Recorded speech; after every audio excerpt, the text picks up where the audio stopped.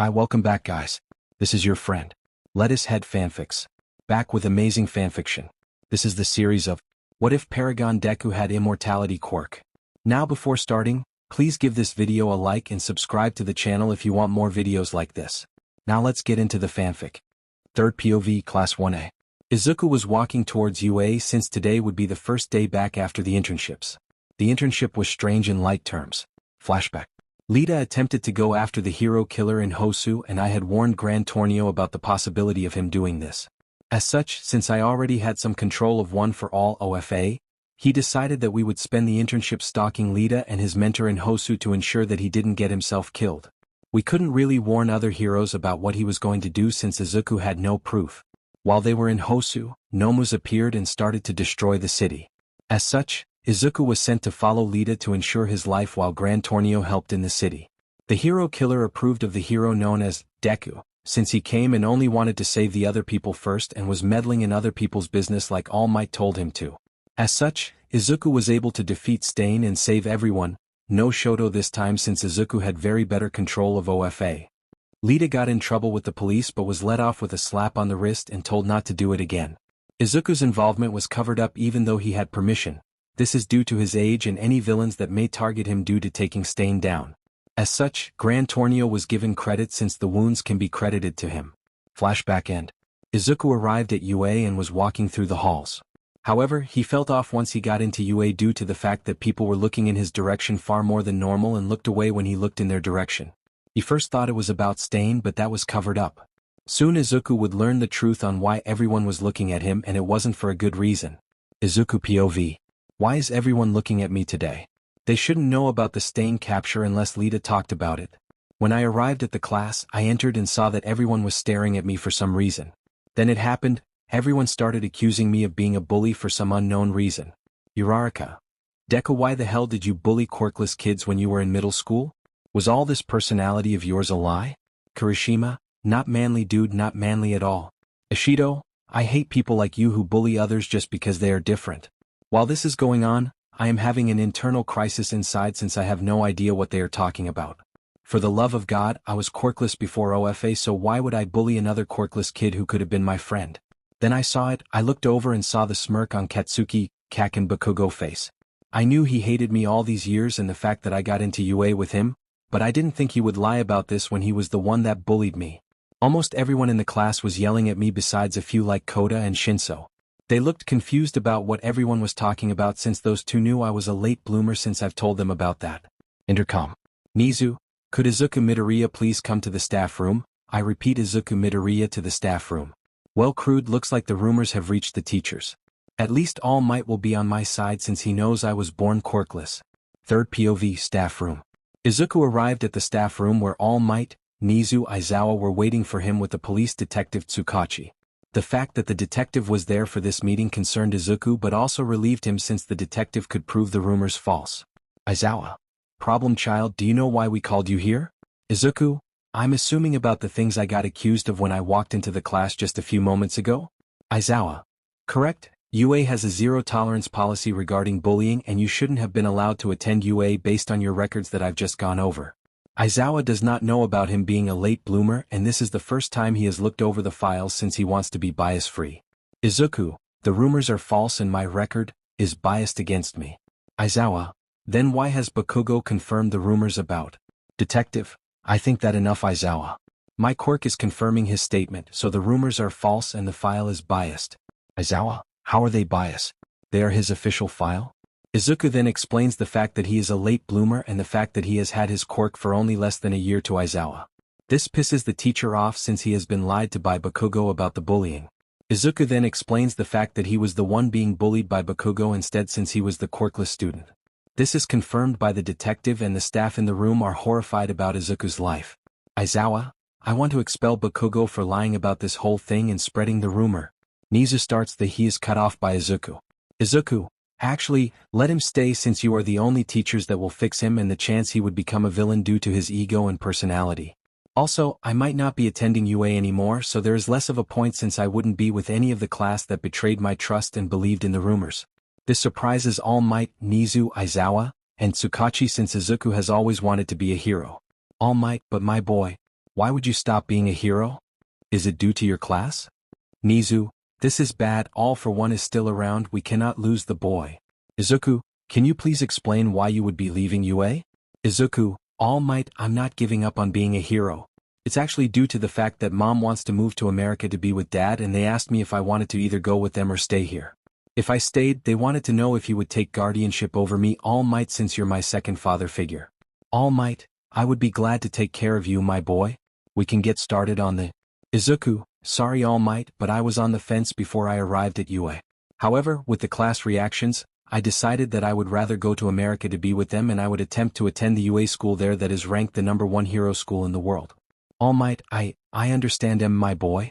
I just am disappointed in the class since they are meant to be training to be heroes. I believe we could ensure you get into the #1 school with a letter of recommendation from Nizu or myself, since we do have some favors we can pull. Nizu, indeed, I will call them now and have the paperwork started. Do you know when you will be leaving Japan? At least he still wants to be a hero and will be going to a sister school, Nizu thought. Izuku, I would be leaving at the end of this week, since that is when Mom plans to leave. I need to let her know so she can start planning the travel arrangements. Aizawa, Problem Chi Midoriya, I wish you the best of luck in America. After you are done talking to All Might and Nizu, go ahead and go home for the rest of the week, since there's no point in staying for the stuff we have planned. It will be better that you get everything ready to leave. He hugs Midoriya. It was a pleasure having you in my class.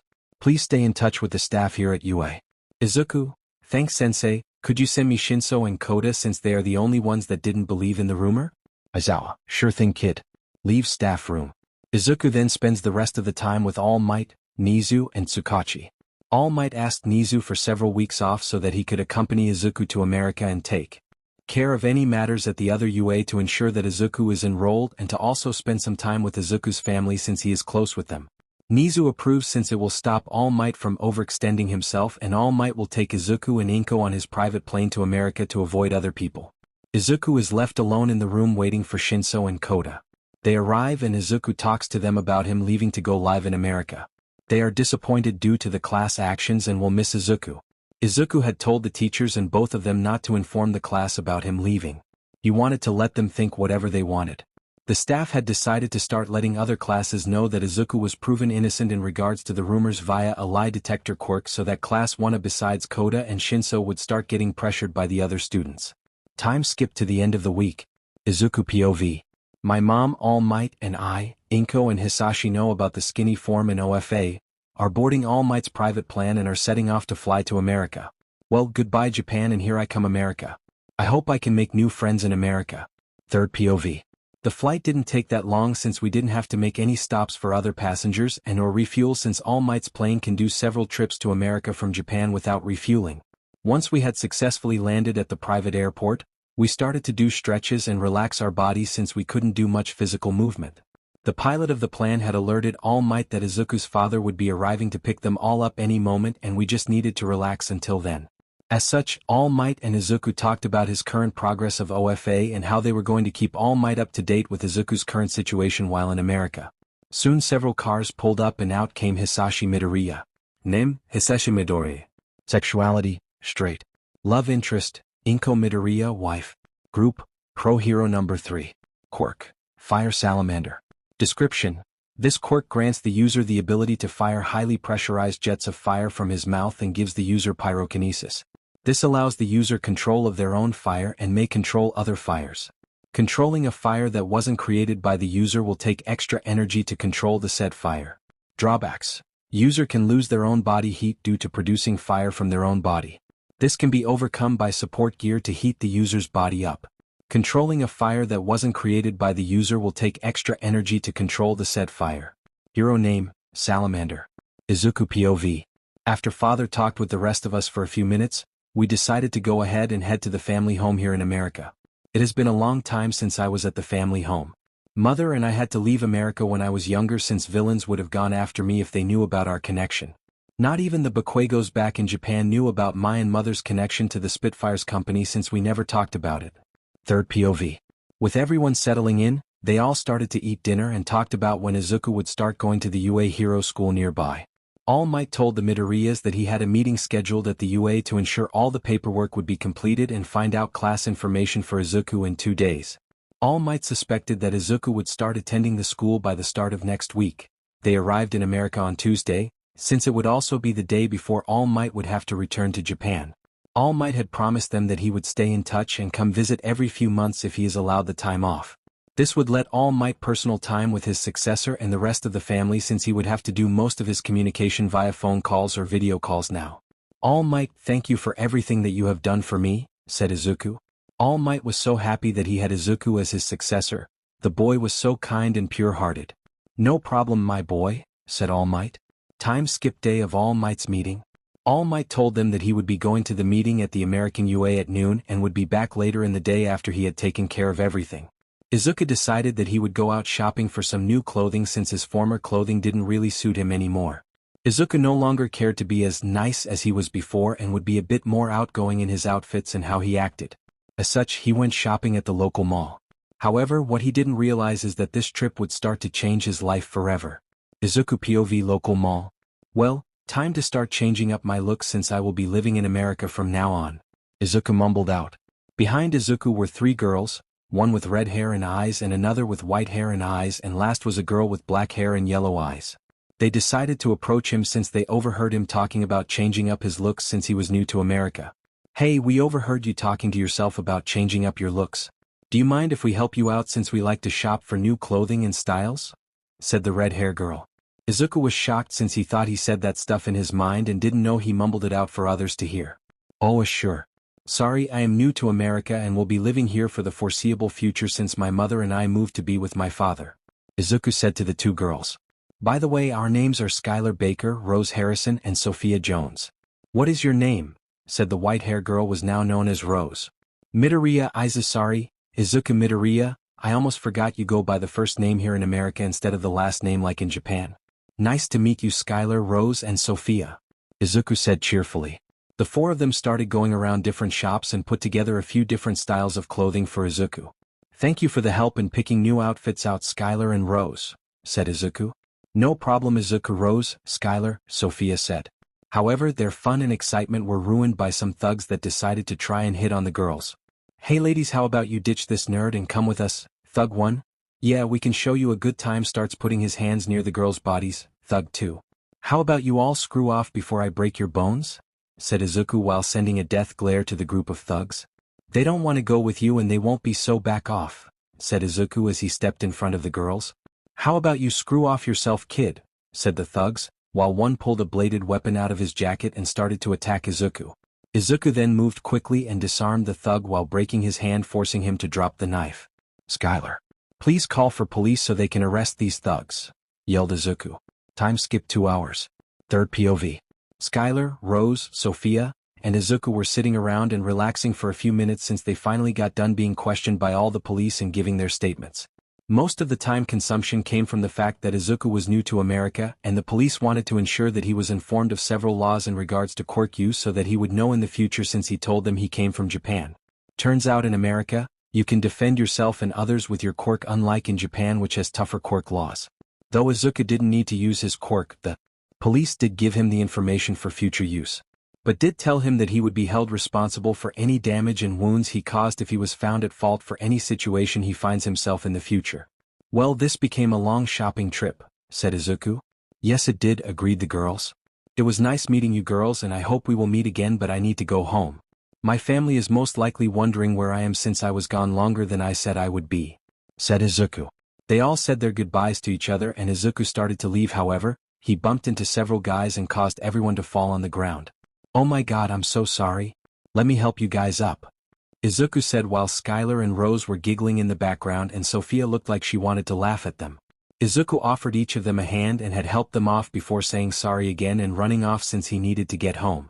However, what he didn't realize was that after he started to leave, the two guys started to have a burning sensation across their bodies. Izuku himself had a burning situation across his body, but he didn't realize it since he had powered OFA on for a few moments to help him get a running start. Rose POV. Lucas, Alex, why does it seem like you two are in a bit of pain? The fall to the ground shouldn't have hurt that much? I asked. They didn't know why they were in pain either. That was until Alex rolled up his sleeve and saw his dragon mark, which represented his connection to his main soulmate that he hasn't found.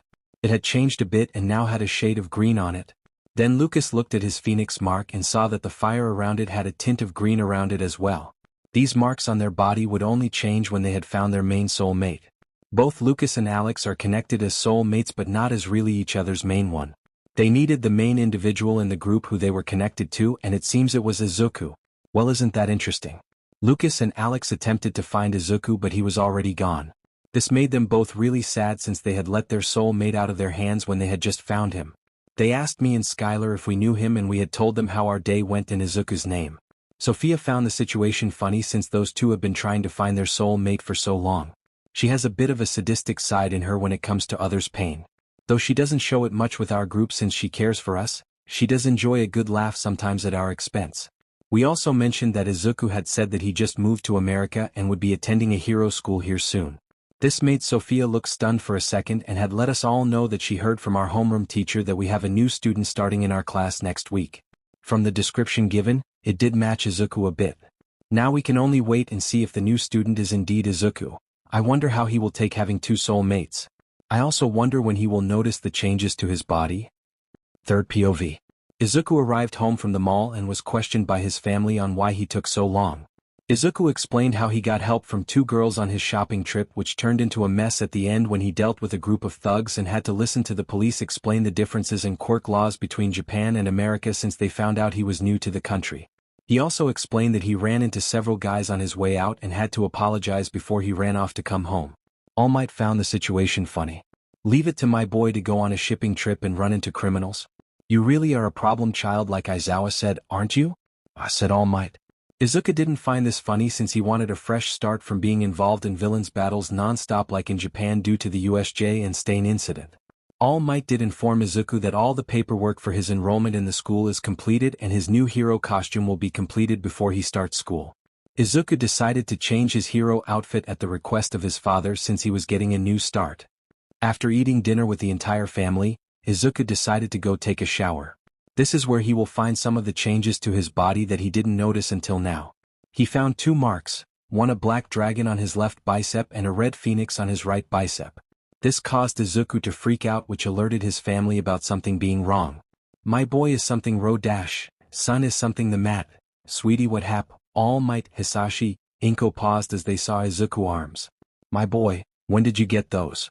All Might asked Izuku since both other parents are currently still frozen. I didn't. I don't know where these came from since I didn't have them before I left for the mall. Is it possible it has something to do with OFA All Might? Izuku was freaking out as he said this. The others became unfrozen at this point and were wondering the same thing. I'm afraid it isn't. Though not everything is known about OFA, none of the previous wielders passed on anything that referenced this. We know All for One created OFA, and previous users pass an echo of themselves as vestiges and increase the power of OFA. Nothing like this was mentioned. All Might was dumbfounded due to the marks. The family spent several hours that night trying to figure anything out regarding the marks, but they couldn't figure them out. It was a mark of a dragon and a phoenix and didn't have anything to do with OFA as far as they know. They assumed that the men that Izuku knocked over quirks went off and gave Izuku some new body ink without either party realizing it. As such, unless something changes, they decided to leave it alone. Time skip day of the new school, one day left before All Might left. It was decided that All Might would take Izuku to school in his skinny form since he is registered as a guardian for Izuku. They didn't want the fact that Izuku was Hisashi's son to get out to the general public for now and decided to wait as long as they can before revealing this fact since Izuku would be targeted by any criminals after his father. All Might and Izuku headed to the school so Izuku could meet the principal, who does know about All Might's skinny form. All Might have connections to this school due to his time in America, and get his school schedule and meet the person responsible for showing him around the school. Principal office. As Izuku and All Might arrived, some students looked at them funny since it was in the middle of a term and he was transferring in. However, they all decided to leave it alone and went to class. Izuku and All Might knocked on the door to the principal's office and were called in. Hello Yagi, and you must be Izuku. Welcome to the UA of America. We pride ourselves on the fact that we are the #1 hero school of America and also the world. Welcome to UA, said Principal Victor. Thank you for having Principal Victor. I hope I can live up to the expectations that my family has for me, said Izuku. They all sat down and discussed some matters and were waiting for the student who would show Izuku around the school to arrive since Izuku and All Might arrived early to talk to the principal about any lingering matters. They talked for about another half an hour before someone knocked on the door. Victor called the person inside and it turned out that the person that would be showing Izuku around would be Sophia, who Izuku had already talked with before. Izuku introduced himself again and introduced All Might to Sophia. "Tosh, this is Sophia from the mall where I met her and two other girls that helped me pick out outfits," said Izuku. "Well, it's nice to meet you, Sophia. You can call me Mr. Yagi or Tosh if you wish. I am one of Izuku's guardians since his parents couldn't bring him here today," All Might said. "Well, it's good that you two know each other. Izuku, Sophia is one of the top students here at UA and will be showing you around. Sophia, please take him around campus and then to class. He has the same classes as you do," stated Principal Victor. Izuku said goodbye to All Might and the principal and walked off with Sophia, who said she would show her around and introduce her to her friend group, which was the other girls from the mall and the two guys he ran into. Izuku at this point has forgotten about the marks on his body and forgot to ask her if one of them had a tattoo quirk. As such, Sophia showed Izuku some parts of the campus. Mani Building. Inside the main building, classroom locates. Main mess hall. Grand library. Cityscape, large training grounds like UA in Japan. Combat training grounds. Classrooms. Sophia showed a good portion of the campus to Izuku but focused on more important parts. She explained to him that the school had a different style of buildings for different areas and was more tech improved in other areas. It all depended on what was needed to improve training and learning. As such, the combat grounds were an open pit area that looked very old school compared to the classrooms since they served different needs. Sophia then took Izuku to homeroom since they got done with the tour faster than they thought and would be able to make it to homeroom on time. "I wonder how Lucas and Alex will react when they see Izuku, and we will be able to confirm if he is indeed their soul mate later today," thought Sophia. Third POV, Class 1A homeroom.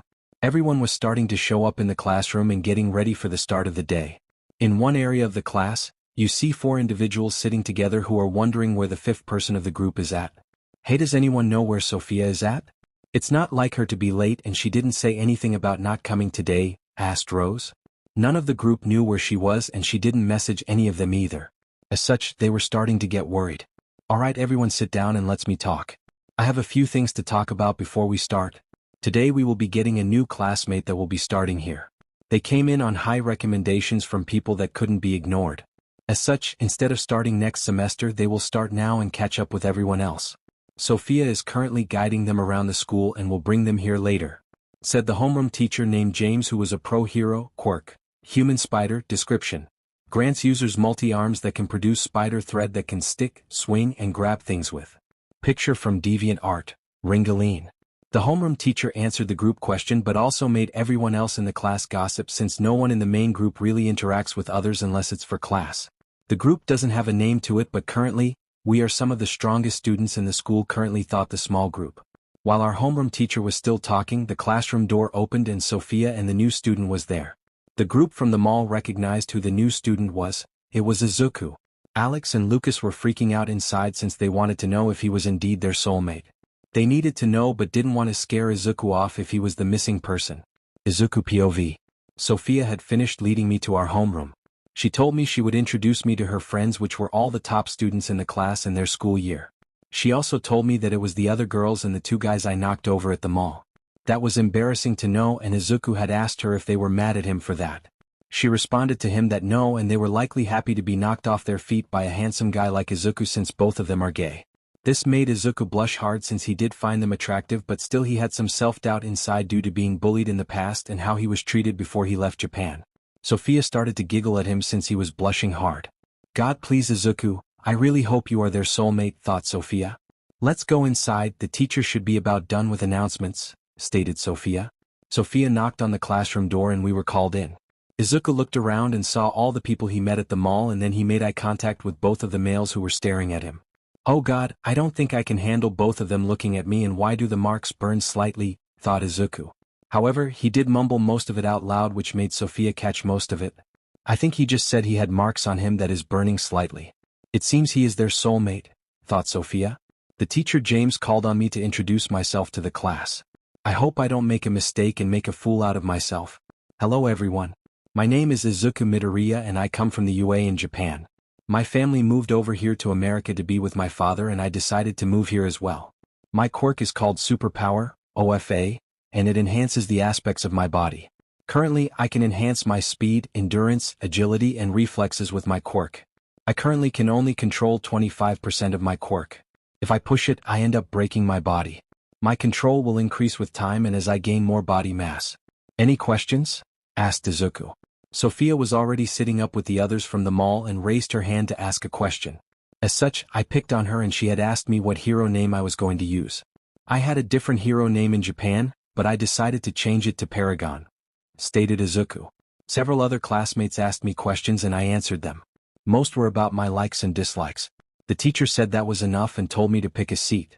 I started to head to one side of the room when Sophia told me to come to sit with her friend group. This seemed to shock the class that I was asked to sit with her and the others. Time passed and the class was coming to an end. Soon it was time for lunch and Sophia dragged me with her and the people from the mall to a table in the mess hall where everyone was looking at me since most people wouldn't dare sit with the group. Sophia told me that it's due to the fact that her friend group is the strongest of their school year and can also take on most of the upperclassmen currently. I started to talk to the others and we all hit it off. I was asked to join their group message and told me that they wanted me to hang out with me. I felt happy about this and for some reason wanted to get closer to Alex and Lucas some unknown reason. I knew I found them hot, but there is no way they would go for me. Right? What I didn't know is that they wanted to get close to me as well and I would soon find out later that day why I had the marks on my body. It would change my life for the better if anyone ever asked me. Third POV. After lunch was over, we all headed back to the classroom and waited for the teacher. Once the teacher came in, he started the lessons that he had planned and said that the last class for heroics will be changed to a quirk assessment test today due to Izuku arriving in the class. The teacher wanted to see where Izuku was and have everyone do the test again to see where they are currently. Alright class, gather your things and head to the locker room and change into your hero outfits and go out to the track field. We are going to do the quirk assessment test and see where everyone currently places in the class and have Izuku compare to that, yelled James. Izuku followed all the males to the changing room and moved to a section that was assigned to him. As such, Alex and Lucas didn't get to see if he had the marks on him. However, they did hear a few people ask Izuku about tattoos that he had on his body and Izuku told those classmates that they just appeared a few days ago. We just need to see them confirm 100% that they are our marks and then we can ask him to become a part of our relationship, thought both Alex and Lucas. This is due to the fact that even without the marks of him being their soulmates, they both found Izuku adorable and wanted to spoil him. The soulmate marks could only help find the soulmate by the burning sensation which keeps happening around Izuku. It was their job to put the effort in and get him to fall in love with them. They have waited years to find their soulmate and they can take this slowly if they need to if that is what Izuku wants. Everyone started to head out to the track field and Izuku started to see everyone in their outfits. Izuku was glad that he decided to change his outfit since his old one wouldn't really compare to everyone else. Description: the outfit is able to siphon off excess energy from OFA and redirect the energy into Izuku's cape. This allows the cape to be transformed into a hardened shield to protect himself and civilians from projectiles and other attacks. The outfit is equipped with special hand gloves that have shock absorption abilities so that Izuku can handle excess shock from his attacks. This also applies to his shoes as well.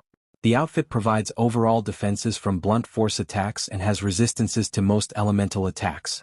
Alex White outfit. Description: outfit provides basic defenses against the most common type of attacks on the field. The outfit was made to be able to transform with the user into their half-transformation state and be able to handle the strain of being compacted when the user uses full transformation. Outfit disappears during full transformation due to quirk but is put under a high level of strain due to the quirk. The outfit was built with this in mind. Lucas outfit. Description: outfit provides basic defenses against the most common type of attacks on the field. The outfit was made to be able to withstand the heat and fire of the user's full transformation and be able to handle the strain of being compacted when the user uses full transformation. Outfit disappears during full transformation due to quirk but is put under a high level of strain due to the quirk. The outfit was built with this in mind. Skylar Baker outfit. Description: outfit provides basic defenses against the most common type of attacks on the field. The outfit was made with slits on the back for when uses make their wings appear. Outfit allows flexibility of flight and fast movements of the user quirk.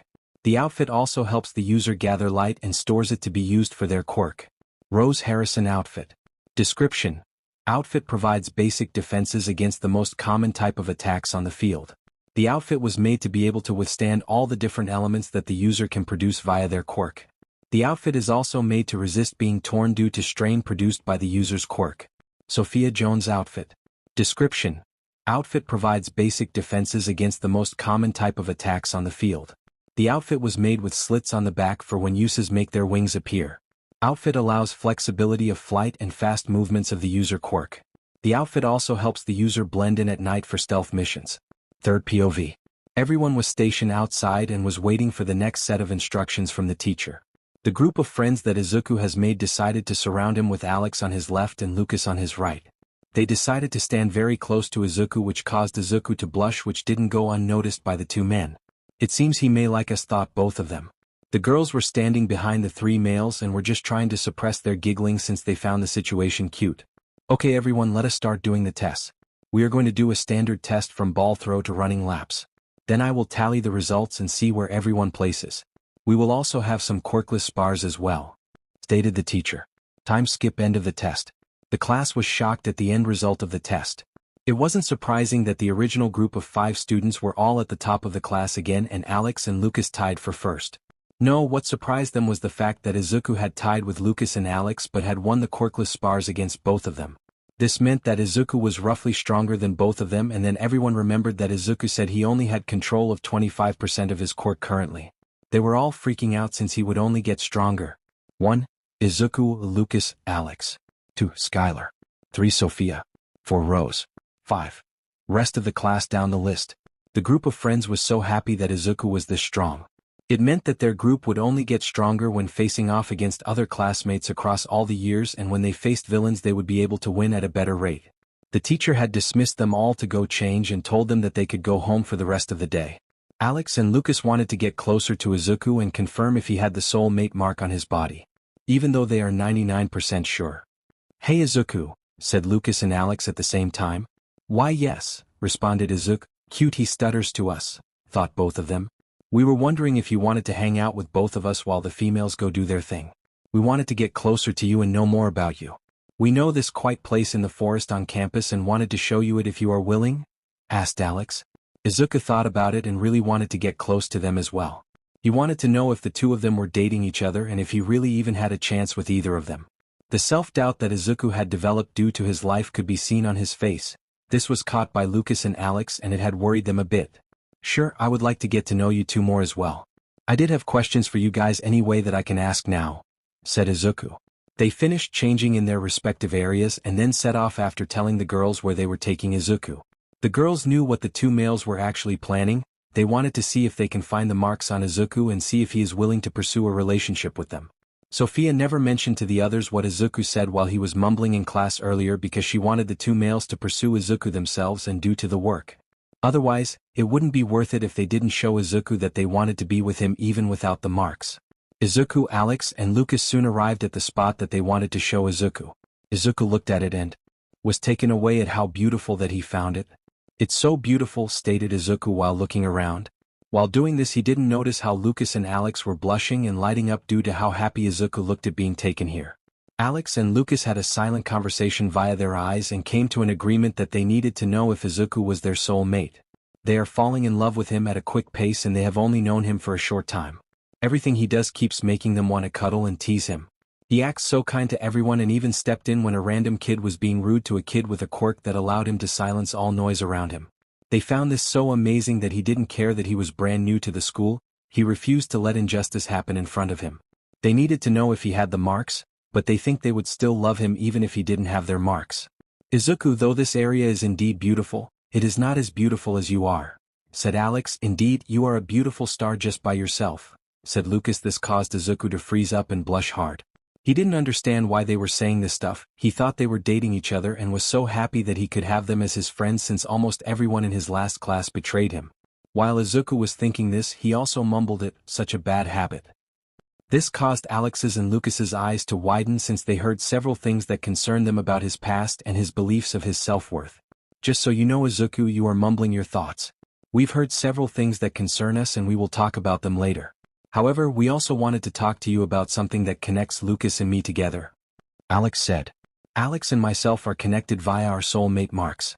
Lucas shows his phoenix mark while Alex shows his dragon mark. We are able to tell that both of us are connected to each other via another individual.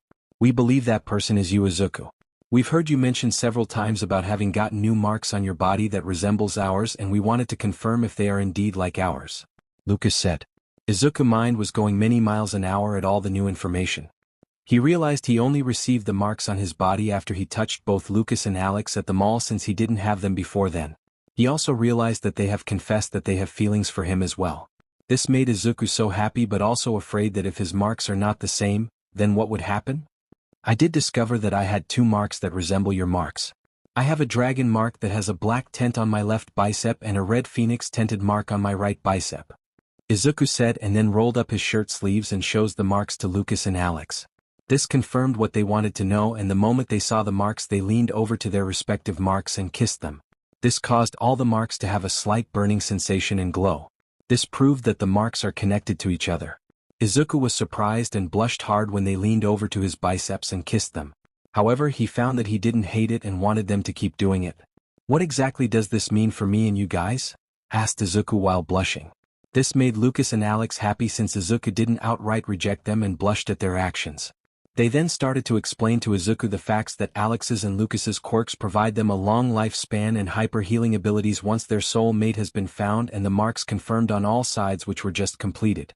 They also told Izuku that since they confirmed the marks on him and completed the marks by kissing their respective marks and made them all glow, that they completed the bond which grants Izuku the same long lifespan and healing abilities that they both have.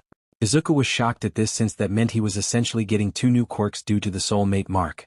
They explained that Izuku receives these abilities to ensure that he lives a long life with them since neither Lucas and Alex are able to mate with any other person besides their soul mate. Izuku got confused at the mating comment and asked them to explain further on that point. They explained that they could conduct sexual acts with each other or others, but they could never get anyone pregnant besides their main soul mate, who is Izuku. They also told him that their quirks had changed his body to allow only them to get him pregnant since their quirks changed his body to allow this to happen. He could only get pregnant when both sides of the soul mate mark desired the result to happen. Otherwise, the new body parts remained unusable for his body. This new information about the changes to his body kind of shocked him and made him a bit angry that his body was changed without his consent. It was one thing that he received marks, but to have been given an entirely new organ was a completely different thing. Lucas and Alex could tell that Izuku got pissed after the new organ part of the story and were worried he would reject them over it. "Listen up. It is one thing to mark my body, but to create an entirely new organ in my body without my consent concerns me. I do have questions that I want truthful answers to. It will decide how I move forward based on those answers. Do you understand?" Izuku stated with a pissed tone. Alex and Lucas agreed to provide any information that he wanted and expressed that they were sorry that their quirks caused the changes without his consent. Izuku was happy and became less pissed once they expressed their regret over not being able to get his consent to the body changes. Izuku POV. I cannot really be mad at them about their quirks causing this. I will request them to provide me their quirk registration details to confirm what they are saying matches their quirk descriptions. If it does, I will just have to accept the result. The fact that if this does turn into a relationship would mean I could have my own biological kids does make me happy, to be honest. I want to know if the soul mate marks cause any changes to my mental thinking, i.e., makes me fall in love for you or have more thoughts that are influenced towards you too? Izuku asked. I really hope it doesn't. I want my feelings that I've been having towards these two to be real and not falsely created due to a quirk. Izuku thought, no, it has no effect on your mental state in regards to your emotions about us. Once you learn how to do it, you can send some of your emotions to the other side of the mark to let us know how you're feeling without telling us. But we'll take time to learn how to do so. You may have felt a burning sensation before, that would be due to our feelings causing your mark to react to us having thoughts about you. Though they cannot influence your emotions, they can only show how we are feeling if we really focused on sending you our emotions," said Alex. Izuku was happy his feelings weren't created due to a quirk. Izuku then asked them many other questions about being pregnant and how that would actually happen and asked them to provide him their quirk descriptions that the doctors created. Alex POV. Lucas and I were answering all of Izuku's questions and it seems to have made him less angry about the new organ thing. He also asked for more details about being pregnant and we could tell that he seemed kind of happy that he could have kids. Could feel Lucas was happy due to our connection via the marks. Even though they are not directly soul mates but are connected via Izuku, they can still feel each other's emotions since the marks have granted them this ability. And I was also happy about the thought of having kids of our own. We were also surprised but happy that he wanted to know more of our quirks via our quirk doctor notes and wasn't going to take our words at face value. It would be weird for anyone to take something like this at face value after only meeting a few times. Lucas POV. So do you have any more questions for us? I asked him. No, I don't have any direct questions about this situation currently, and I will verify what you said via your quirk doctor's notes since you have said all of this information is known to them.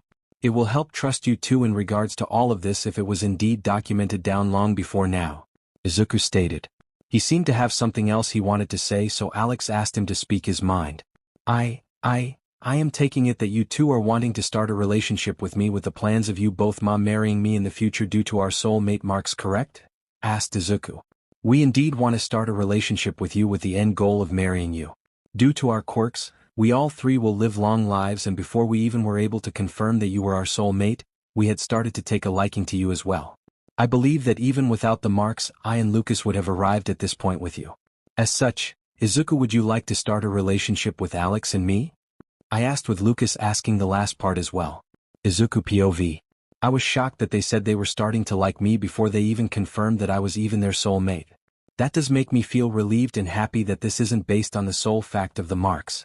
Though I need to know if they will respect my boundaries in regards to my secrets. If we do stay in a long-term relationship, then I would tell them the truth behind my quirk and the fact that I was quirkless. Before I answer that question, I need you to answer a few more of mine, I stated. They looked worried that I would say no. I just need to know if they would have accepted me even if I was still quirkless. They said they will answer anything, so here we go, I guess. What is your opinion on quirkless people? This seemed to have shocked them since they were not expecting this question.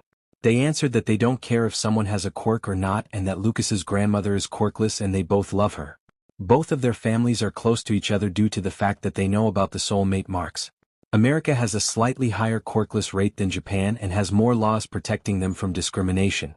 As such, I decided to tell them a partial truth about my quirk. The reason I asked this is due to the fact that I was quirkless for 10 years of my life. I received my quirk roughly a few months before the UA entrance exam in Japan. As such, do you still like me even though I was quirkless not even a year ago? I asked them and waited to be rejected. Third POV. Lucas and Alex were a bit shocked about the fact that Izuku was quirkless for most of his life and only recently received his quirk. But it saddens them that he closed his eyes and seemed ready for us to reject him. Lucas looked over to Alex and they both moved over to Izuku. Lucas put his hand under Izuku's chin and raised his head to face us, and then Alex and Lucas both leaned in and kissed his cheeks. Izuku opened his eyes quickly and blushed. He was shocked that they kissed him on his cheeks and didn't reject him. Why didn't you reject me? Whenever anyone found out that I was quirkless, they all hated me. Only my parents and second father figure loved me regardless of that fact. So why? Izuku shouted. This saddens both Lucas and Alex since it seems that people have harmed their soulmate just because he was quirkless. Regardless, if you were to return to being quirkless, we would still love you, Izuku. Alex stated, and then agreed by Lucas. We will want to talk about your experiences of your past of being previously quirkless, since I don't think America is as bad as Japan due to our laws. But we still love you, our little son. Lucas said. This made Izuku blush at being called their little son and made him so happy that they wanted to know more about him and didn't reject him. Izuku then started to explain everything about his past and the events leading him to come here. He explained about the bullies and how the teachers and adults in his life expect his parents to neglect him. He talked about how his bully told him to take a swan dive and pray for a quirk in the next life, and how he went on to meet All Might the same day. He did talk about All Might's words on the rooftop, but did ask them to forgive him since he apologized for his words and offered to train Izuku. He then went on and talked about how after gaining enough muscle mass, his body was able to withstand his quirk, which isn't a lie, and he didn't tell them about OFA since that is something he and All Might need to discuss first. And that he was only able to control 10% and was able to get it to 25% before coming to America. Izuku also explained that his bully that suicide baited him was one of his classmates at the UA in Japan, and that the same kid had spread rumors about Izuku saying that he bullied people in the past before UA and that he had picked on a quirkless person. This caused a small laugh out of Alec and Lucas since the bully picked the wrong type of rumor to spread that could be disproven easily. Izuku did explain that a few more things, like that All Might was essentially family to him and his parents, and that he is a legal guardian of Izuku in case something happens to his parents. But in the end, he decided to keep OFA a secret for now until the relationship develops further, and he has talked to All Might about letting the group know. Izuku felt that his new lovers and other 3 friends will become a permanent aspect of his life. Izuku POV. Thank you guys for still wanting to be with me even after knowing all of that. I do want to say though, there is some stuff I am keeping secret for now, and I may tell you one day. I need you to respect that I am keeping it a secret for a reason and not push me on it, please? Said Izuku. Lucas and Alex were happy that Izuku was willing to trust them enough to tell them about all of the things that have happened to him. Izuku even agreed to let Alex and Lucas inform the others in their group about his past so they knew as well, since the entire friend group really liked Izuku. He even told them that he had some secrets left that they don't know but wanted to keep it secret for now. Of course we would still want to be with you even with everything you have gone through. It just means we need to show you even more love, our little son. We will respect your secrets. All that we ask of you is that you consider telling us one day in the future, and that if for some reason the secrets put you in imminent danger, that you tell us so we can help you. Okay, little son? Said Alex. I can agree with that. I said. So, I take it we are dating now and you two are my boyfriends, right? I asked shyly. They said yes to my question and were wondering why I was acting shy. Can YUKK kiss me please? I asked as I blushed a deep red. Lucas lifted my head and kissed me on the lips. Alex soon followed. And kissed me as well and said that I don't even have to ask them. They said I could kiss them and do whatever I want with their bodies since they will be with me for the rest of my life. I was so happy at that moment that I jumped into Alex's arms and asked them to cuddle with him for a bit. Third POV. All three of them were sitting on some flat rocks near the water. Izuku was laying with his head resting on Alex's chest while Lucas was snuggling up next to Alex and wrapped his arms around Izuku's waist and pulled his body close to his, so Izuku's upper body was on Alex and his lower was pressed against Lucas. They stayed like this for 10 more minutes. Izuku then asked a question that scared both Lucas and Alex. So when are you two going to tell my family about this new development, because I'm not doing the explaining for this? Izuku asked while grinning. They had forgotten they needed to explain this to his family, and they had just found out that the world's #1 hero All Might considered Izuku a son. They were screwed. Third POV. After the cuddle session the three new lovers had, Izuku decided to drop a bomb on his two lovers. Lucas and Alex were responsible for telling his family about the marks and them entering a relationship. Lucas and Alex were not scared of many things, but they were scared of what the Midoriya family would say or do to them. They didn't want to lose their soul mate because his family rejected him and decided to have his father figure All Might kill the two of them off. Izuku was just giggling at his new boyfriend's expressions since he could tell they were worried about his family. Izuku knew it was bad of him to find their current state funny, but he couldn't help himself. Don't worry, I am highly doubtful that they will reject you. The only part you are going to have some negative feedback on is the part of the new body organ. Just be honest with your intentions and don't hide anything from my family, and they should accept it. Izuku told his new boyfriends. This had to help Lucas and Alex calm down a bit. They suggested they should start heading back to the school building and get their things to go to Izuku's house so that they could talk to his family as soon as possible. The two boys didn't want to delay this at all because it could be seen as trying to hide this situation from Izuku's family. As Izuku and the two others were heading back to the buildings, Izuku pulled out his phone and called his mother to warn her that they would have guests coming. The family wanted to hide his connection to his father and the Spitfire Company, but this was a meeting that needed to happen now. Phone call. I equals Izuku. M equals mother Inko. Sweetie, where are you? School ended roughly an hour ago. I know Mom, I was with some friends that I have made here at the school. They are the people from the mall. I wanted to let you know I'm bringing two of them home with me. I need Dad, you and All Might to meet with them. We need to have an important conversation with the entire family and these two friends of mine. Izuku said the words friends a bit shyly, which was picked up by Inko.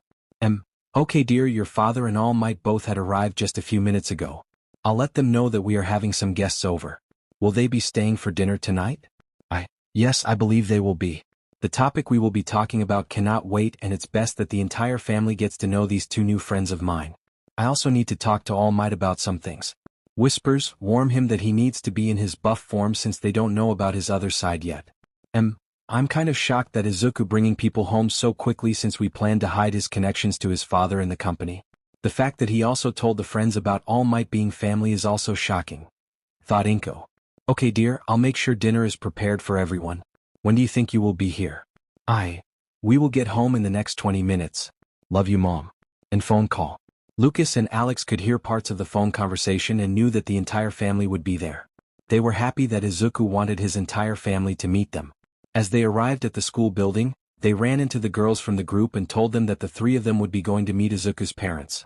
Lucas and Alex did tell the girls that they did confirm that Izuku is indeed had the soulmate marks on him and that they had activated them. Izuku, can we come to join you all at your house? Asked Skylar. Izuku tensed at this and everyone saw that. Girls, I'm going to have to say no to that today. Lucas and Alex are going to inform my family about the changes to my body and the fact that we three are in a relationship now.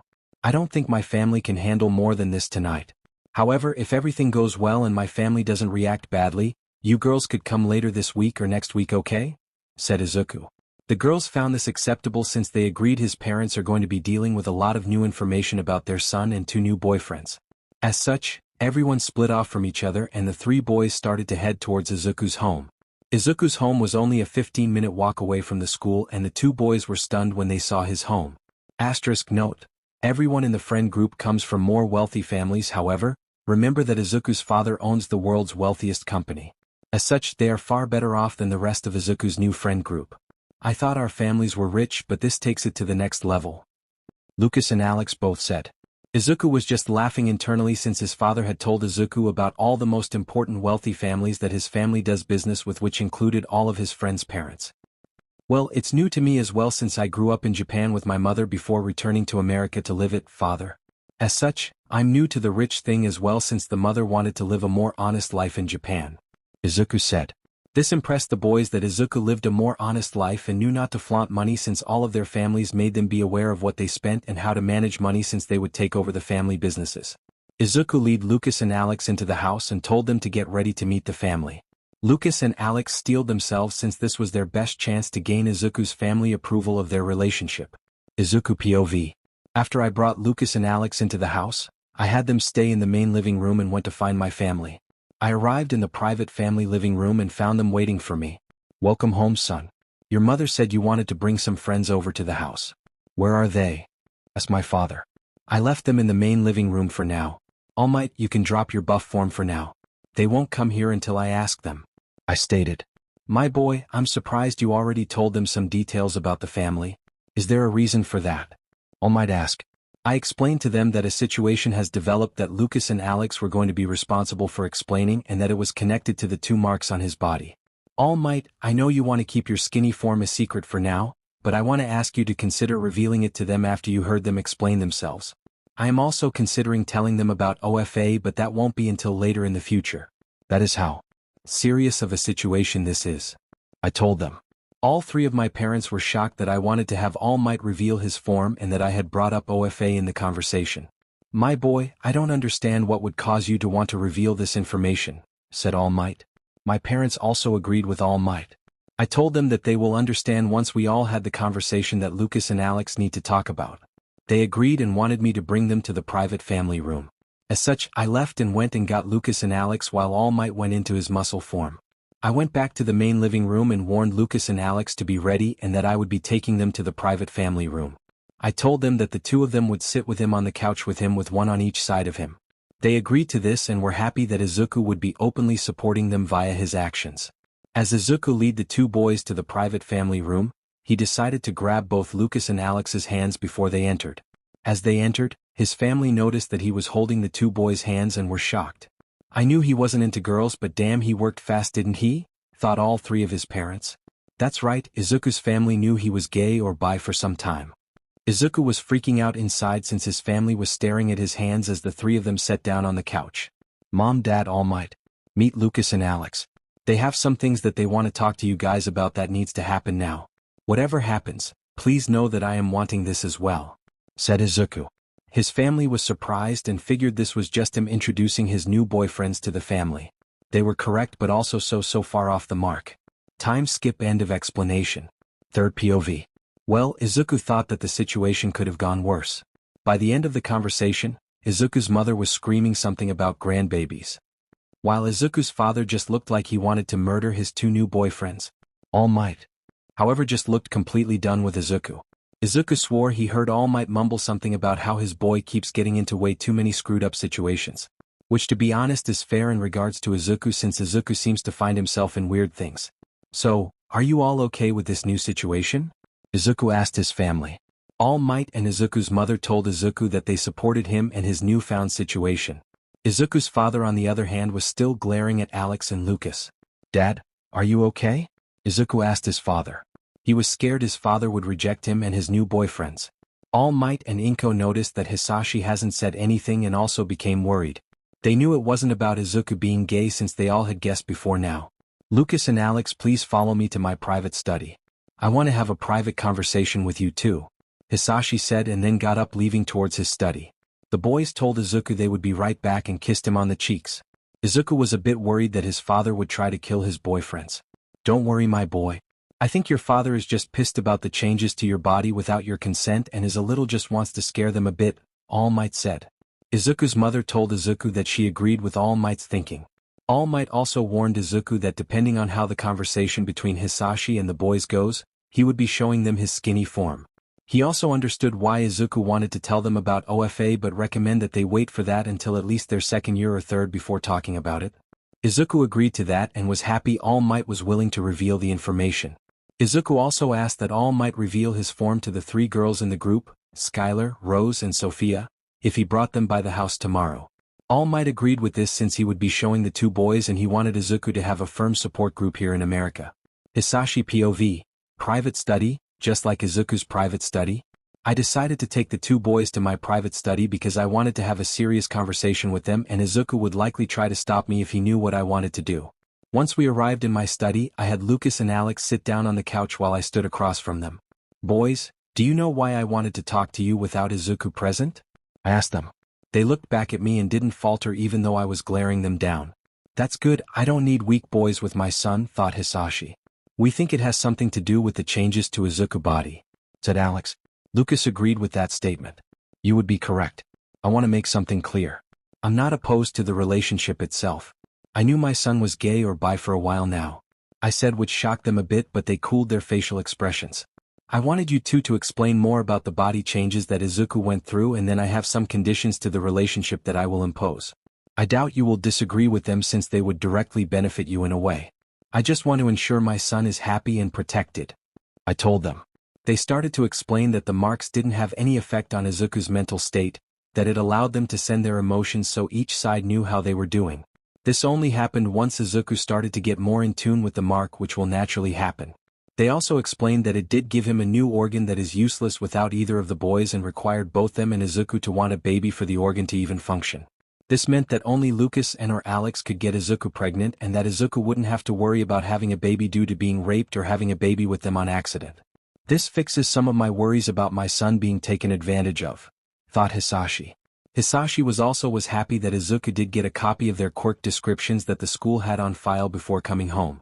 This showed that they were indeed telling the truth about everything they knew and that Izuku was also getting benefits from their quirk as well. Thank you boys for explaining more in detail about the effects of your quirk.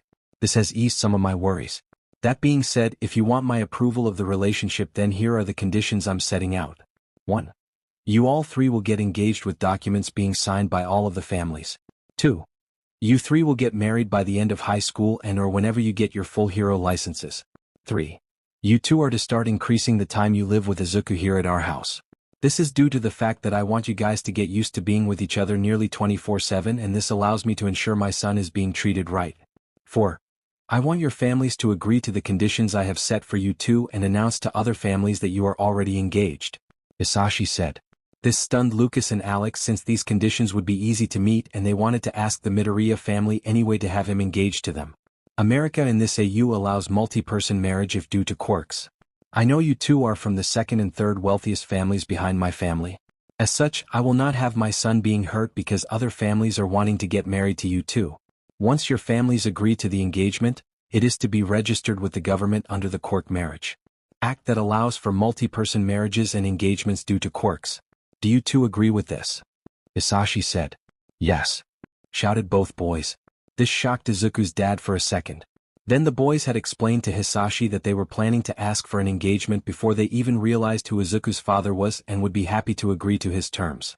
They also told Hisashi that their families reject any request for engagements from other families due to their soulmate marks.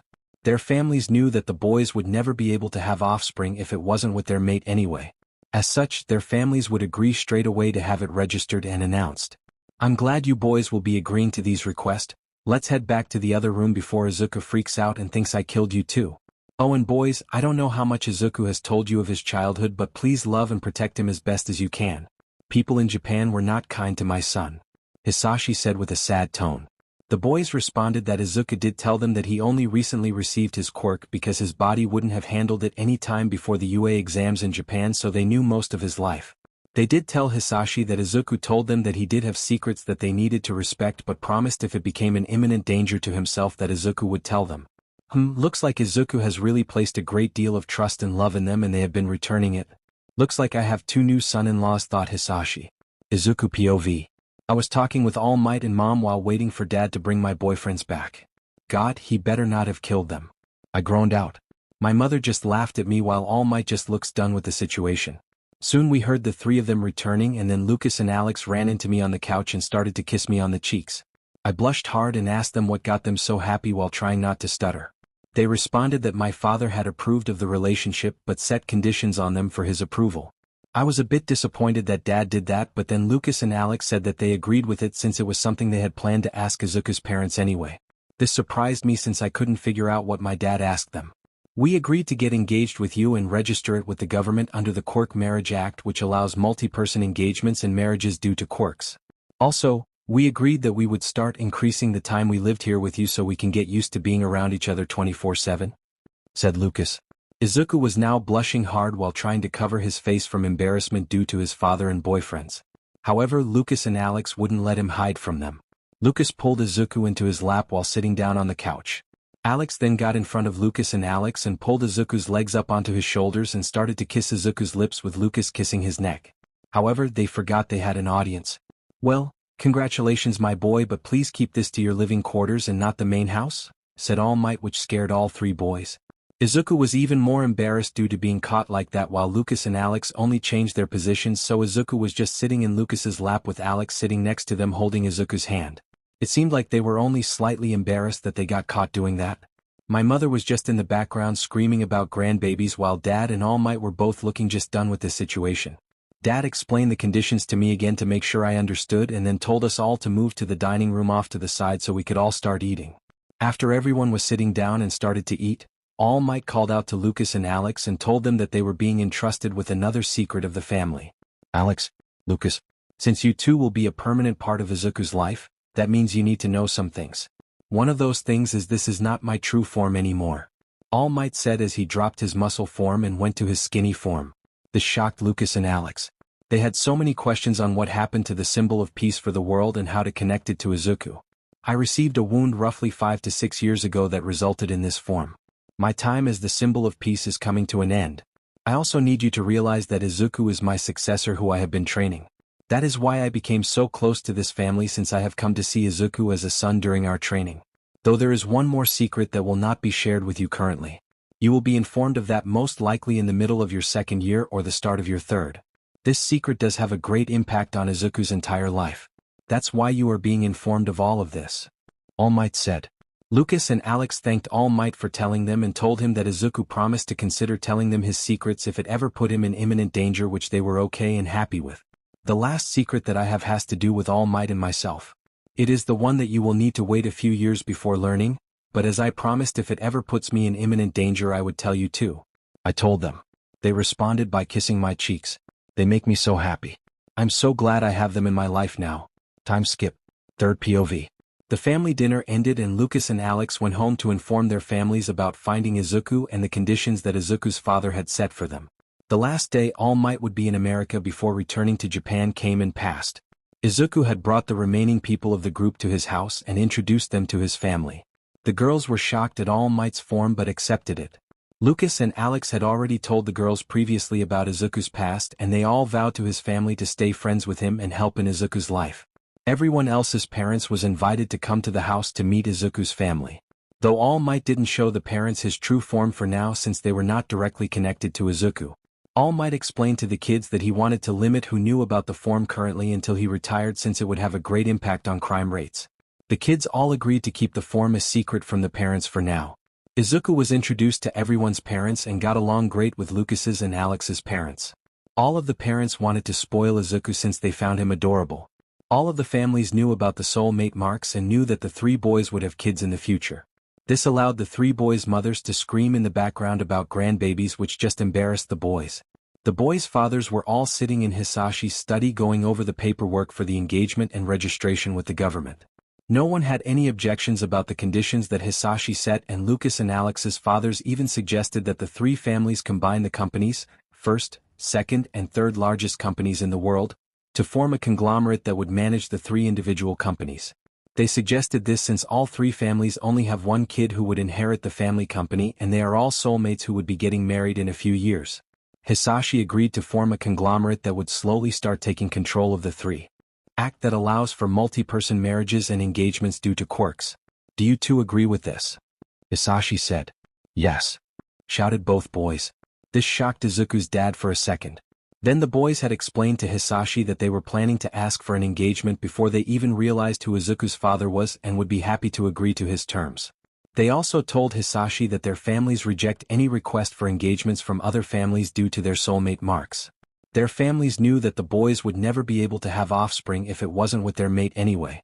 As such, their families would agree straight away to have it registered and announced. I'm glad you boys will be agreeing to these requests. Let's head back to the other room before Izuku freaks out and thinks I killed you too. Oh, and boys, I don't know how much Izuku has told you of his childhood, but please love and protect him as best as you can. People in Japan were not kind to my son, Hisashi said with a sad tone. The boys responded that Izuku did tell them that he only recently received his quirk because his body wouldn't have handled it any time before the UA exams in Japan, so they knew most of his life. They did tell Hisashi that Izuku told them that he did have secrets that they needed to respect but promised if it became an imminent danger to himself that Izuku would tell them. Looks like Izuku has really placed a great deal of trust and love in them and they have been returning it. Looks like I have two new son-in-laws, thought Hisashi. Izuku POV. I was talking with All Might and Mom while waiting for Dad to bring my boyfriends back. God, he better not have killed them. I groaned out. My mother just laughed at me while All Might just looks done with the situation. Soon we heard the three of them returning and then Lucas and Alex ran into me on the couch and started to kiss me on the cheeks. I blushed hard and asked them what got them so happy while trying not to stutter. They responded that my father had approved of the relationship but set conditions on them for his approval. I was a bit disappointed that Dad did that, but then Lucas and Alex said that they agreed with it since it was something they had planned to ask Izuku's parents anyway. This surprised me since I couldn't figure out what my dad asked them.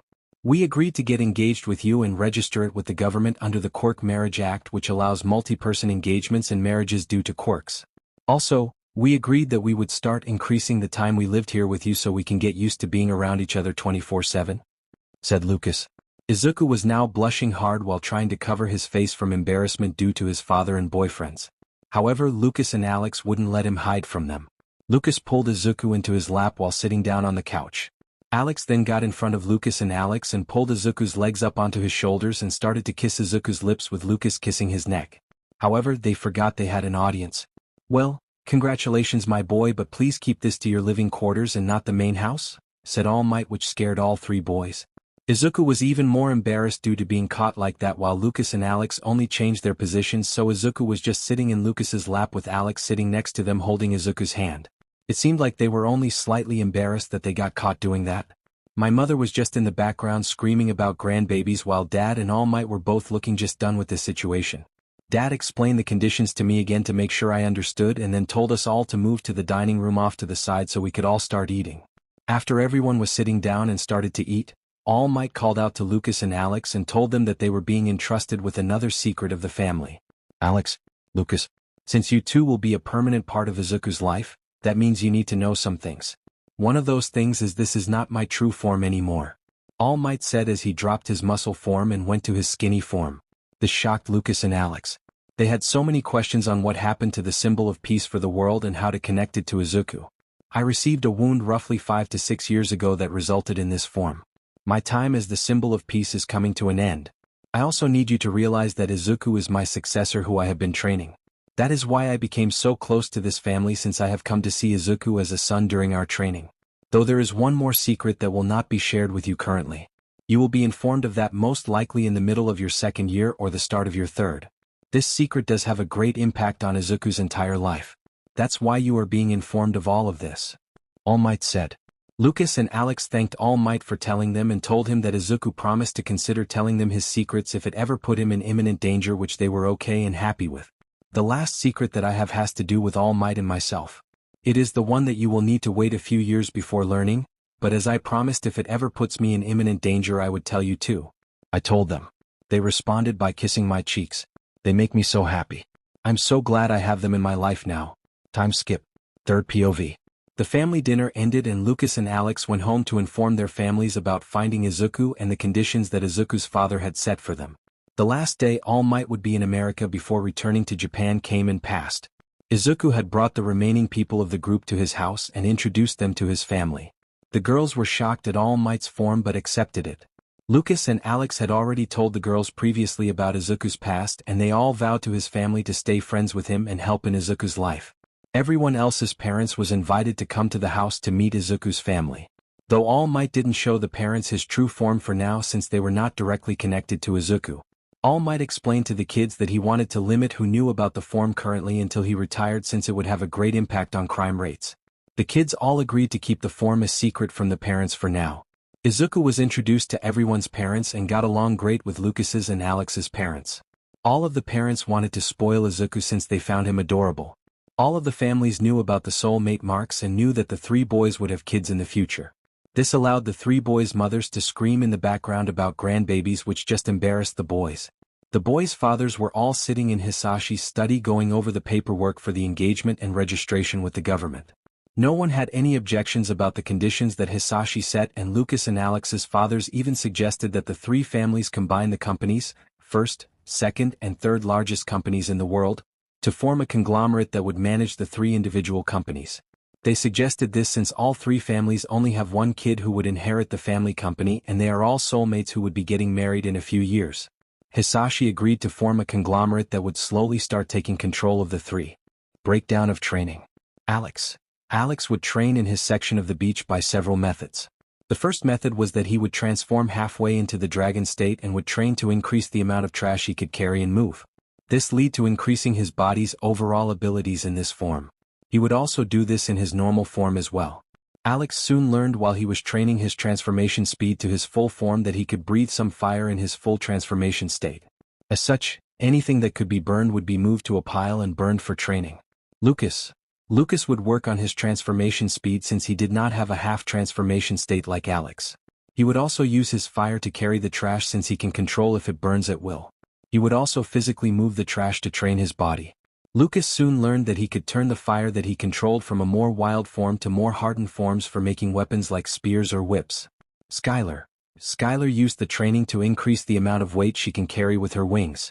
She also used her healing abilities to heal anyone that got injured to increase the rate at which she heals while trying to get her energy consumption to go down. She would also train to gather light while moving so that she doesn't have to stop and focuses on gathering the light to make what she needs. Rose used the training to increase the rate of changing between her elements and using them to destroy the trash or move them depending on the element. She learned to sense the earth particles in any metal that wasn't pure. This allowed her to create a subset of her quirk that allowed a form of some metal manipulation of any metal that has some earth partials left inside of it, but she could currently only do it in a small range. Sophia used the training similar to Skylar for the training of how much her wings can carry in one go. She also worked on creating what she needed from darkness during the day at a faster pace since she was weaker during the day. She did also work on creating more real-like illusions to fool her opponents. Izuku had the most benefit of the training due to OFA control having a relationship with how much muscle mass he had on his body. By the end of the training he was able to push his control without harming his body to 45%. This is also due to the fact that his friends taught him better image training that allowed him to flood his body with OFA at a quicker pace and with more precise control than the water and cup method or cooking food method. Izuku learned that with the previous methods he was only disturbing OFA to the outer part of his body and didn't have it going through his muscles, fibers and bones as well. This allowed him to make his body withstand far bigger shocks and attacks. Izuku also learned that OFA had the ability to pass on quirks from the previous users. He learned this one night when Lucas, Alex and Izuku were sleeping and Izuku had a meeting with the 7th user Nana Shimura. She explained that he had gained a far deeper understanding of OFA and control, that OFA had passed the singularity point. This allowed the previous user's quirks to start pushing out to his body. They decided to give him the 7th user's float quirk since it would help him keep up with his friends when they fly. Everyone had the ability to fly via wings or their quirk, but Izuku at that point could jump but not really fly. Izuku woke up and had his quirk activated, which made Lucas and Alex worried. Izuku promised that he was alright and that it was part of the secret that he needed them and his friends not to push currently. Izuku would use float during his training at the beach and would learn how to fly from Rose since she had to use her air control to fly, which was similar enough to float for Izuku. Overall, the training paid off for a group of friends. They had cleaned the entire beach with 2 weeks left before the AUA tournament started. This would allow them to relax a bit and do light training before the event. Izuku had yet to tell All Might about the new change in OFA because All Might would be arriving a day before the event since the school invited him to come as a guest. As such, Izuku wanted to shock All Might about the change in OFA and his progress. Time skipped day before AUA tournament. Izuku POV. I started to wake up and felt arms around me. I opened my eyes and saw that Alex had pulled me halfway onto his chest with Lucas sleeping next to me with his legs around mine and him laying halfway onto me. I just thought about how hard it would be to get out of this without waking them up. However, they always get cranky that I don't wake them up when I get up since they only want to be sleeping when I am. #relationship goals #love my fiancés. As such, I start to shake them a bit to wake them up. It doesn't take long for me to get them awake and them to start taking turns French kissing me. This has turned into a routine of waking up to that every day which I won't reject. I've realized I've grown more assertive since being with them and have fixed my self-worth issues that my past has caused. I love you both, but we need to get up. All Might is set to arrive today since the tournament is going to be tomorrow. I said. They grumbled about losing kissing time but got up anyway so we could get changed. It used to be a problem for me showing my body in front of them since I do have some scars from my past, but they didn't care about any scars on my body and told me that they would love me anyway. The first time I showed them my body was when I got the course to join them both for a bath a few weeks back in my large bathroom tub. They were shocked at first but moved to guide me in the tub and started to kiss my scars to show that they didn't care about them. It gave me so much courage after that day that I no longer cared if they see me naked when I get changed and use the bathroom anymore. As such, we all moved into the bathroom to start taking a shower and get prepared for the day. It also gives me an amazing view of my fiancé's bodies each morning so I can't complain, thought Izuku. Time skipped to lunch. All Might arrived at the airport a few minutes ago according to his text, so he should be here in the next half hour and the rest of the group has already arrived. I can't wait to show All Might the progress I've made, Izuku said while bouncing on the balls of his feet. Lucas and Alex just giggled softly as they pulled me down onto the couch to lay down on their laps. Calm down, little son, he will be here soon and you can show off all you want then, whispered Alex into my ear. I kind of want to talk to All Might about revealing OFA sooner since I'm starting to get the previous user's quirks. I don't want to end up lying to my friends, they are trusting me enough to not push the issue and I really want to tell them now, thought Izuku. While Izuku was having an internal war with himself, Alex and Lucas were just pampering their little son by running their hands through his hair and against his stomach. They noticed Izuku was having an internal debate with himself and wanted him to calm down. Little son, what has you struggling? Asked Alex. This snapped me out of my thoughts. I am thinking about having a conversation with All Might in regards to multiple things and I'm trying to figure out how it will go, I responded. Well, don't stress over it. Just take your time and plan out your thoughts and I'm sure it will go your way, said Lucas. Thanks, Izuku said as he leaned up and kissed Lucas. I am here. With gifts, yelled All Might as he came in the front door.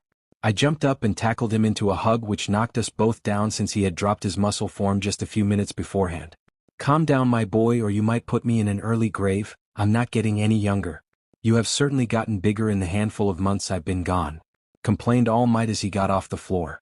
Izuku was happy that his mentor was here for the tournament. He couldn't wait to show off his progress with OFA and show him float today. I'm glad you are here, All Might. There is something I need to talk to you about in private and some things I want to show you as well, I said while bouncing. After everyone greeted All Might and they sat down for lunch, All Might asked Izuku what he wanted to show him. Well, I want to spar you for a few moments and show you the progress I've made with my quirk before I talk to you about the other things, I stated.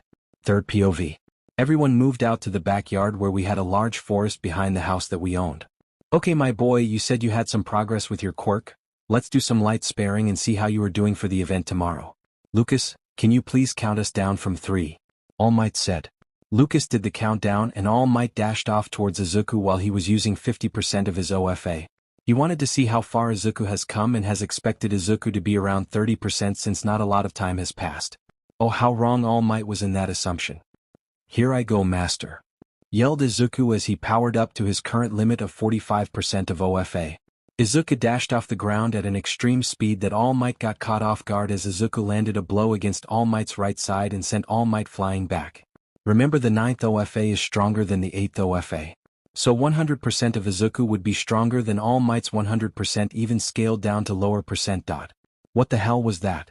I was going at 50% of my quirk, my boy, yelled All Might since Izuku just sent him flying while he was at half of his power. Do you like it, master? I am able to control 45% of my quirk, screamed Izuku as he dashed around and was attempting to land kicks on him with his shoot style that he developed. All Might was amazed that Izuku has already gotten to 45% of OFA and it hasn't been over 2 years that Izuku has had the quirk. Alright my boy, I'm taking this fight up a notch and I'm going to go at 65% of my power. Let us see how your powers compare then. All Might yelled as he powered up and charged. Izuku started to lose ground in the spar and was being pushed back slowly and surely. However, he had one more trick up his sleeve. It seems I'm being pushed back, master. However, can you beat me when I do this? Izuku said as he got punched backward but then started to slow down and then was floating in the air without touching the ground or using OFA to push off and maintain his floating. What? How are you doing that? All Might was flabbergasted. He got so shocked that he took his eyes off Izuku for a moment and didn't notice that Izuku had used OFA and float to fly around him to attack. Izuku had punched All Might when his guard was down and knocked him out of his buff form, winning the spar. This shocked the Midoriyas and the group, since even though it was a spar and All Might lost because he was shocked, he still lost. All Might POV. Izuku is floating. How is he doing that? He never mentioned this happening to him and he has too much experience for it just to have happened. I need to know how he has my master quirk. Wait, where did Izuku go? Then I got attacked from behind and knocked out of my buff form since I lost concentration. Well damn, I just got beat because I lost concentration in a spar. After the spar ended, Izuku told me that he needed to speak to me in private. As such, Izuku and myself walked into his father's private study since it was the closest private room in the house. Izuku, can you please tell me how you have another quirk that is the same as my master's? I asked him. Well, All Might, it actually happened about a month ago when I received this new quirk. The reason you think it is the same as your master's quirk is that it is her quirk. Izuku said. My thoughts all came to a halt at that statement. Why didn't you tell me before now? We have had phone calls and video chats between then and now. I asked, confused. Well, several reasons. 1. Being I wanted to surprise you. 2. I wanted to get a good grasp on the float quirk so you could see that I've gotten a good handle on it. 3. Because I wanted to talk to you in person about the conversation that I had with Nana inside OFA. He said. Well, I would have liked to been told before now, but I can see where he is coming from on wanting to impress me since I am impressed. Wait, he said he talked to Nana? You said you talked to Nana inside OFA? Please explain what you mean by that since I've never been able to do that. I was freaking out about how the previous users are inside the quirk itself, I guess. Izuku went on to explain what Nana had told him when he was inside OFA. That OFA under him has gained enough power to pass the singularity point, that he obtained a great deal of control by getting to 45% of OFA, and that he also had gained a far deeper understanding on how to use OFA itself than other users in the past. This confused me for a second until he explains how he uses OFA now instead of the previous methods. He now bats his body in OFA and has it sink into his muscle fibers and bones to grant him better control and ability to withstand the shocks of OFA itself, since he is using OFA to enhance his entire body instead of just spreading it out across the surface of his body like he used to. Izuku POV. Explaining everything that has happened to All Might, he was really happy with the progress and new functions of the quirk that I've gained access to. He was surprised that the previous users leave an echo of themselves that can interact with me now and in the future since I've grown such an understanding of the quirk. All Might, there is something I want to ask you, I said. Yes, my boy, what is it? He asked me. I want to tell my friends the truth about OFA, and before you say no and that we should wait as we planned until next year. Hear me out. My friends already know that float is a separate quirk, however, they are respecting my wishes about the secret and not pushing it. However, they are my friends that I believe I will spend the rest of my life and hero career with. Especially Lucas and Alex, since we are soulmates. With the fact that I will be getting more quirks, I think it's better that I tell them the truth about OFA now instead of when I get more quirks that I and them cannot explain away to others as just being a part of my main quirk. I said. All Might sat there in silence for a few moments thinking. My boy. While ideally I would have wanted to wait until later, I do have to agree that we should tell them about the truth of OFA if they are planning to stick to your side. We still don't know what AFO has planned since he hasn't made any moves after the USJ and Hosu. Your soulmates need to know 100% of the story since they plan to live their lives with you. All Might said in a serious tone. I thanked All Might and I and him went to the main living room where my friends and parents were waiting for us. They all started talking about how I did defeat All Might in a spar, but I waved it off since All Might wasn't going 100% and I shocked him enough to pull that win out. I decided to call everyone's attention to me since we needed to explain the truth about my quirk to my friends. Can I have everyone's attention, please? I said. My friends could tell that I was nervous about something and started to reassure me that whatever I wanted to say they would help or support me. Thanks guys. All Might and I decided to tell you the other secret that we were planning to wait on. However, I need to warn you that the secret that I want to tell you is one that has been painted in blood and has gotten people killed. As such, if you are not willing to have a normal life and are willing to stick with me through far more danger than any typical pro hero will face, then please leave the room. I looked around after saying this and Lucas and Alex get up and pull me to sit on the couch with them while hugging me. They swore to me that they would never leave me and no matter the danger they will not leave now. The girls just look at me and say, Izuku, you are a part of this group and more or less lead it now. We trust you and will always stick by your side no matter what. We want to be some of the strongest heroes ever, so running away from danger now would be stupid of us. Skylar, Sophia and Rose said. Well, let's first start off with the fact that you all know my past, yes? I asked. They all confirmed that they know that I grew up quirkless and my quirk came in late. Well, everything I've told you is true beside the fact that my quirk never did come in. Once I said this, my friends looked confused, so I started to explain the story of OFA and AFO and how All Might was the 8th user who was also quirkless who decided to give me the quirk. So, just to summary this up. 1. You are naturally born quirkless who received a quirk from All Might who was also quirkless. 2. Your quirk is called One for All but is registered as superpower so the real name doesn't get out. 3. You have a roughly 200-year-old monster that has killed any user of your quirk and gave All Might his current form. 4. AFO didn't die like All Might thought and has started to return. 5. This means that if All Might cannot defeat AFO the next time or All Might hit his limits and retires, it will be your job to go have a death match with AFO as the 9th user. Lucas asked while staring at me. I got kind of worried about how no one was talking besides what he just said. Yes, that would be correct, I said. They all flipped out in shock. Little son, what the hell is your life? Alex said while Lucas just facepalmed himself. The girls were still stuck in a state of shock while All Might was sitting off to the side with my parents. I'm sorry. I understand if you don't want to be involved with me any. I got cut off by Lucas and Alex both holding my mouth shut and them trading kisses with me. Never assume we will ever stop being in your life, little son. Never. Lucas stated while kissing me. Alex pulled me into his lap and started to kiss the back of my neck and said, we told you we will stay with you no matter what. Now we know the truth of your quirk and can help you when the time comes. Also, you have a better chance with the healing abilities that the soulmate marks give you as well. I was so happy that they didn't run away from me in fear that I started tearing up. Little son, please don't cry. Lucas and Alex kept repeating while hugging me. The girls snapped out of their shock and jumped onto us. Izuku, you are the leader of our group. We won't leave you now. You're stuck with us just like you are stuck with the 2 idiots. The girls yelled while getting a protest from my lovers about being called idiots. Izuku. Everyone. Alex and Lucas said at the same time. It's weird how they can always speak at the same time and say the same thing, I thought. Since Izuku has a large burden on him, that just means we need to pull some of that burden onto our shoulders and help him. Once the tournament is over, we need to increase our training. AUA allows second years to attempt for the full hero license if they believe they are strong enough and have top marks in all their classes. Alex said with Lucas following up by saying, indeed, as such, we need a name for our group that everyone will call us. We could turn it into a hero agency name in the future since I doubt we would separate even after we all graduate school. At least I know Izuku, Alex, and I wouldn't be. The girls agreed with the idea of starting an agency after graduation and started thinking of hero names. I started thinking about a hero name as well. It would play into my hero name as well. Guys, I may have an idea for a name we can use as our group name and agency name. Everyone turned to me when I said that, even my family. I think we could use the name Vanguard for both group and agency names. It would play into my hero name, Hero of Hope, the Paragon Deku. I said. Everyone started thinking about and then All Might started to speak. I think that is an amazing name. People could reference your group in multiple ways that way. Such as the Vanguard, the Paragon's Vanguard. The Vanguard would represent the fact that Izuku and you all would be leading the next generation in new ideas and into the battlefield due to your power as a whole group. The Paragon's Vanguard would represent the fact that Izuku is your leader and you all support him and help him as a unit. As such, it would be an amazing name to take for both your group name and agency name in the future. All Might stated then and everyone looked shocked because it made perfect sense. As such, it was decided from that day forth they would become the Vanguard led by Paragon.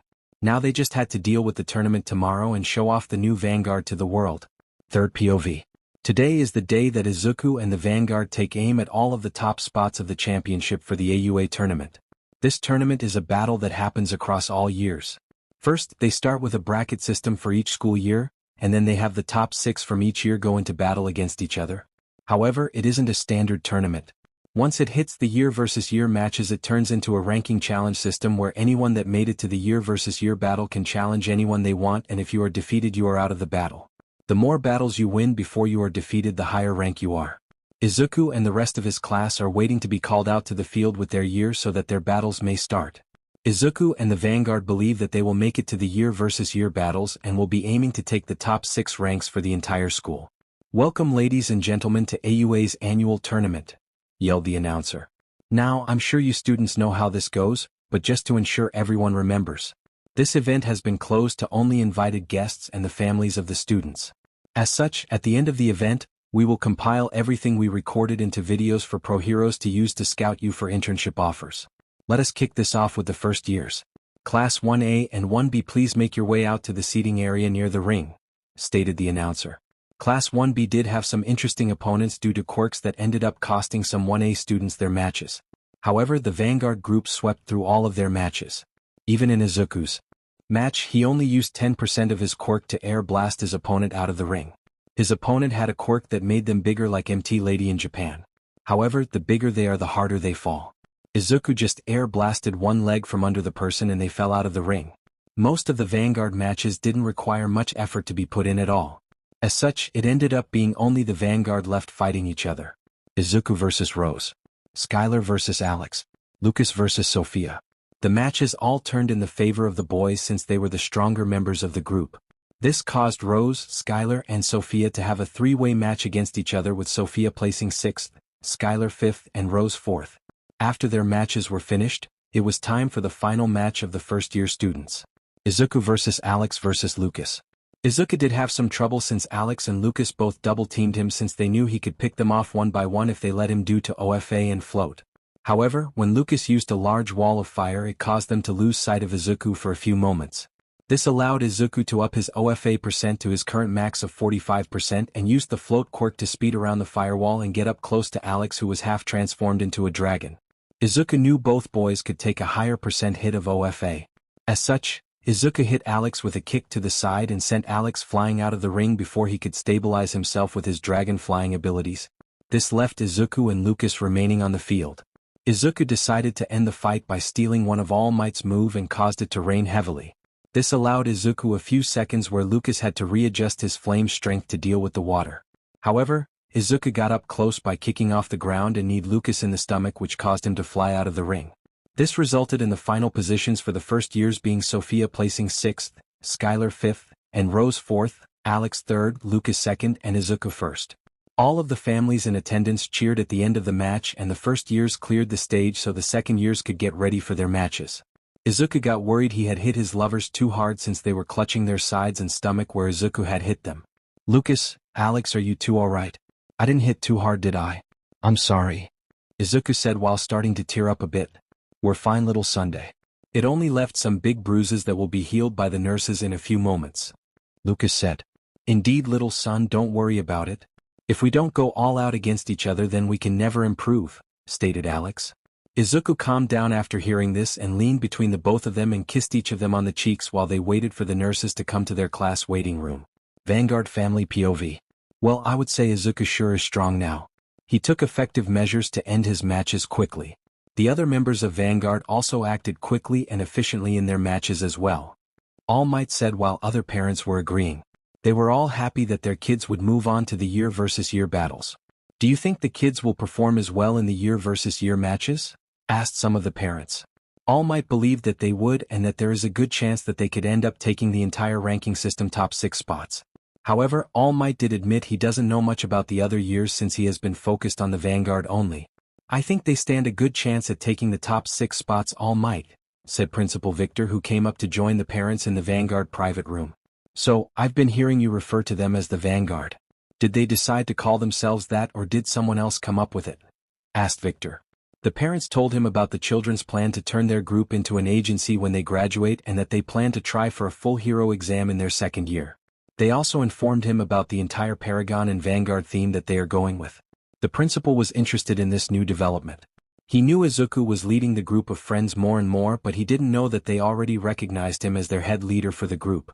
Victor decided to watch the Vanguard group more through this exam and see if he could pull any strings on getting them an internship with an agency that could teach them more skills that are suited for teams like the Vanguard, so they know how to fight together but also alone if needed. Time skip to year versus year battles. Third POV. Lucas and Alex were snugging with Izuku while waiting to be called for the next stage of the tournament. If anyone were to see the scene, they would see that Lucas and Alex are both whipped by Izuku without him even trying. Lucas was feeding Izuku some grapes and Alex was rubbing Izuku's hands. The three girls who were all in the room were just giggling at their friends due to the fact that Lucas and Alex willing to make themselves whipped and will pamper Izuku without Izuku even asking for anything. Izuku knew he was extremely pampered by his lovers and was so thankful for them coming into his life. Lucas, Alex, I really love you guys. I'm thankful for everything you two do for me even when I don't ask for things. You two always make sure I'm comfortable and happy, Izuku said while planting kisses on their lips. No problem, little son, Lucas said with Alex saying, we will pamper you until you get sick of it. Everyone laughed at this. Will all of our first, second and third year winners come out to the field? We will be starting in a few moments, yelled the announcer. Well, looks like it's time to go. Let us take home the top rank, my Vanguard, yelled Izuku. Izuku marched outside with his Vanguard on his heels. It was truly a tight-knit unit that would follow their Paragon into any battle. Ladies and gentlemen, we are now starting our ranked tournament. The way this works is that the first years may challenge any of the upper years. If they win, they take that person's rank. The third-year students have the top 6 spots, followed by the second years and then the first years. You may only challenge someone above your rank. If you are defeated, you drop down to that person's rank. You can only challenge once more after you are defeated. If you lose again, then you are out. We will keep going until we have everyone knocked out into their ranks or we have no more challengers, yelled the announcer.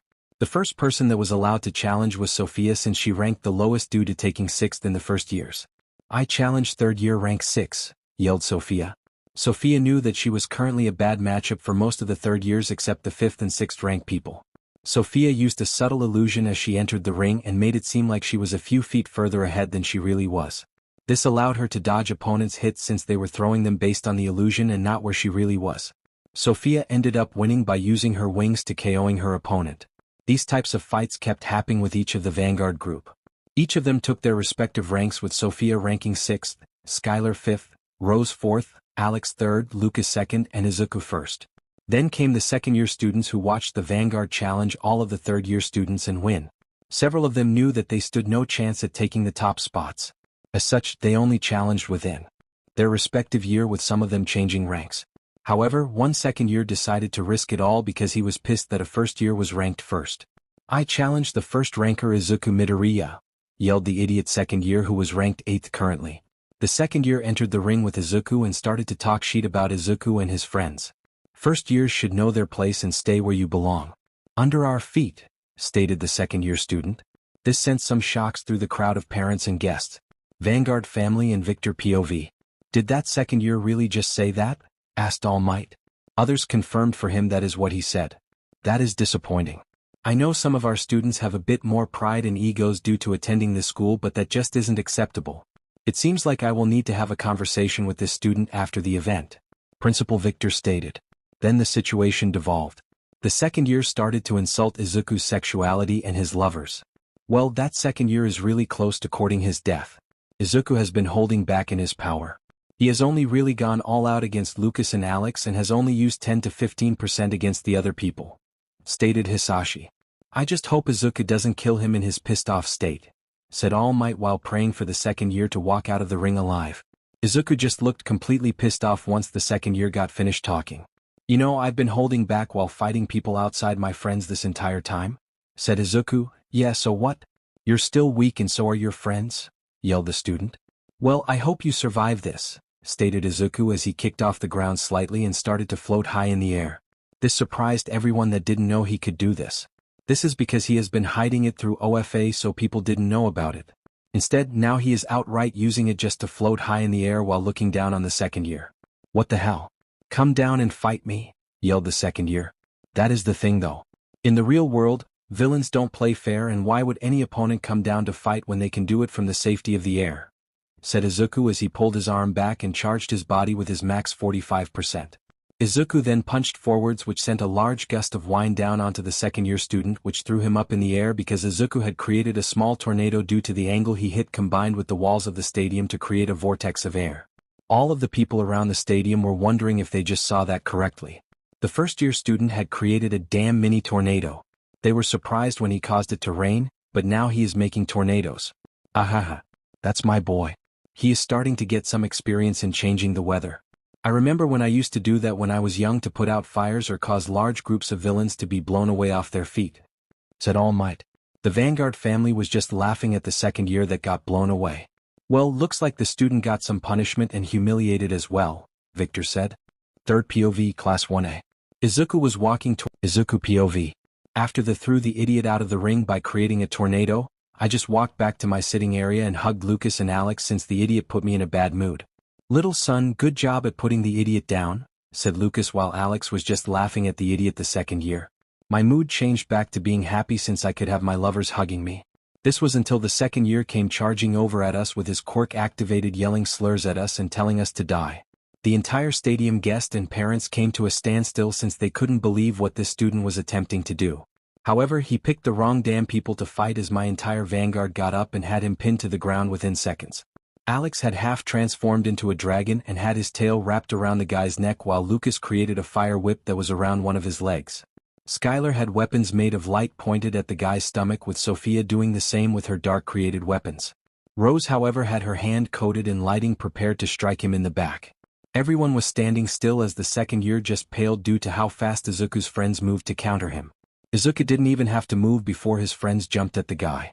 I slowly turned around and looked at the guy in the eye and said the following: "You want to be a hero, yet you act like a criminal once you lost a tournament. Do you have no honor or shame?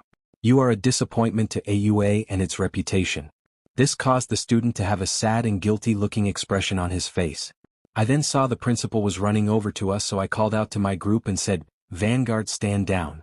This caused all of my group to jump away and fall in line behind me just as the principal arrived with several teachers. "What the hell were you thinking?" Principal Victor yelled at the second-year student. "From this point forward, you are disqualified from the event and expelled from this school. We will not tolerate this type of action," stated the principal. However, Izuku had a bleeding heart. None of the Vanguard members were hurt, and Izuku believed that the student wasn't too far gone to be turned around. If he was expelled, he might not learn anything and end up becoming a villain, thought Izuku. "Principal Victor, I would like to request some mercy for this student," I said, shocking everyone except my Vanguard, who knew I had a bleeding heart for most people. This shocked everyone in the stadium since Izuku's mic was still hot and could be heard by everyone. The principal just looked shocked and had no idea why Izuku would do this. He knew Izuku had a bleeding heart for most people, but this student insulted him and attempted to harm him. I believe he has started to reflect on his actions based on his body language. I believe he can be turned around still and improve. I'm not asking for him not to be punished since that can't happen. I'm however recommend he be put on probation and taken on by one of the stricter teachers. If he doesn't improve, then the school could remove him then, since he would have been given a chance, I said, as everyone was inspired by my mercy and belief that he can see change. The student looked at me and just kept thanking me since the principal decided to follow my request. Make no mistake, I'm not asking you to change your beliefs on same-sex parents or anything like that. However, I am asking you that when it comes to being a hero, you need to learn to put that aside and focuses on protecting everyone and stopping the villains, because you would be required to save everyone even if they stand against your personal beliefs. This made the student go silent in thinking as he was guided away by the principal. Soon we got back on track for the tournament as more people attempted to challenge us. However, they all failed to defeat us and had to bow out of the event. Soon we were left with just the Vanguard left that had the ability to challenge anyone. Sophia challenged Skylar and won. Skylar still had one more chance to rank higher. As such, she challenged Rose but lost. Sophia attempted to challenge Rose but lost as well. Rose has gotten better at controlling the air around her. As such, she pulled away from any air around Sophia, making her blackout. This left Skylar in 6th, Sophia in 5th, Rose in 4th, since Rose knew she didn't have much chance at taking any of the boys from the Vanguard due to their basic speed. This would allow the boys to get close to her before she could do much against them. With that, Alex had the right to challenge next. He decided to challenge Lucas to a fight, which caused some destruction. Both boys got permission from the principal to move their fight out of the ring into one of the training grounds since they had planned to transform. This left the training grounds burned to the ground, with some of the ground turning into molten lava due to the heat that both boys could put off with their fire if pushed to the extremes. Both boys ended up dying due to running out of stamina and couldn't really move afterward.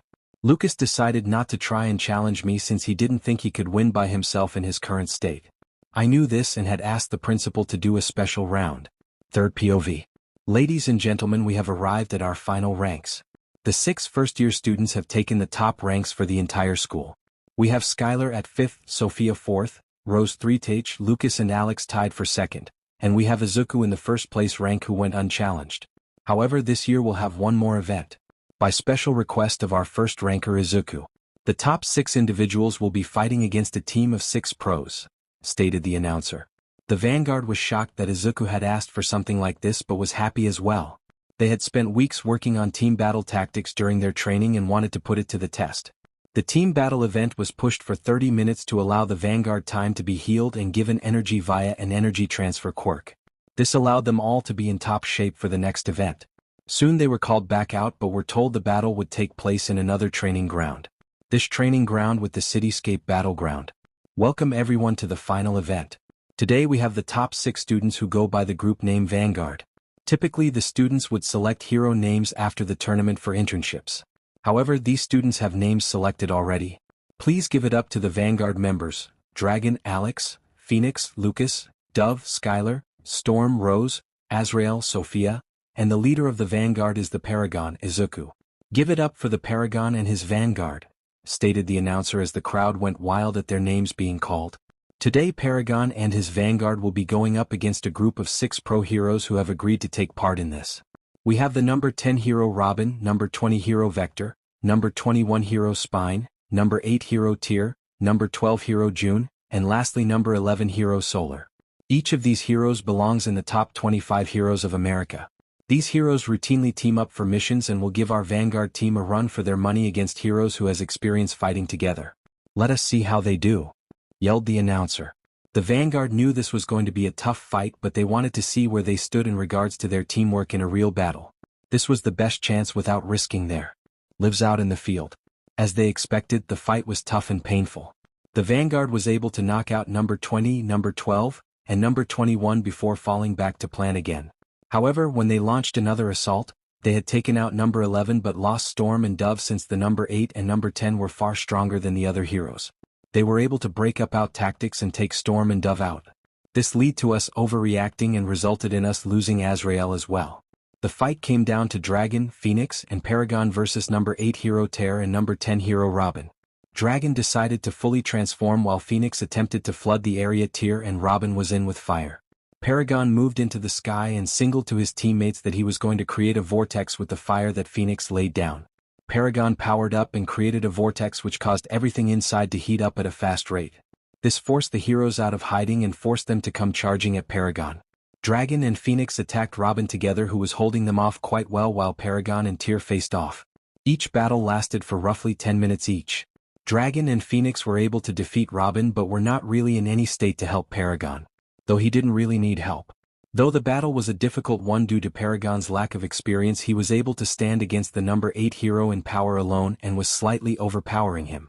Soon Paragon pushed his power output from his 45% limit to 50%, which did cause his body to strain but gave him the power he needed to knock the hero down and pin him to the ground, forcing the hero to surrender. The Vanguard wins. The Vanguard wins. With Paragon, Dragon, and Phoenix remaining in, the Vanguards have won. What power! What spurt! What determination! Guest and heroes, please give a round of applause for the future generation of heroes, the Paragon and his Vanguard, screamed the announcer as the event came to an end. The heroes that the Vanguard fought asked to talk for a few minutes before everyone was dismissed to go home since the event had come to an end. They congratulated the Vanguard and pointed out the mistakes that they made during the fight and how to improve their teamwork. Soon everyone was dismissed and went to find their families. Izuku and the Vanguard were happy with the results of the event since they showed off their powers as individuals and as a unit. The rest of the Vanguard decided that they would start moving into the Midoriya's home with Izuku so that they could all spend more time together and get better as a unit. As such, the girls went to their homes and started to plan and pack their things for when they move in a few days. While Izuku had other plans for the night with his 2 lovers. Izuku wanted to show how happy he was with them being in his life and wanted to let them enjoy themselves. I hope they like the present I got them for tonight, thought Izuku shyly. No, please let me know your thoughts and opinions in the comments. I have a general storyline in mind currently, but I'm always changing things on the fly. Just from the canon divergence page you can tell I have a general idea of where I am aiming. Izuku POV. I was dreaming that I had dressed up as a bunny and presented myself as a reward to Lucas and Alex for their performance at the tournament. Then I was shaken awake by Lucas and Alex. I groaned out because for some reason my body was sore. Why am I so sore? I groaned. Lucas and Alex just giggled a bit and told me that last night wasn't a dream. This caused me to shut up, which sent pain throughout my body. I stared down at my body and could see that I was still naked but cleaned up, so that meant that they pampered me in a half-asleep state last night, which made me so happy that they did all that. I saw that I had a lot of marks on my body which caused me to blush. So I'm assuming you guys enjoyed last night? I asked shyly. They both just moved up to me while they were still naked from last night and pulled me into a hug and whispered into my ear, "Of course we loved our present little son. No matter what you want us to do or what you want us to do to you, we will always love you." God, I just fell in love with them again. Lucas got up and started to get our clothes out of the closet, and I could see his back completely marked up from my nails, which caused me to blush. I also noticed Alex had similar marks on his back. They got dressed first before they came and helped me get dressed since I was still sore. Lucas decided to carry me to go get breakfast in the main house while Alex followed next to us with his hand in my hair. Third POV. What none of the boys realized is that the girls had arrived a bit earlier than planned that morning and were already waiting in the private family living room for them, since Inko wouldn't allow them to go to Izuku's detached living area for some reason. They would soon find out why. Smiling face with hearts. As the girls were talking in the private family room while Inko was cooking breakfast, they could hear the three boys talking and getting closer. What they saw shocked them. Even though the boys were fully dressed, it didn't hide the visible marks on the open skin areas, which caused the girls to burst out laughing at the boys because they knew exactly what happened last night based on all the damn marks that covered Izuku's body and the few marks they could see uncovered on Lucas and Alex. "So I take it you guys had fun last night?" asked Skylar, while the other girls were still laughing. This caused all three boys to freeze up in shock since they didn't expect the girls to be there already. Izuku gave us a bunny last night?" stammered out Lucas without realizing what he admitted to. This caused everyone to freeze up in shock and give Lucas a look, asking him what the hell he meant by, "Oh." Everyone came to the answer quickly and the girls burst out laughing while Inko, who had walked in, started screaming about future grandbabies, causing the three boys to blush, with Izuku trying to hide his face in Lucas's chest since he was being carried. Izuku's father and All Might, who had entered a few moments before without being noticed, either just gave deadpan looks on their face since they didn't need to know about Izuku's sexual activities. "I'm done in here.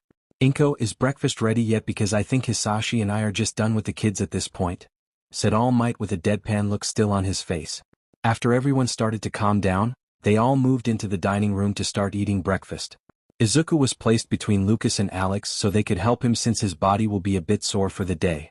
Well, as we can tell, the boys did enjoy themselves last night. Girls, did you do anything to celebrate the victories you had from the tournament?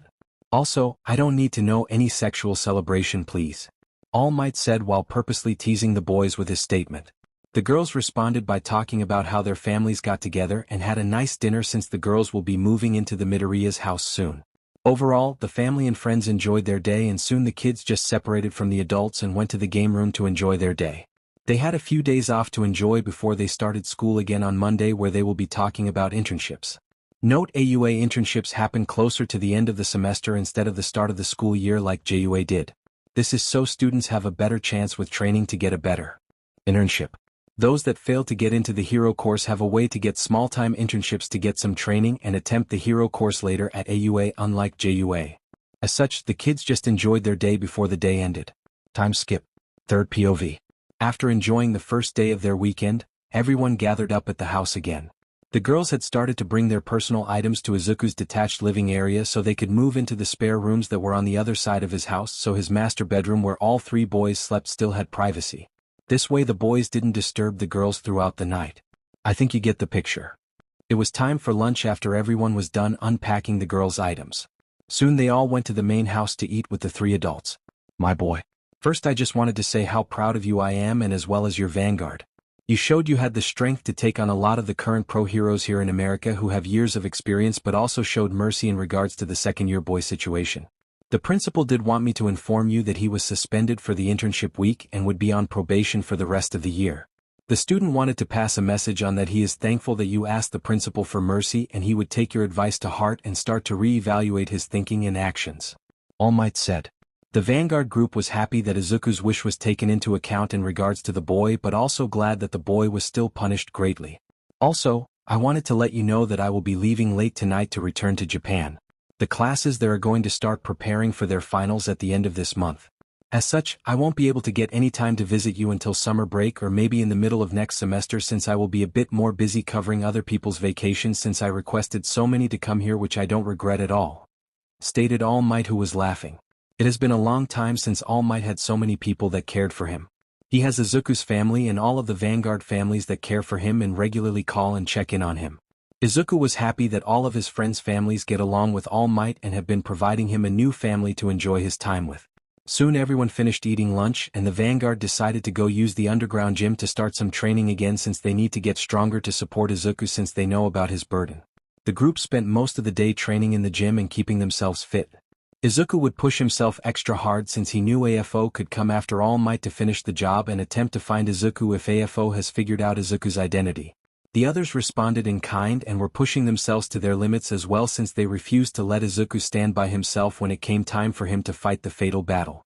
They refused to abandon their Paragon, as such they took a break and started talking about setting a schedule on when they would work out in the gym, when they would spar and when they would do quirk training. They already know they would get basic training at the school but they needed to go far beyond the basic training and be ready to face anything that came towards them.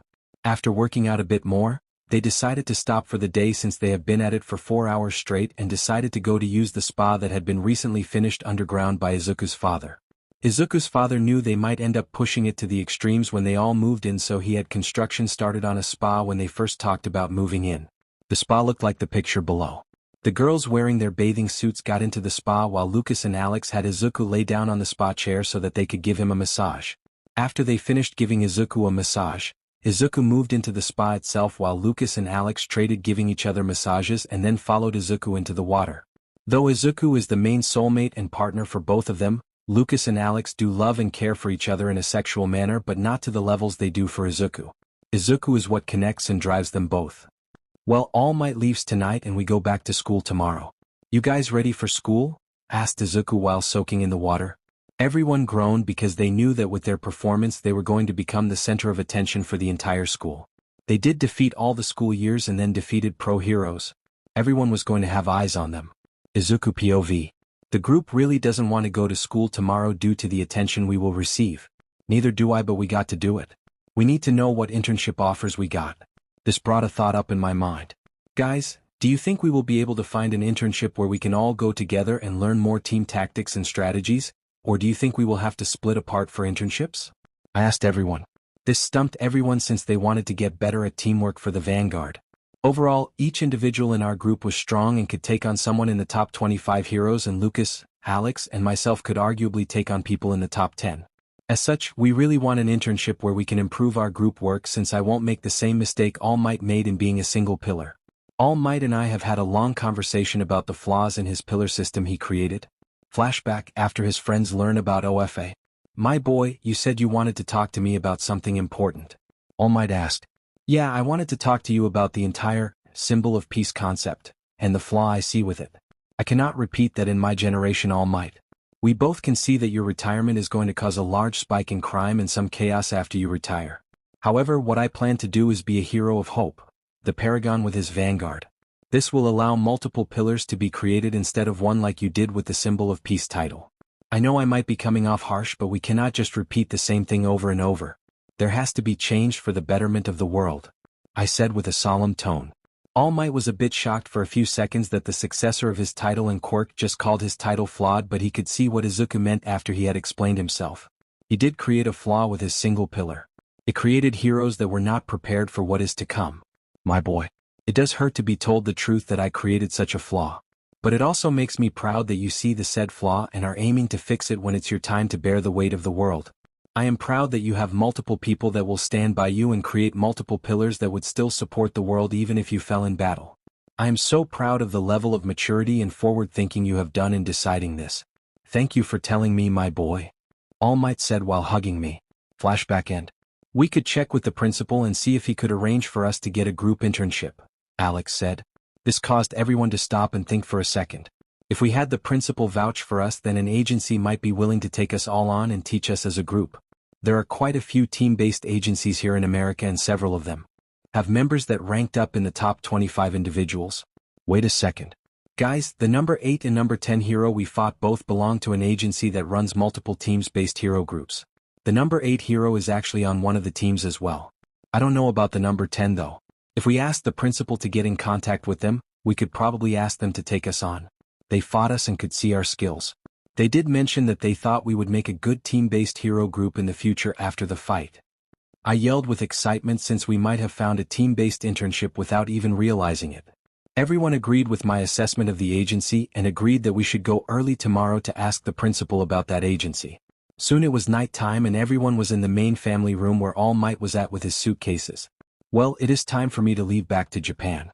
Remember, don't be strangers and message me and call whenever you can during the set schedule, or if something important happens, call immediately if you need me to come back to America on the next flight. Everyone started to say their goodbyes and hugged All Might. The other parents had come to see him off as well and had come for an early dinner with him since everyone had gotten to close. After All Might set off to return to Japan, the parents all mingled for a few hours before deciding to call it a night and said goodbye to the kids since they all lived at my house now. Time skip to next day. Third POV. Everyone started to wake up the next day to get ready for school. Skylar, Rose, and Sophia were already awake a bit earlier than they planned since they were adjusting to a new home. Lucas and Alex had just woken up and were just admiring their lover since they still had about 10 minutes before they needed to wake him up. Alex decided to wake Izuku up in a special manner by groping Izuku's ass and kissing his stomach while Lucas started to kiss his neck. This caused Izuku to moan and wake up since his lovers decided to get frisky with him this morning. I think I might enjoy being woken up like that every once in a while, but not every day, Izuku said while giggling into Lucas's neck as he kissed his neck back. They all got out of bed and started to shower and change clothes together since they were far past being embarrassed about doing such things anymore. All of the friends gathered in Izuku's kitchen for once and were cooking a large breakfast for the group since they didn't want to make Izuku's mom do the cooking for 6 kids each day. As such, every Monday, Wednesday, and Friday the Vanguard group would cook their own meals unless Inko just felt like she really wanted to do it. This was appreciated by Izuku's parents since they did not have a cleaning staff since the family liked their privacy, so Izuku's mother spent her days keeping the house clean and up to date on maintenance since the family was wealthy and she didn't need to work. Time skip to school. Izuku and the others headed off to school, and as they were walking into the school up the large path to the main building, they could see that everyone was looking in their direction and talking about how they took the top 6 ranks across the entire school and also defeated 6 pro heroes in a team battle. The Vanguard could hear people talking about their hero names and how Izuku was their leader of the Vanguard group. It's the Paragon and his Vanguard, they kept hearing, which was good that their group name has gotten out with the fact that Izuku was their group's leader. Soon the Vanguard group arrived at Principal Victor's office and knocked on his door. "Come in," they heard through the door. "Well, hello, Paragon and his Vanguard," laughed out Principal Victor. "Nice hero names and group name, by the way. You 6 are the talk of all the heroes that were present and have gained a lot of internship offers, might I say," stated Victor. "Actually, that is why we are here so early. We wanted to talk about the internship offers," Izuku said. This caught Victor's attention and he asked the Vanguard to explain. The Vanguard talked about how they want to get better as a team since they overall were strong as individuals but needed to double down on their teamwork and strategies as an entire team since the school focuses on individual hero work with small team-ups instead of a permanent long-term team working together. They also talked about how 2 of the pro heroes they fought came from an agency that had long-term teams that worked for that agency and was wondering if he could see about them or another agency taking them on as a team. "Well, you are in luck. During the event, I had this idea already and had planned for this. The pro heroes you fought in the battle was also a test of your teamwork. If you hadn't passed their requirements in battle, they wouldn't have taken you on. The agency you wanted to work for, which is the biggest name in long-term teams battle groups, did send an offer for you since you passed their basic skills judgment during the fight," the principal stated. This shocked them all that they got what they wanted without putting extra effort in, but they didn't care. As such, Izuku had asked Victor to inform them that the Vanguard team would be accepting their offer since that is where they wanted to have the entire teamwork at anyway. Victor passed Izuku the needed forms for them all to fill out so the principal could send it back. "Okay, all the paperwork is done. When the internships start tomorrow, you will all head out to the agency and meet with the pro hero team that will be showing you the ropes for team-based hero agencies. Good luck," Victor said. The group then headed off to class where their day went about normal except for all the whispering and inspired looks that the group received due to the tournament. However, what the Vanguard didn't know about was that the teaching staff and principal were having a meeting during lunch talking about the group. Principal Victor POV. As lunch came around, I had called a staff meeting for any teachers and staff that were involved in the Vanguard's education or future education. Hello everyone, I called you all here about the Vanguard group and their leader Paragon, I stated. This caught everyone's attention quickly. There were some whispers about how good they did in the events, which I quickly shushed everyone. I explained why I had gathered everyone and wanted to look at plans to speed up their education to have them graduate early. This received gasps across the staff since I haven't ever requested such a thing and I am the longest sitting principal of this school. The reason for this is the fact that I know full well that the Vanguard group will be applying for the full hero license exam opportunity in their second year. I learned this from All Might, who is Paragon's mentor. I threw All Might's name out there with his approval beforehand when I talked to him about this at the event. This was to get some credibility behind the Vanguard and their leader Paragon. We have all seen through the tournament that the Vanguard group has a power that equals and or surpasses our third years. They took on a group of 6 pro heroes and won with only losing 3 of their members. Also, the Vanguard will be doing an internship at Heart's agency where they will be learning to fight better as a team and as individuals. After I said this, I let the information sink into the staff's minds as some of them started to nod their heads about the new information they have about the Vanguard. If the Hearts agency is willing to teach them teamwork for battle, then that means that they already have decent power levels as individuals and as a team.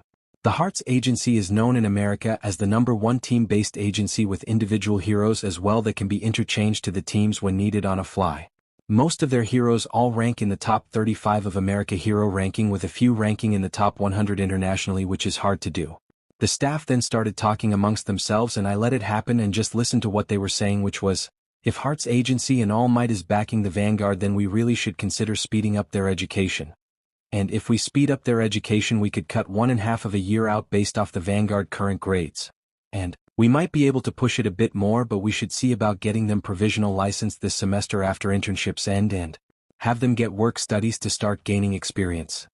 And indeed, if we get them the provisional license, we should see if Heart's agency would take them on for work study to ensure they get to experience as a team on the field. I was hearing everything that I needed to. As such, I cut back in and asked them to start putting together a plan to have the entire Vanguard ready to graduate by the end of the first semester next year and start getting workout plans that are tailored to the Vanguard group to push them to their limits. I also told the staff that I would talk to the Hearts agency about what they think about offering a work study based on the Vanguard's internship and tell them our plans of speeding up their education. After everyone left the staff room, I picked up the phone and called the Hearts agency to inform them of our plan. Hello, this is Victor of Iua. Third POV. The Vanguard had just finished lunch and they noticed that during lunch, no one sat even half a tab close to the group. It seems that the group has gained some sort of celebrity status in the school due to the tournament. Izuku made sure to warn everyone that they should let this get to the group's head, because if they let their egos get big, then it means that they could end up screwing up on the field and costing their own life or someone else's. Izuku said he didn't want to lose any of his friends due to ego and gave everyone puppy dog eyes, which caused everyone to hug him. Damn, I have this group whipped, giggled Izuku, which caused the group to just laugh and make some jokes that the real whipped people were Lucas and Alex, which they just outright said yes to and that they were proud of it. The Vanguard had arrived back to the classroom and went about the rest of their day.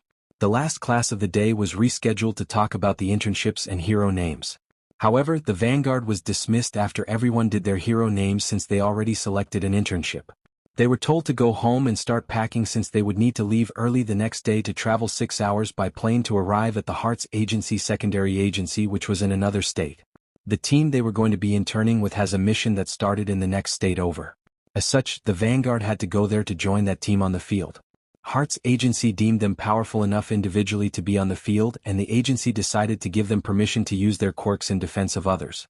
As such, the Vanguard team will be going straight into battle to learn under the protection of the Hearts main battle team. Time skip to arriving on site. Third POV. The Vanguard was already wearing their outfits, CCHP 4 for outfits, as they arrived at the Hearts mission building. They entered and talked to the office lady about who they were and who they were looking for. The Vanguard at this point is still unaware of the plans that the AUA school and Hearts agency has in the works about speeding up their education. This internship has become a test for them without them even knowing it. Though what neither the Hearts Agency nor any hero knew was that the Vanguard would have a run-in with one of America's most powerful villains on the loose where they would have to fight for their lives without backup. Vanguard moved upstairs to a meeting room as directed by the front desk worker and waited for the main Hearts battle team to show up. They didn't have to wait long when the number 8 hero Tear walked in with his team. "Hello everyone, it's nice to see Vanguard again when we're not trying to beat the sheet out of each other," stated Tear. Tear and his team each took a member of the Vanguard to a separate room to train in for a few hours. After the training, they all met up again in the meeting room where Tear's team went over the mission they were on and who they are hunting down. It was a local gang that has been selling Trigger off but has been giving the pro heroes here a run since they keep slipping away. Tear team specializes in hunting down gangs and larger groups, so they got called in. Vanguard will be assigned to take a point and push in from the back of the gang base. Hearts see no major threat that could threaten Vanguard, as such Vanguard was allowed to act as full heroes since this was a small-time gang that couldn't threaten them. They wanted Vanguard to gain real battle experience, and a small-time gang with an experienced hero team to help was perfect training. However, things don't always go as planned. As such, Vanguard would learn valuable lessons through a deadly trial. Time skip attack on gang. Izuku POV. Remember guys, even though this is a small-time gang, don't underestimate them. That's why the third years and others lost to us in the tournament. We overpowered them and they underestimated us. Don't make that mistake. Treat all villains like they pose a threat to yourself and others until the mission is done and everyone is secured. I stated over the earpieces my team has. Once we receive the sign to move, you know where to go. If you run into any problems you cannot handle, then call for backup, I said as I looked everyone in the eyes. Soon we were given the green light and we all split off into pairs and started to make our way through the base. We were not receiving much resistance from the gang members and soon arrived at the meet-up point. We left the villains where we defeated them after placing quirk-canceling cuffs on them like we were told to do. Good job everyone. Let me radio into the Hearts team and ask for new orders. I started to radio in but noticed that I wasn't getting a radio signal out, and then I tried talking over our comms and noticed they weren't working either. I asked if anyone else could get a signal out. No one could. I started to get worried and order everyone to get on guard and that we need to start falling back to see if we can get a radio signal out. The moment we started to head back to the route I came from, we heard a small clapping sound. My blood went cold with the feeling I was getting from the person that was clapping, and I could notice everyone else was getting the same feeling. We've just entered a battle for our lives and I doubt this person will let us go. It's time to step up as a leader. Give me strength one for all, thought Izuku. Villian? POV. I was hidden in the shadows just listening to the heroes? Or were they heroes in training? Well, this is interesting. All of the heroes I've killed before now haven't been still in training. I guess they will be my first kills for that category then. I start to move out of the shadows and start clapping slowly as I let off Bloodlust. Well. I said, what do we have here? Heroes in training? Where are your mentors, kids? You really kicked the hornet's nest today, didn't you? I wonder, will they realize who I am or will they still be too green to know who I am? You! Yelled the kid in green who I think the name was Paragon? Seems he might recognize me. Izuku POV. You! I yelled out, which caused everyone to glance at me. Sheet. I thought. You're one of America's top villains. Number 3 ranked villain Shishio Makoto aka Reaper. What are you doing in a small gang base? I asked with a hard tone. Here I thought you were all green behind the ears. But it seems like you have a small amount of knowledge. To answer your question on the why. Well, that is easy since I control this gang as a front to some of my operations and I was here checking on it. I didn't think heroes would raid the base, but I guess I get to kill more heroes.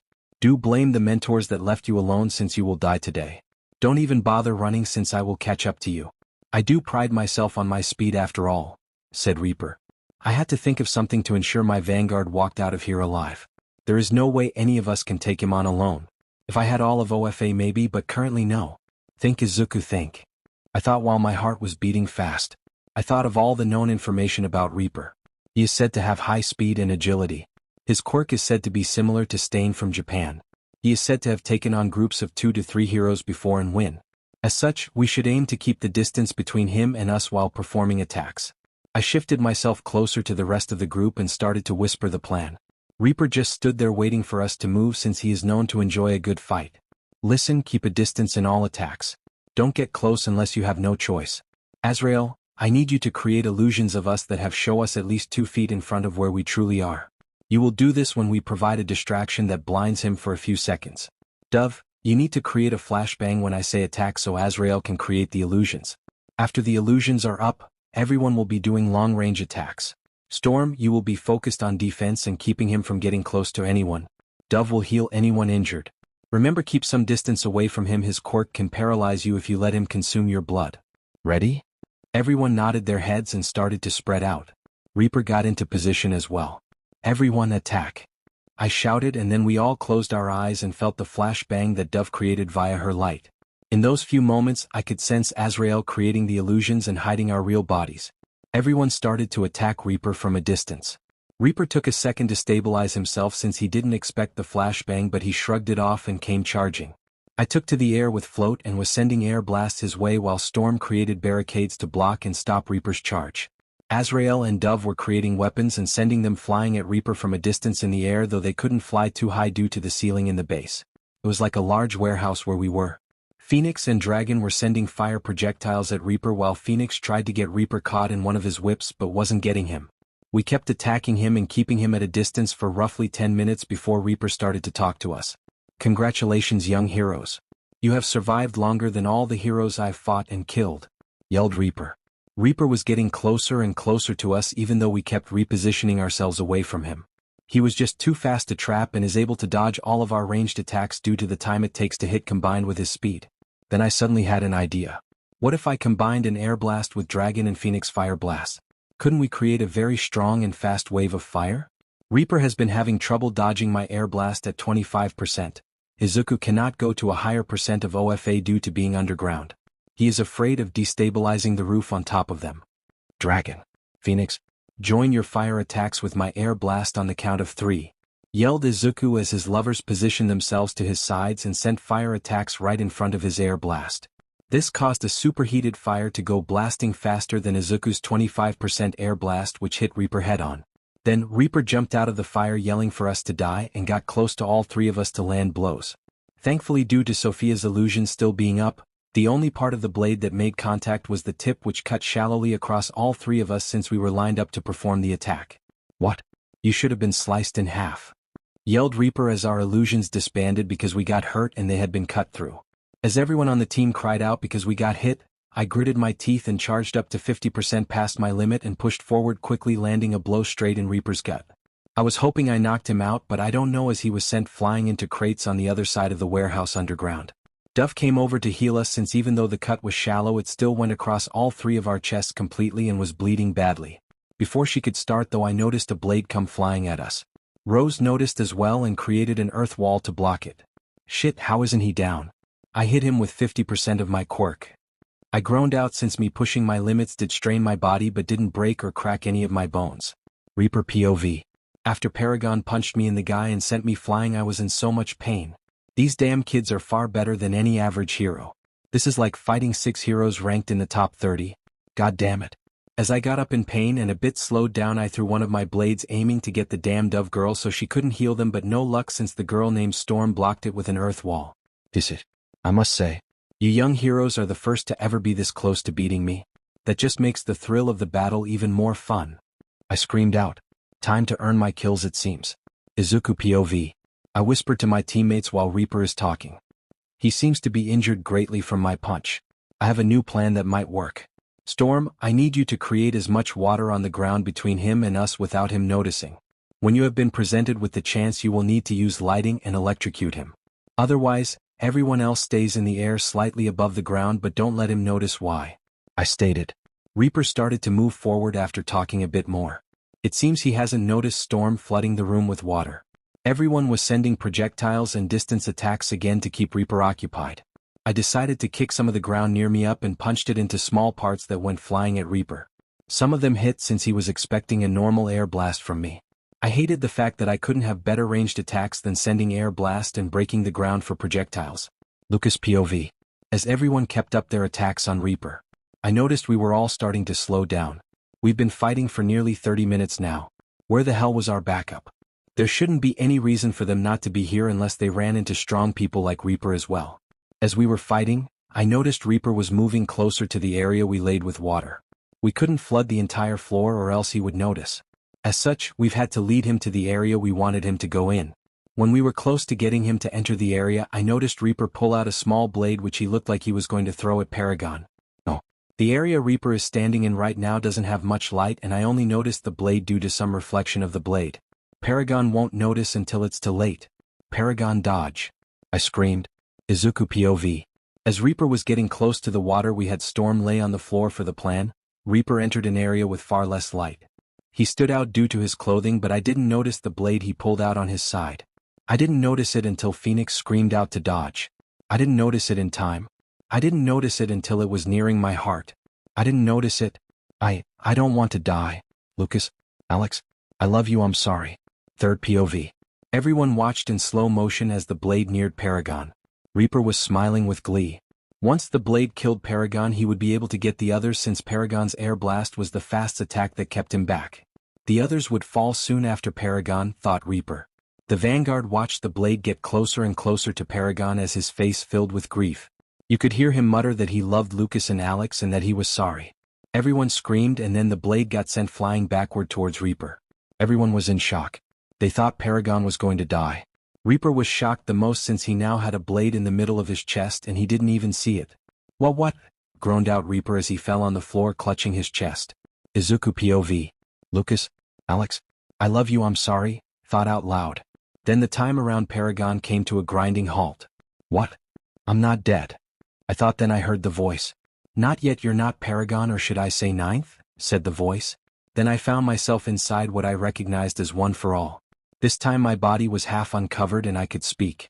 Who are you? I know this is OFA. I said. You can call me first if you want, or OFA itself, since my brother decided to take his quirk name. I think I should do that as well, said the now identified first user. Why am I here? I'm in the middle of a battle where I am about to die. Are you here to take me away? Did I fail them? I asked with tears running down my face. Indeed you are inside OFA. Time is still moving outside your body but at an extremely slow pace. We used OFA to speed up your brain to reach here and your perception of time. 1 second outside equals 1 hour here, and no, you haven't failed them yet. I'm amazed by you, Ninth. You have reached out for yet another quirk from inside OFA to help you win and survive. This came from the near-death and your desire to live and repel the blade away from you. This desire and near-death have allowed you to gain a gravity manipulation quirk. With this quirk, energy is consumed and lack of experience and training can lead to users being harmed due to changes in gravity that their body is not prepared for. Energy consumption will decrease with training to minimum levels, stated the first user. I was shocked. Why do I keep gaining more quirks? I asked him. Well, it has to do with what we told you before. Also, it wasn't guaranteed you would get them all. Nana forcefully pushed her quirk to activate for you, unlike us. Unless you need them and have a great desire that activates them, you won't get them. More quirks mean that you need to learn them and train them instead of focusing on OFA itself. We don't want you going in too many directions. However, float, gravity manipulation, and OFA go well together honestly. Remember, to get a new quirk you need to have an extreme desire and situation for it to appear. As such, I'm kind of doubtful you will get any more, but who knows, said the first user. Suddenly, another person appeared who was more shadows than visible. He reached out and put his hand on my head. First apologized about him since he doesn't talk much at all, so first decided to do all the talking this time around. Ninth, remember, my bother is still around.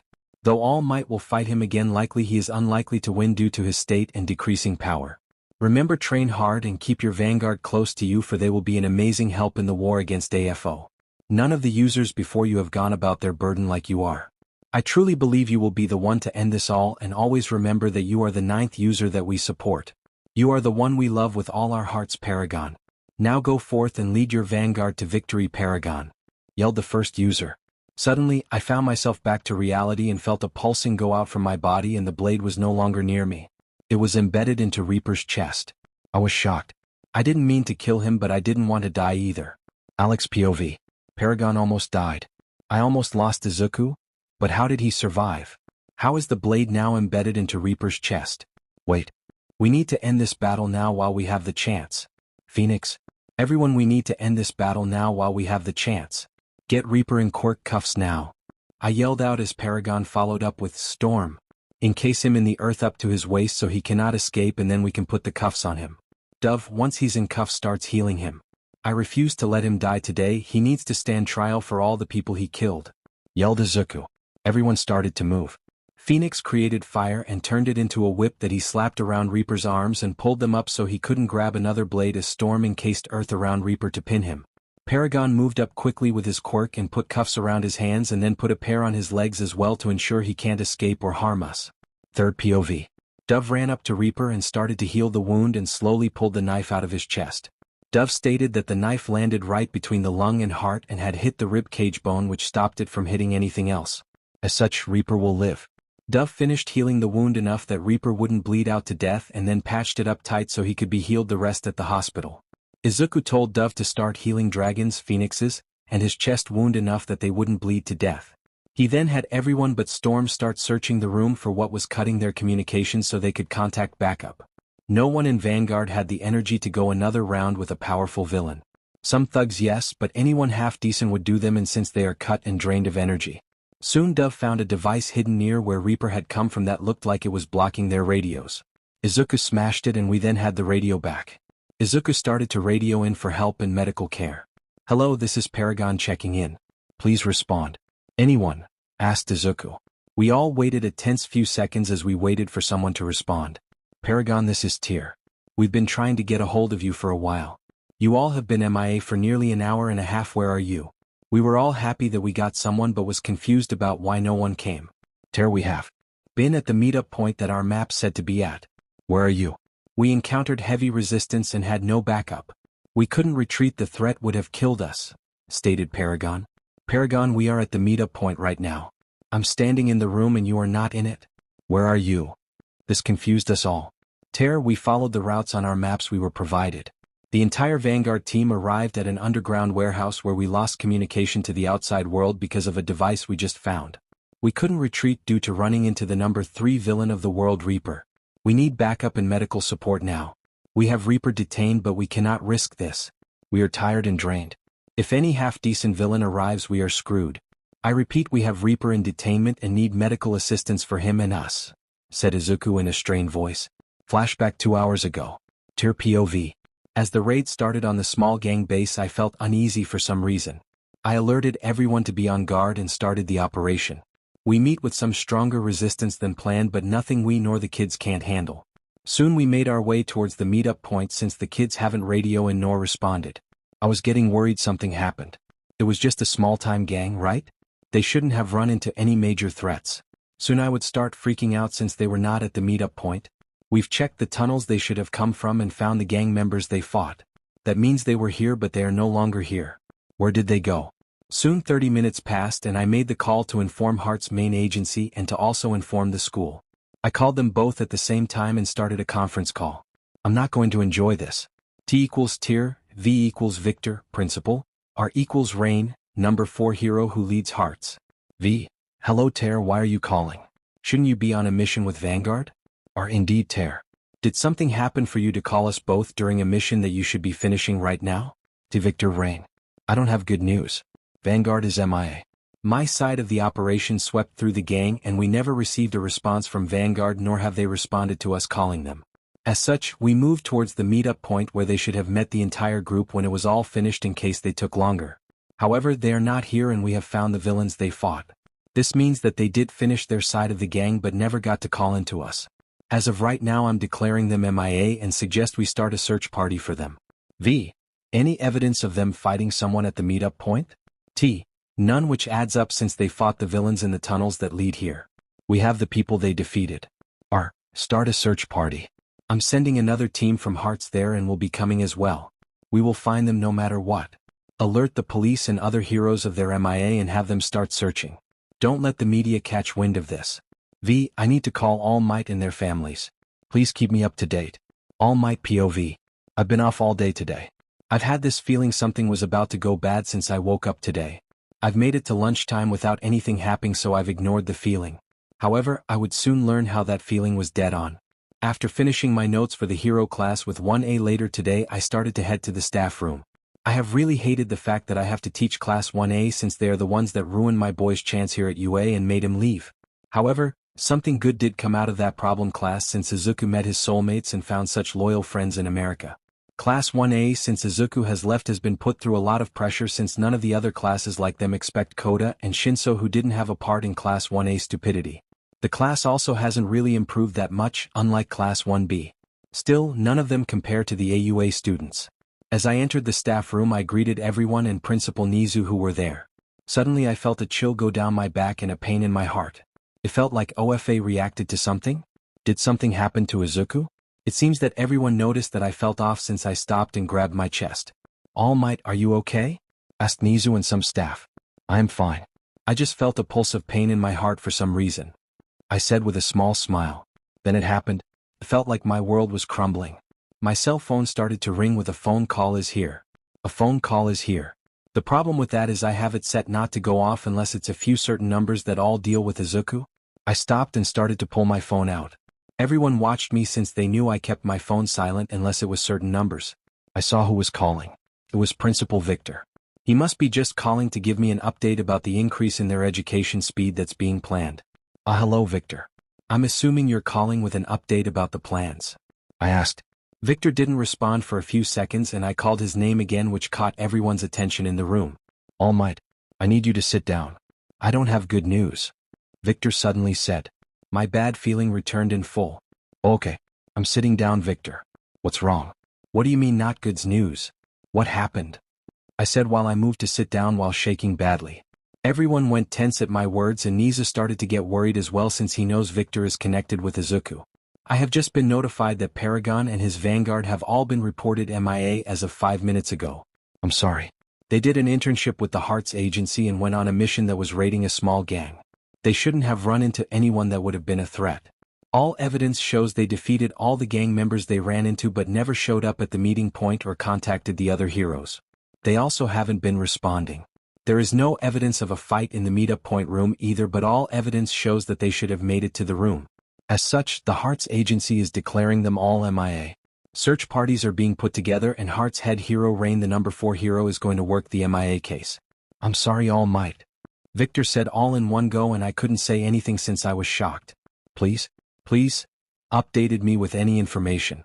Please find them, I said, and he said he would and hanged up. I sat there on the chair as my phone fell from my hands and I just slumped down with my head in my hands thinking that Izuku is missing now.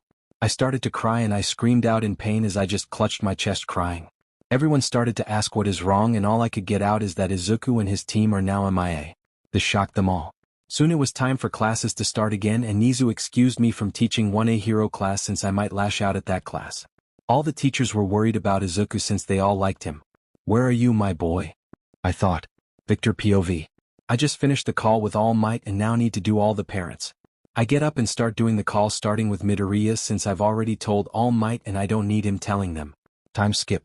I was sitting in my chair at my desk and just slumped down. It was really hard to call all my top students' parents and tell them that their kids went MIA on the mission. It was meant to be a small-time gang and not this. I really hope the students come out alright from this and I just hope the media doesn't get wind of this. Tier POV. Everyone is still searching for the vanguard. Robin and the other team have already arrived since Robin had called in a favor for a teleporter quirk to be used from another agency to get them here on the ground quicker. It has now been over an hour since the kids have gone MIA and we still don't have any traces of them or any records on cameras nearby that they left. All the top figures on the ground were gathering for a meeting to decide the next actions. As I arrived at the meeting room that we set up in a police tent that was on the scene, we all started to sit down. The meeting was called to start, but then I started to hear static noise from my radio that I kept on me. This radio is not the current one we are using. It's the one from the mission. Everyone in the meeting room just looked at me wondering why I had brought a radio into the meeting, and Robin was about to tell me to get rid of it when, "Hello, this is Paragon checking in. Please respond." "Anyone?" came through the radio. Everyone froze at the sound of Paragon's voice. I jumped up from my seat and then pressed the button to talk back. "Paragon, this is Tyr. We've been trying to get a hold of you for a while. You all have been MIA for nearly an hour and a half. Where are you?" We were all happy that we got connected with the Vanguard but became confused with what Paragon said next. "Tyr, we have been at the meetup point that our map said to be at. Where are you? We encountered heavy resistance and had no backup.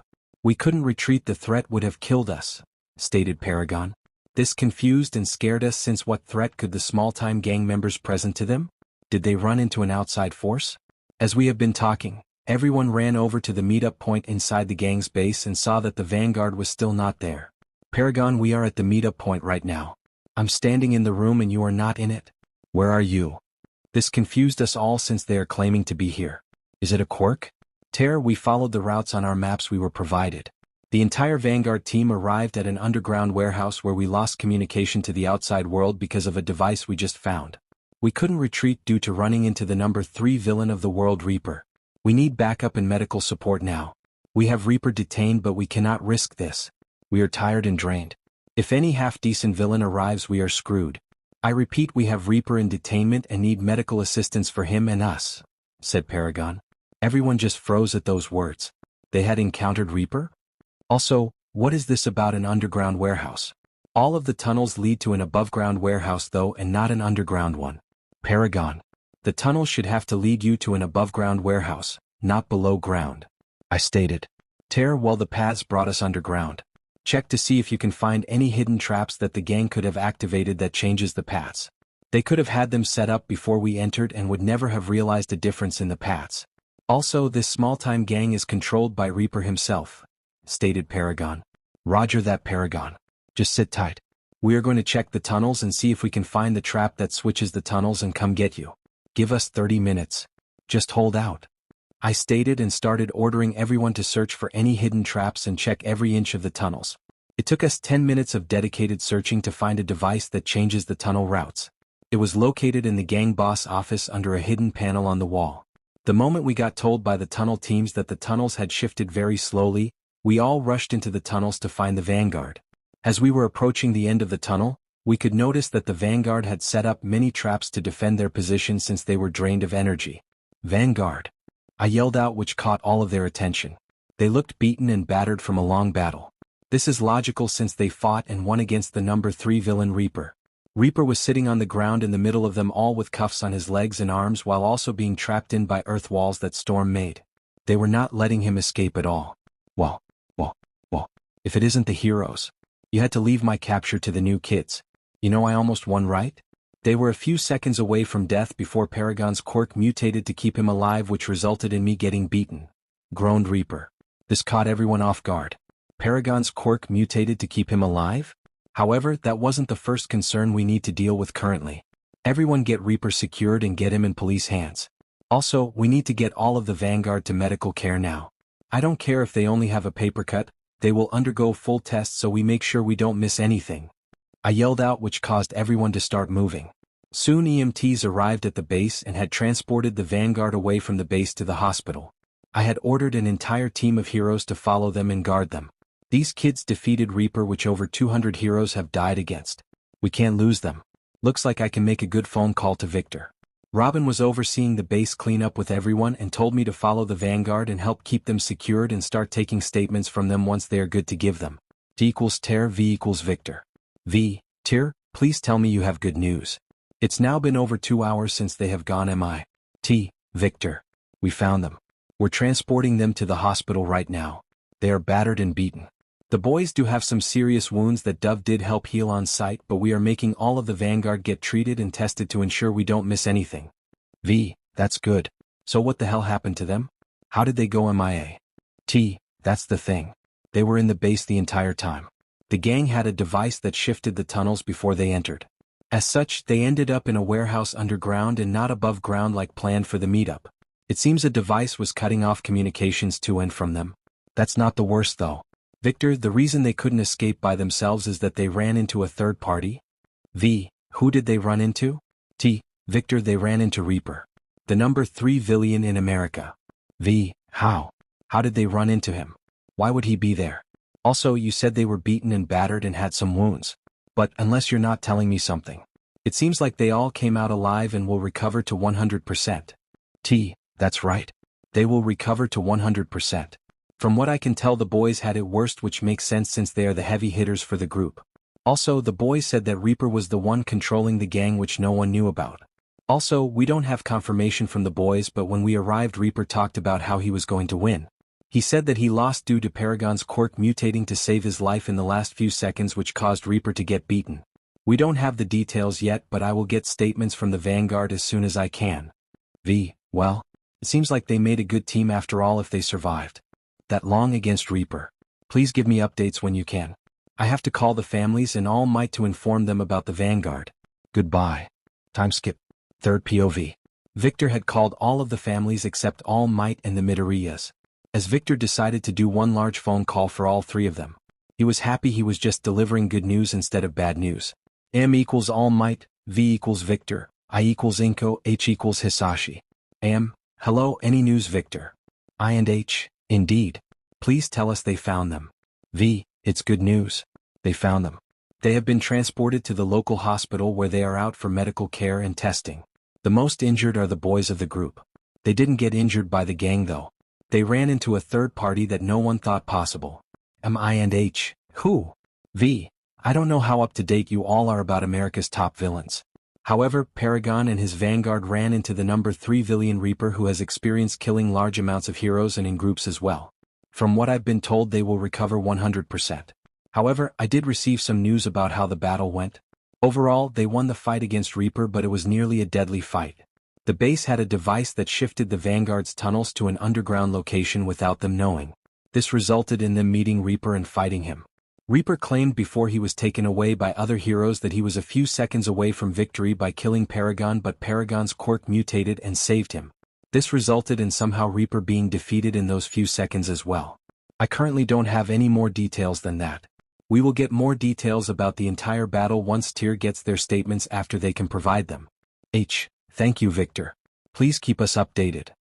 After Victor left the call, the three left started to talk about how Izuku most likely gained a new quirk instead of a mutation. They wondered what it was that saved him. All Might also let the other two that he had felt OFA react to something earlier in the day but didn't know what. Now he had the answer. They were all glad that the Vanguard walked away from this alive from Reaper. According to Victor's details, the Vanguard had a long drawn-out battle, which is a testament to their group since Reaper has been known to kill all his targets within 5 to 10 minutes even in groups, while the Vanguard survived over an hour fighting him. Time skip. Izuku POV. After Reaper said what he said, we were all pulled away from the base and put in transports to get to the hospital. I started to cry a bit since I could no longer see that everyone was okay. When we get to the hospital, please put all of my team in the same room. Please. I begged. The hero assigned to follow my transportation and the EMTs were shocked for a second. I understand, I'll make sure to have that requested and we'll have the Hearts Agency throw their weight around to get it done if needed. I understand kid, since this was your first team mission, you want to keep everyone in your line of sight, stated the hero. Soon we arrived at the hospital and were carted off into the building. I could hear the voices of the other vanguards request to be put in the same room as well. The nurses said they would see what they could do once everyone was checked over by doctors. Soon 30 minutes passed and I was informed that everyone checked out relatively okay. Lucas, Alex and I would end up with a large scar that expands across all three of us. The scar was healed by the nurses with healing quirks and made to be light as possible. However, it is still noticeable if you look directly at it. After we were healed, we were all moved into a VIP room that the Hearts Agency requested for us. Izuku! Yelled everyone since I was last to be wheeled in. I really wanted to cry but I refused to do that in front of strangers. Hey everyone, I said as I gave everyone a slight smile. My bed was placed in between Lucas and Alex at my request while the girls were on the opposite side of us so we could all face each other with relative ease. Soon we were left alone by the staff and only had a hero guard outside the room. Lucas, Alex, how well can you move? I asked, trying not to tear up. They responded they are sore but can move around, and asked why. Can you two move to my bed please? I asked with some tears coming down my face. I was losing control of myself. My emotions were a mess since we almost died today. Lucas and Alex got up and dragged their IVs with them and got onto my bed and snuggled next to me. If you looked close you could see the scar run across all three of us in a perfect line. I put my hands on Lucas's and Alex's chest and started to apologize to everyone. I'm sorry everyone. I am the leader and I lead you guys to a death trap. I should have noticed we were in the wrong place, I said while starting to cry more. By now the girls had moved to the side of my bed and everyone was saying it wasn't my fault since they didn't notice either. Lucas and Alex just started to run their hands through my hair and started to kiss my neck. After a while of getting pampered by my lovers, I fell asleep in their hold. Skylar POV. Izuku was apologizing to us. He shouldn't have, since no one knew about the shift in the tunnels, nor did the Hearts Agency know about the gang's connection to Reaper. If they did, they would not have let us on that mission or at least go alone. I think it's clear that we will need to pay attention to Izuku's emotions for a while since he is going to take the largest hit because of this. He is going to blame himself for everything since he is our leader, but that isn't fair since not even the Hearts Agency knew about Reaper or the tunnels.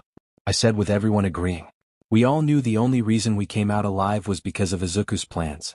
He was the reason they survived as long as they did, and without him, they would just be another body on the ground. Tier POV. I was standing outside the Vanguard room because I heard crying. I listened in because I knew we were going to need to help these kids deal with their emotions after this. They came so close to death but came out on the other side.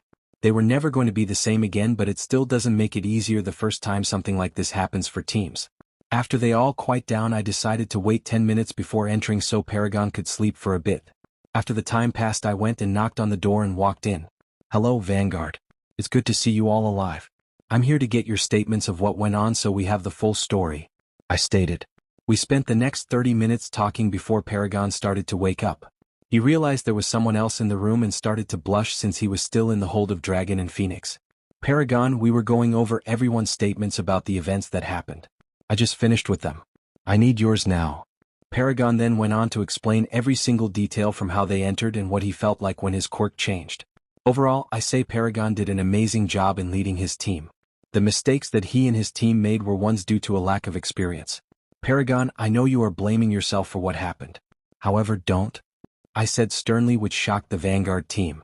If anyone is at fault, then it is mine and the Hearts Agency fault. We made the assumption that it was just small-time gang members and didn't take into account the risk of third parties. If anything, we should have assigned several experienced pros to be with your team but had them keep a hands-off policy until something drastic happened. I explained to Paragon and could see his face ease up since he let some of the guilt go. That's good, I thought.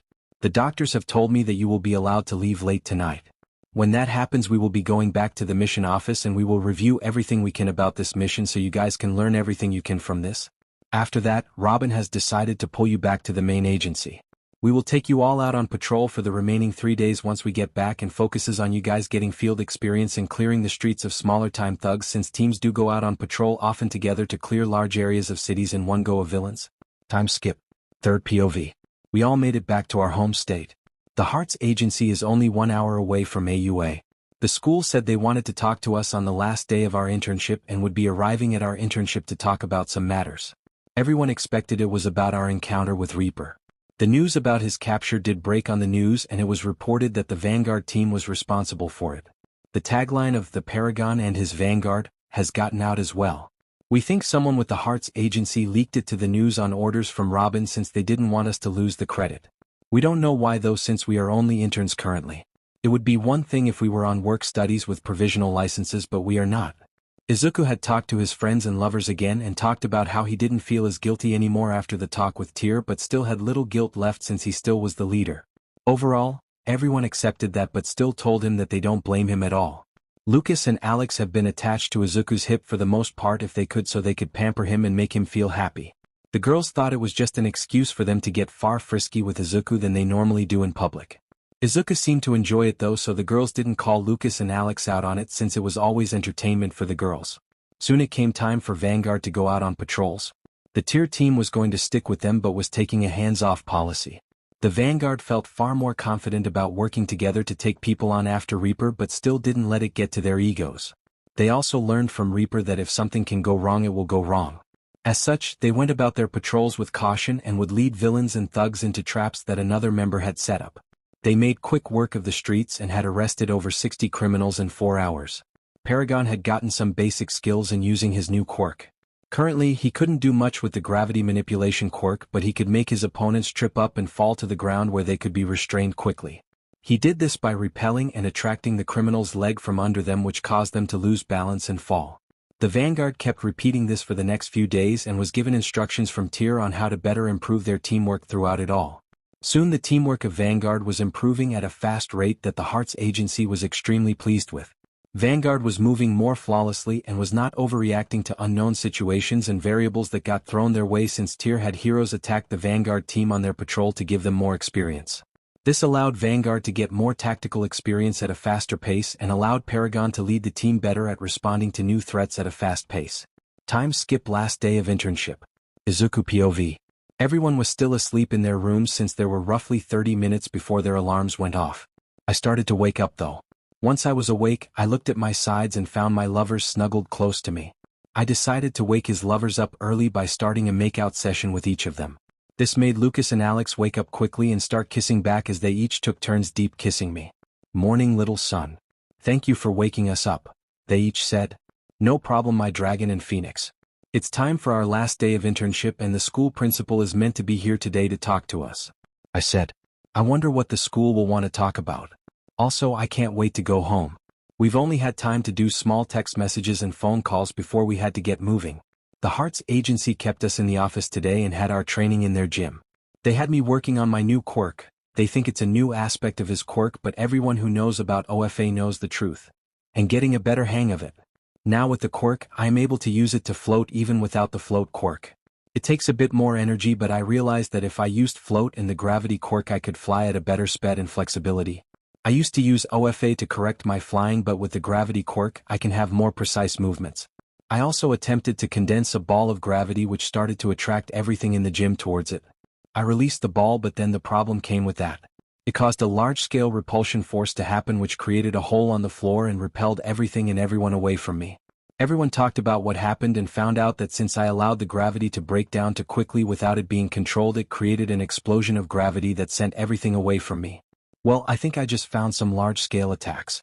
If I'm not concerned about the damage that I could create a large ball of gravity and then let it break down on itself, which would wipe out anyone and anything in the range of the attack. I stated, and this made everyone look at me as if I was crazy, because if I did it on a large scale I could wipe a damn city out, since I only did a very small ball and already wiped the room out. "Little son, please don't test your theory out without the school's permission and them providing a place for you to test it.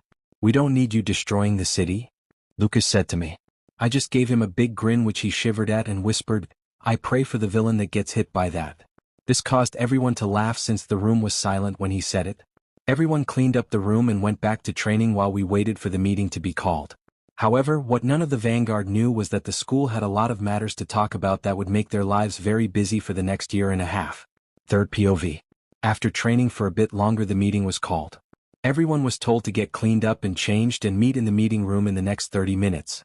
After everyone was changed and cleaned up, the Vanguard team met each other outside the changing rooms and waited for all of their members before heading up to the meeting. They arrived at the meeting room door and Izuku knocked on the door. They were called in by Robin, who was sitting at the head of the table with Principal Victor at his left and Tyr on his right. "Vanguard, please take a seat. We have multiple matters to talk about before we release you to go back to school with Principal Victor," Robin stated. All of the Vanguard members took a seat with Izuku sitting at the other end of the table facing Robin. Lucas and Alex were sitting the closest to Izuku, with the girls sitting spread out next to them. Robin then stood up and bowed his head a bit and apologized for his agency mistake which almost cost the Vanguard team their lives. "We cannot apologize enough for our error. Though you all are powerful individually as most top 30 pro heroes, we should have assigned a team of experienced heroes with you to take into account any external factors that could have and did present themselves in the mission. I am glad you all came out alive with only scars from this encounter," stated Robin. He then sat back down and started talking again. "As you have seen, Paragon, the Hearts Agency did leak the news of your team's victory to help give your careers a boost in the future, since you are only first-year students and were able to take down the number 3 villain. Though it was luck at the end that saved you all, you still won. I know very well you have all learned lessons that were created through blood in that mission. Never forget them, since they will help keep you alive in the future," said Robin with a solemn tone. Indeed, the Vanguard would never forget their first mission before they even had their provisional licenses, since it was a near-death victory. "Second, we recovered the video feeds from underground and compared it with your statements. Everything checked out. The Hearts Agency will be providing copies of the mission files to Principal Victor. The school will help you all go over every single detail of the mission to help learn where you could have done better as individuals and as a team. This is to help you learn everything you can from this nightmare and come out far stronger," Robin said, and then looked over to Victor, who looked back and nodded his head. It seems like they had something far more important than the Reaper incident that they wanted to talk about with the Vanguards. "Paragon, you and your team were not informed of this, but this mission was a test for you all," Robin said, which shocked the entire Vanguard team. "Let me be clear. We had no idea Reaper was there. We indeed thought it was a small-time gang, but we should have still had pro heroes with you. The test was to see your skills and teamwork in the field. If you had passed the test, then the Hearts Agency would have offered you all a work study the moment you received your provisional licenses. I do want to note that you did indeed pass with flying colors, considering what happened. However, we must ask if you are all still comfortable with working with this agency with our error that nearly cost you your lives," asked Robin. Izuku then looked at his lovers and friends and saw in their eyes determination. Robin, we are still willing to work with the Hearts Agency. I ask just as the team leader that precautions are taken in the future for my team's safety until we have gained enough experience to be by ourselves. Until then we would like at least 1 to 2 pro heroes to be with us who would take a hands-off approach unless something major comes up that they deemed it fit for them to jump in. Izuku said with a strict tone. Robin, Tyr, and Victor were amazed at Paragon and his vanguard team. It looked like they would not let the Reaper incident slow them down. This made them glad and easier for them to bring up the next topic. As you wish, Paragon. Robin agreed. This brings us to our next topic. To start work studies you must have a provisional license. As such, by a vote of the staff at AUA with the recommendation of the Hearts Agency, it was decided that based on the results of the test during this mission that you would all be recommended to take the exam before this semester is finished. If you all pass the exam your team would be offered a work study at this agency, stated Robin. This shocked us all. We knew second years got their provisional license the first semester and could petition to take the full exam at the end of their second year if approved by the school, but for us to get permission to take the provisional exam in our first semester is unheard of. We agreed to take the exam, but it seemed like they still had one more thing to talk about. The next thing would be even more shocking. We have one more item to discuss that is also related to your exams, stated Tyr. Indeed, by agreement of the staff of AUA and the Hearts Agency, it has been decided that your education will be accelerated moving forward, stated Principal Victor. We all asked what he meant by that and the answer shocked us. We mean that moving forward you all will be placed in a separate class from 1A and 1B. This class will be called 1V Vanguard, and will aim to have you all graduate with your full hero license by the end of your second year. Students that petition for the full hero exam still have to attend school for training in general education. However, you would not be if you pass all exams and obtained your hero license via the accelerated program we want to put you in. This means that you would be training and studying nearly 24/7. We would have workout routines that you would need to stick to or surpass, and your free time would be limited. You would be expected to stay hours after normal school to stay ahead of your studies and training. Our goal is to have you learn 2.5 years of education in 1.5 years, but sooner if you all could pull it off. You would also be performing a work study during this time which would limit your freedom even more. Do you understand what we are offering and the demands we are expecting if you accept this? Stated Victor with a strict tone. Izuku POV. They just offered us to graduate early if we can handle their accelerated program. This was shocking to me and the entire Vanguard. I had asked them for some privacy so the Vanguard and I could talk about the offer. They accepted and said they would be back in 10 minutes. Once they left I looked at my team and asked what they thought. Everyone was silent for a few moments. Then Lucas spoke up. I think we should agree. We were planning to go plus ultra anyway and aim for the full hero exam in our second year anyway. This way we could graduate fully and go full-time sooner than planned. We all lived together so we could sync our lives to fit the demands they would be giving us. We also have little son's home where we can work out and relax, so we don't have to really go anyway to enjoy ourselves since the house has all the entertainment we really need, said Lucas. Everyone started to agree with that viewpoint. Sophia then started talking as well. We all agreed to help Izuku handle the burden of the legacy anyway. This would just get us prepared faster as well since we don't know when the monster would strike. This made everyone tensed. That had been the reason they were pushing themselves. Indeed, they all wanted to be heroes to save people and didn't really care for fame or money since their families already had that. Instead, they wanted to support me in upholding peace and ending the 200-year-old war with the monster.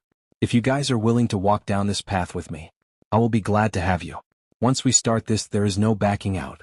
We will be running straight into the jaws of death. The monster we will be hunting at the end is far stronger than Reaper was, I stated. Everyone turned to look at me and just told me they would always be with me, for they are the vanguard of the Paragon. This made me so happy. Soon the Victor, Tyr, and Robin entered the room and asked for our decision. We will do it.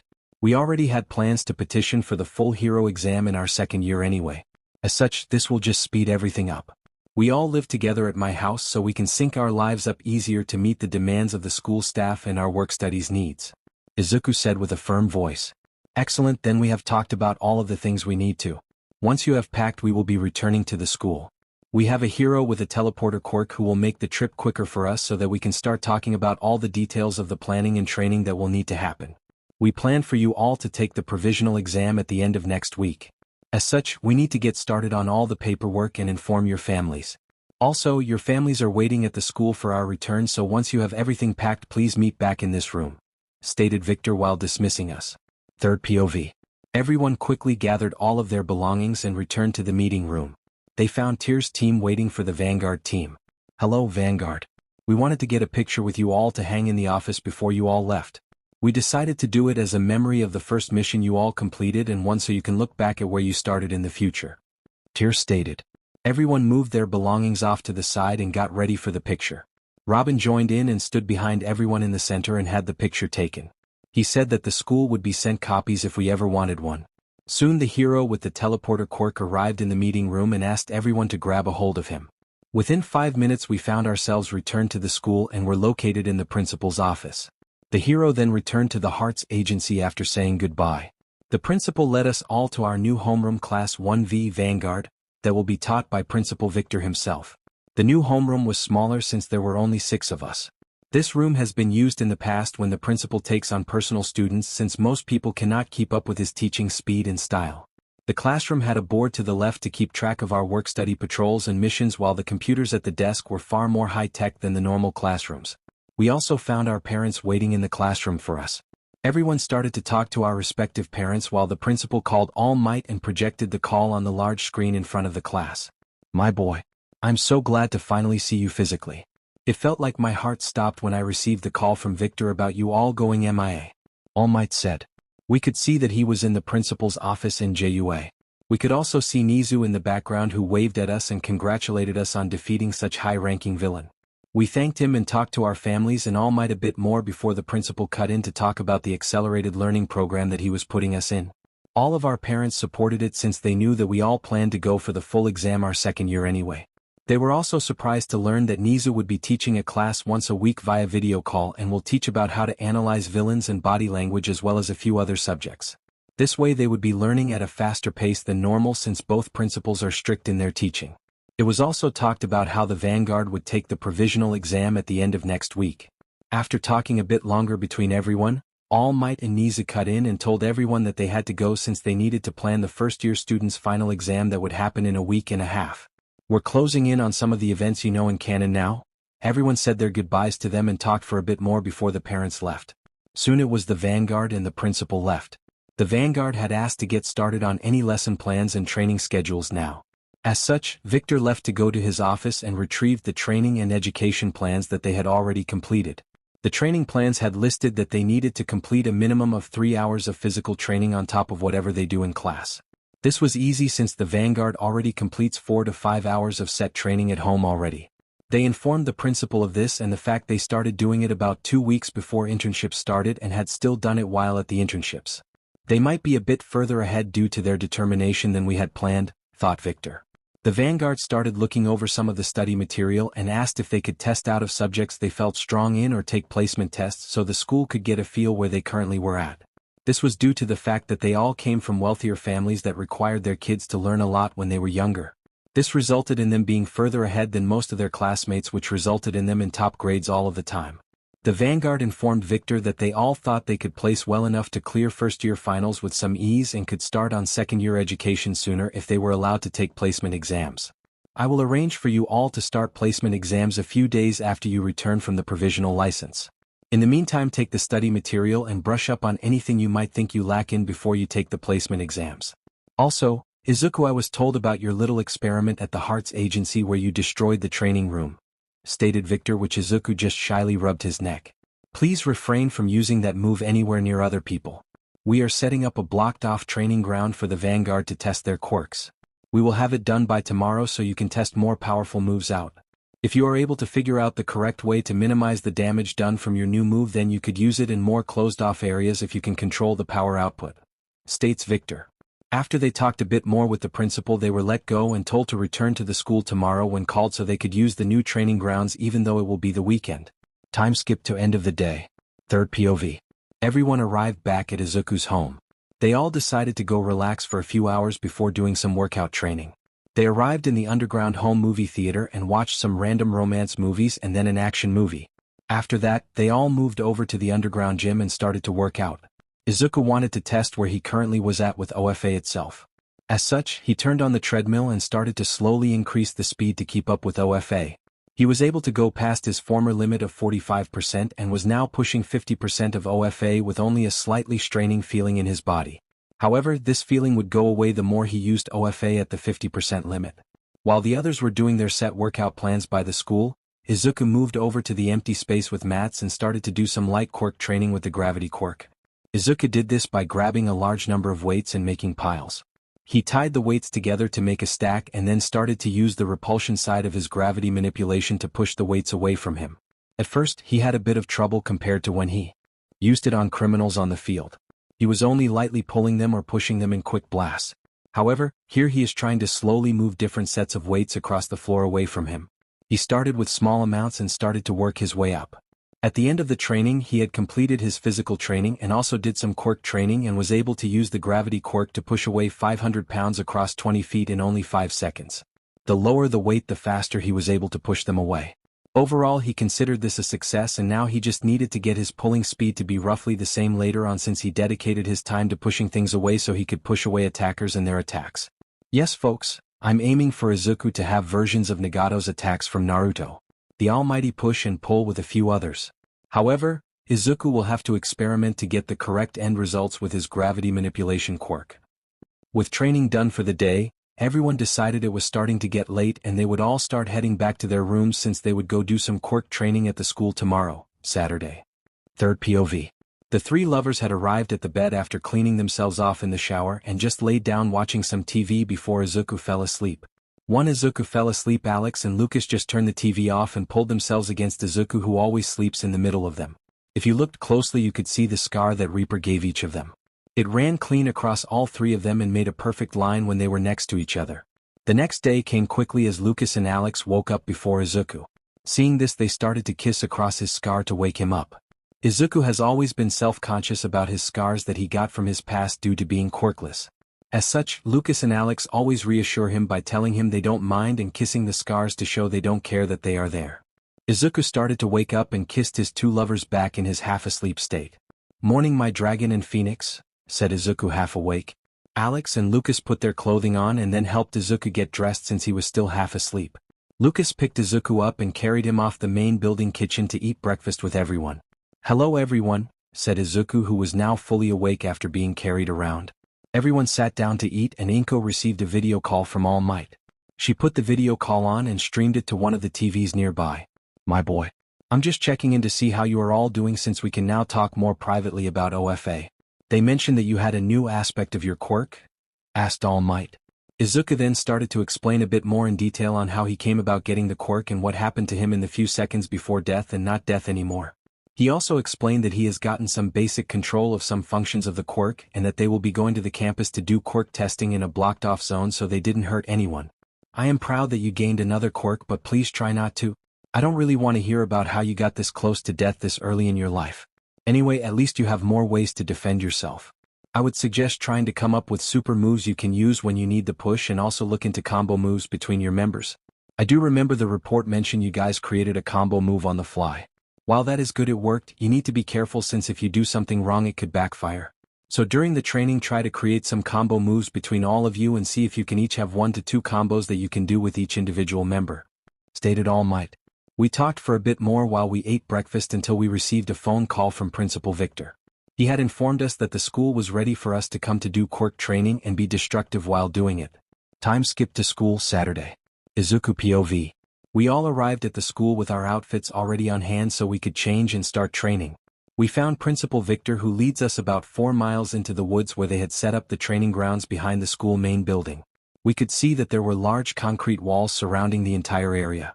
The school has someone similar to Semitas on hand but can manipulate earth as well as concrete.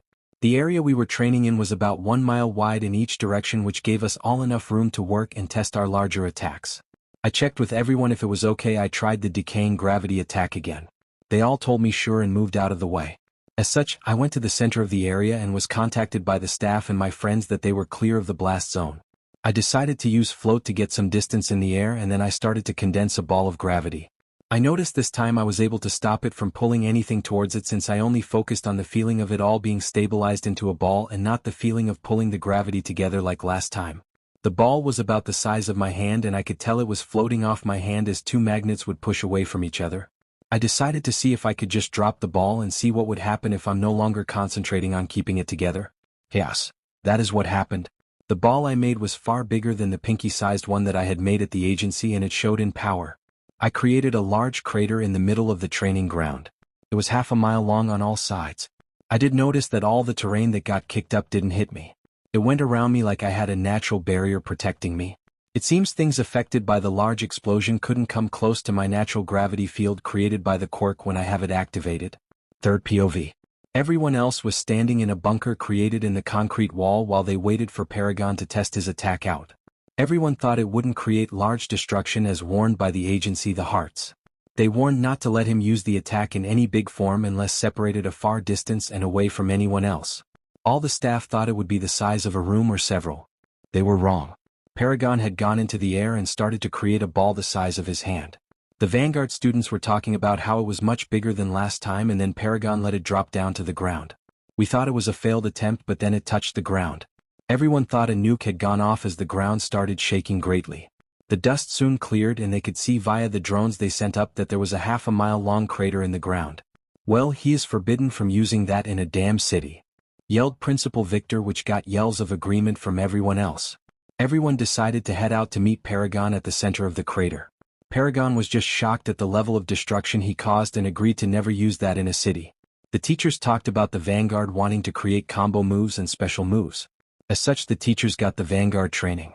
Paragon had asked the teachers to provide him with multiple targets if they could. As such, they called in a hero in training from the third years that had a clone quirk that allowed him to make copies of himself. Paragon started to fight a mass of them but was getting annoyed at the numbers. As such, in a fit of annoyance, E threw up his arms and channeled his gravity to repulse everything nearby. This caused all the clones to go flying back and getting knocked out. The teachers approved of that move being used more often since it was far less destructive and worked well on groups.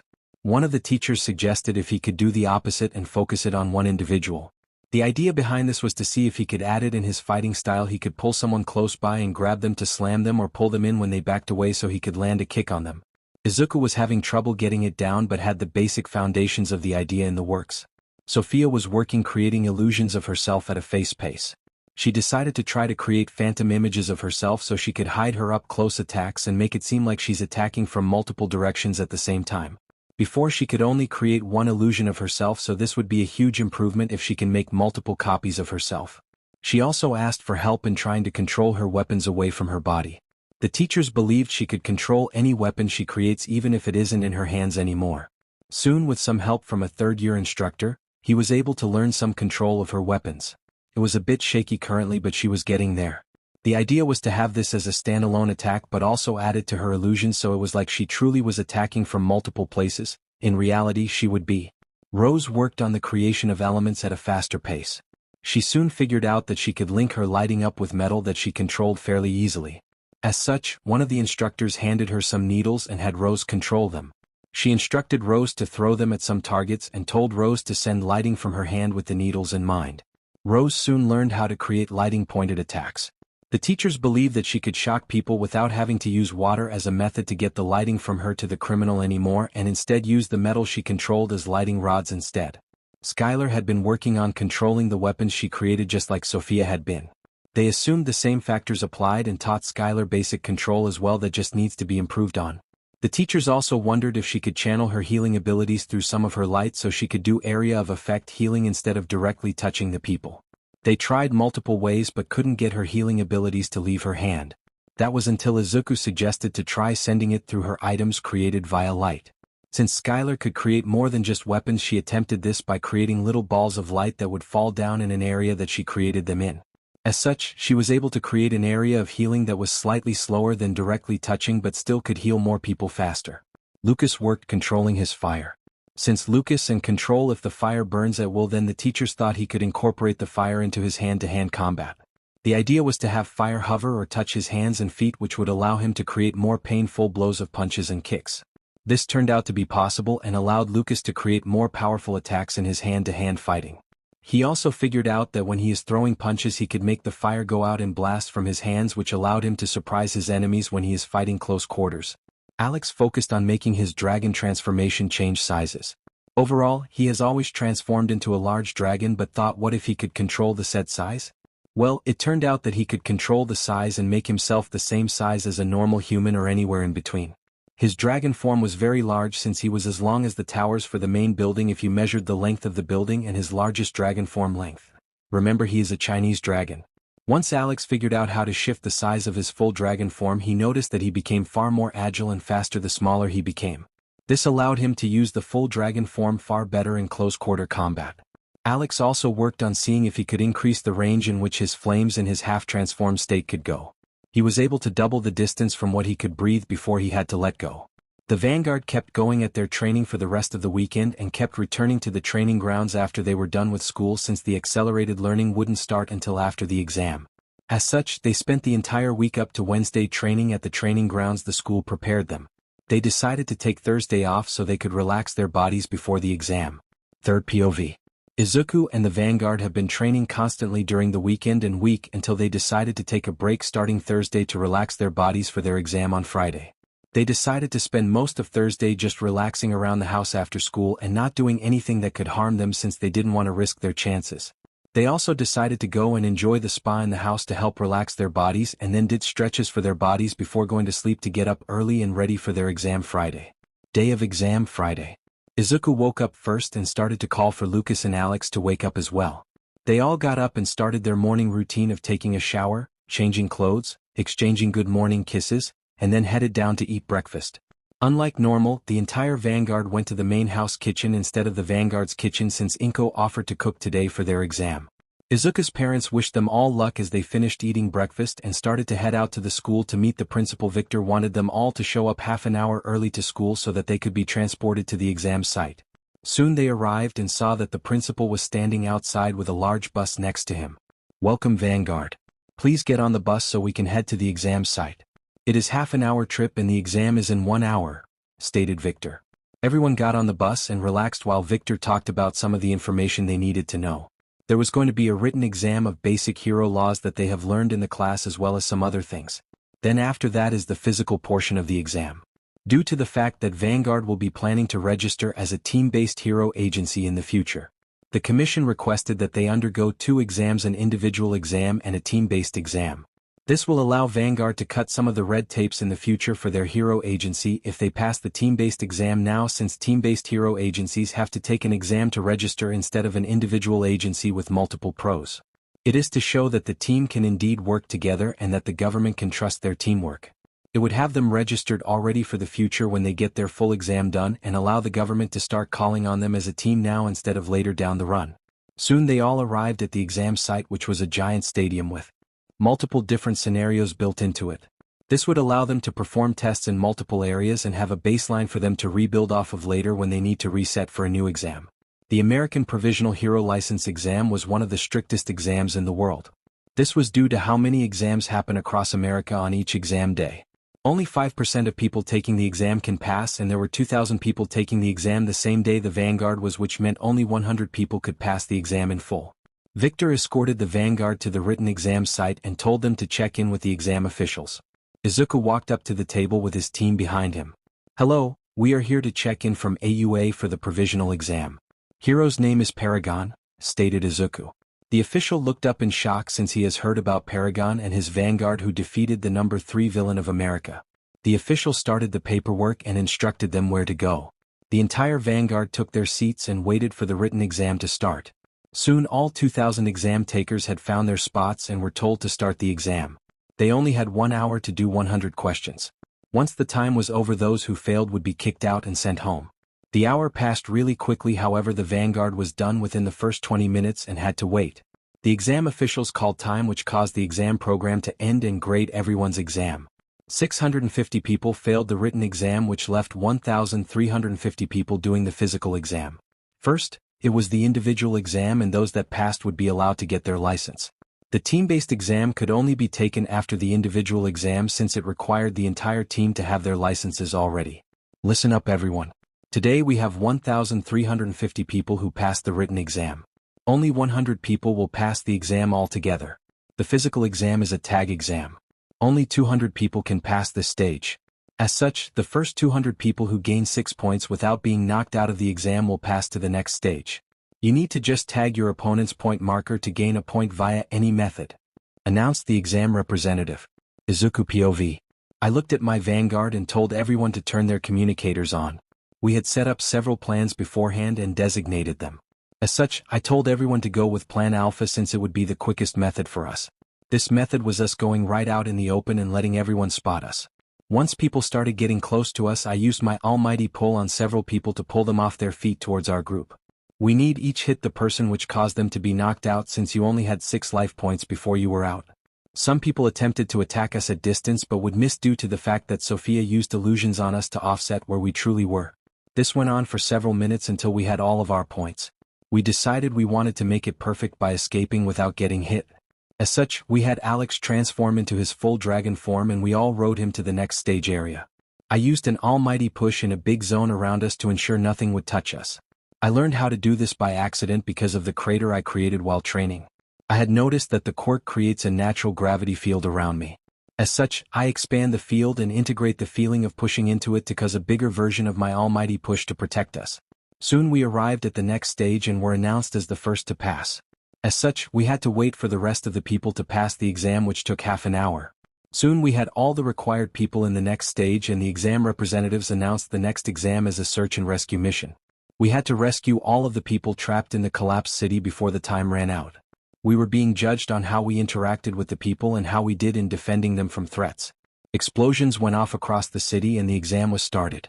The vanguard went in as a team and found a large group of injured civilians. We asked them if they knew of any life-threatening injuries that we need to deal with before we started evacuating them out. A few pointed out to a group of people that had lethal-looking wounds.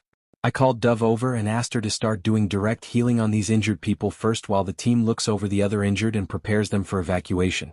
Dove started her work while Storm and Azrael guarded the entrance.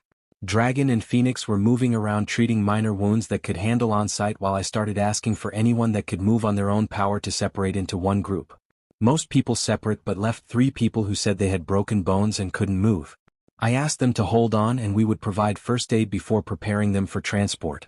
They accepted and waited with me before Dove came over. She told me that she healed the major injuries enough for transport. This left us with 6 people that needed to be transported. I called for several people who looked less injured to help move the non-moving people. We had Storm create hardened earth in the shape of long stretchers so the injured people could be moved. We loaded the injured up and had them positioned in the middle of the civilians. Listen up. We will be moving as an entire group. If someone attacks, we will deal with them. Just keep moving as we will have an illusion cast on the group that shows the entire group behind the actual group by about 20 feet. As such, even if villains appear, keep moving and you will be safe.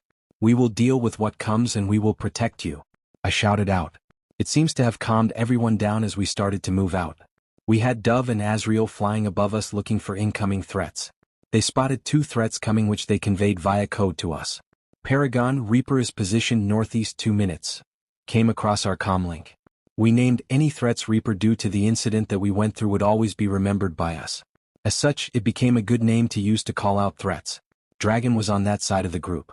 So he half-transformed and started to move to intercept the threat. The civilians noticed he moved away from the group and then heard the fighting. They were impressed that we didn't let them know about threats coming until we had already started to deal with them. We encountered several more threats that we each dealt with quickly without the civilian group coming to a stop. Soon we made it to the medical tents and had dropped off the civilians.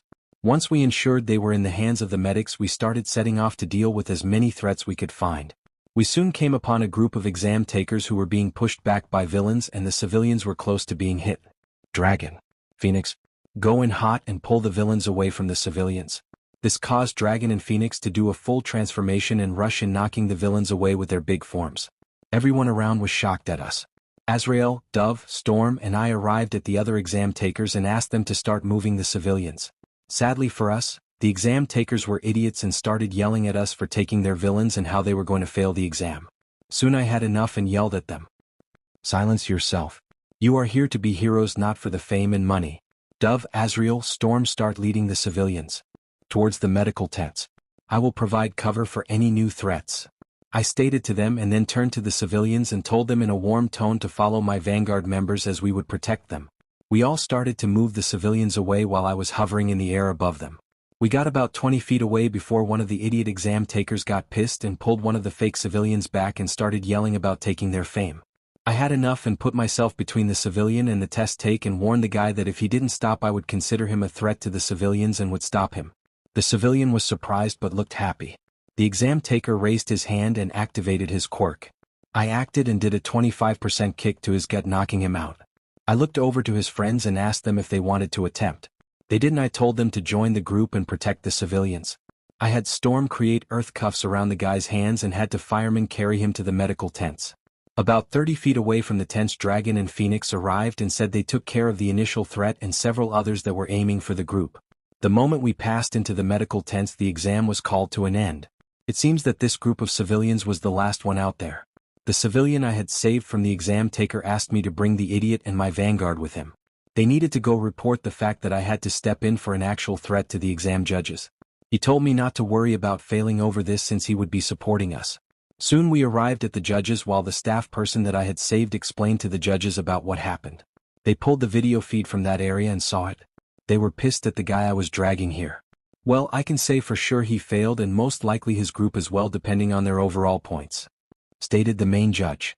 Then he looked up at my group and me and motioned us to follow the judges into a different room. We entered a room with other staff people and also saw the principal of our school. When he saw us with the judges he got scared a bit.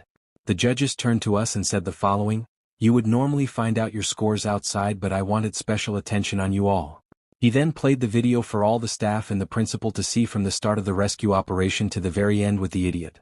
Everyone was shocked at the vanguard. I was warned you all were an excellent team and would be taking the team-based exam. However, I think it's safe for us to pass you without completing it. The exam is focused around a battle group where you need to defend civilians from villains and you are the sole team on the field. However, based on how your entire team acted as a team during this, the judges and I agreed that we would pass you on both exams. Congratulations, you have passed your provisional hero license exam, Paragon, Dragon, Phoenix, Azrael, Dove, and Storm. When the judges said this, we were all shocked. We had passed the entire exam with perfect scores which showed on the screen above us, and we were given a passing grade for the team-based exam without even taking it because of our teamwork and dealing with the threats like we did in the exam. Third POV. Principal Victor just started screaming out in happiness. He was so proud of our vanguard for what we accomplished at this exam. We set out to do plus ultra work and we did plus ultra and beyond according to him. We just responded that it's the basic things to do when doing hero work while questioning him. This caused everyone in the room to laugh since most heroes were not like us who wanted to save people instead of getting famous and getting money. We were soon taken to get our pictures taken and given our licenses that had the team designation on them, which showed that Vanguard was an officially recognized team now and that we could do missions as individuals or as the Vanguard team. We also found out that only 67 of the 100 people passed since the others didn't have enough points but could try again during the summer retake attempt. Principal Victor had us all moving back towards the bus, but we soon ran into the idiot from the exam. He saw us and came charging at us.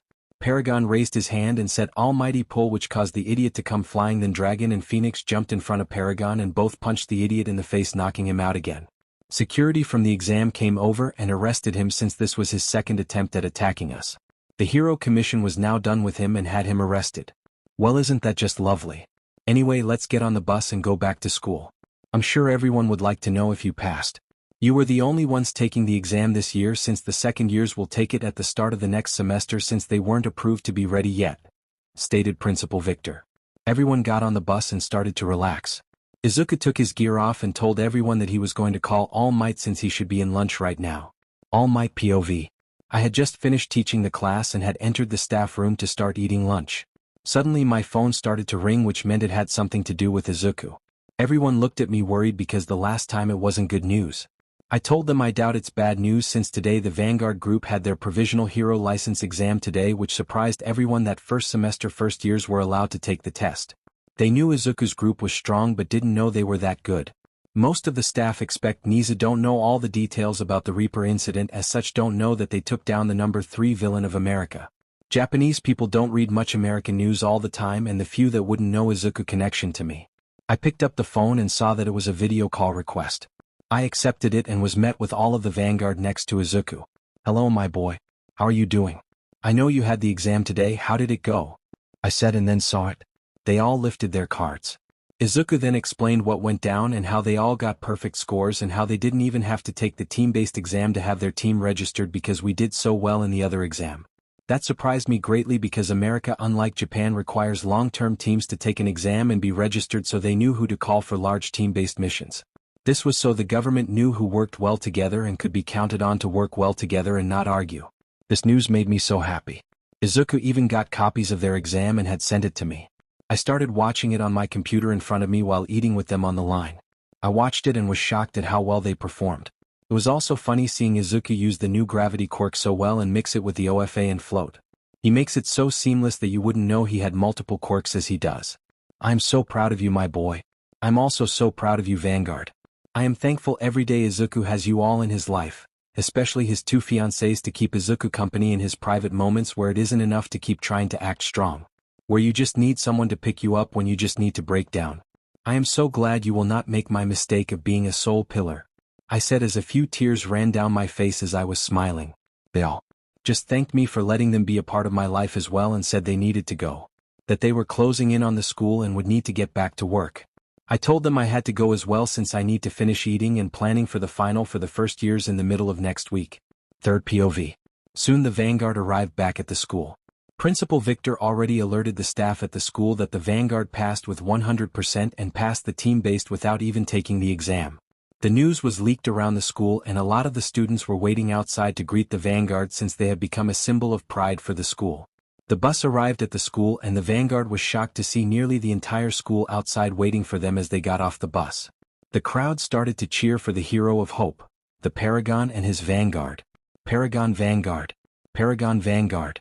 Paragon Vanguard, shouted everyone in a chant. The school soon calmed down as everyone went back to the classes. Principal Victor let the Vanguard know that they had the day off, but he knew they would go train in the training grounds assigned to them only. Soon some of the staff walked out to the Vanguard's private training grounds as it started getting called. The staff could see the Vanguard going all out in their training. You could see Lucas and Alex fighting against Izuku as the girls were having a three-way battle themselves. Soon Izuku started going all out as well. Izuku powered up OFA and used his gravity manipulation at the same time. Izuku kicked the ground, causing parts of the ground to come flying up, and punched the debris he created at Lucas and Alex at his max limit of 50% with a gravitational push at the same time. This caused the debris to go flying at a far faster pace than would be possible at a normal 50% punch. Both Alex and Lucas had to transform and use their increased strength to tank the hits, which still caused a lot of damage. After the attack was done, both of them went charging at Izuku in their forms. Izuku decided to try an experiment by using a push downwards, which caused a field of gravity to be created around Izuku, which caught Alex and Lucas.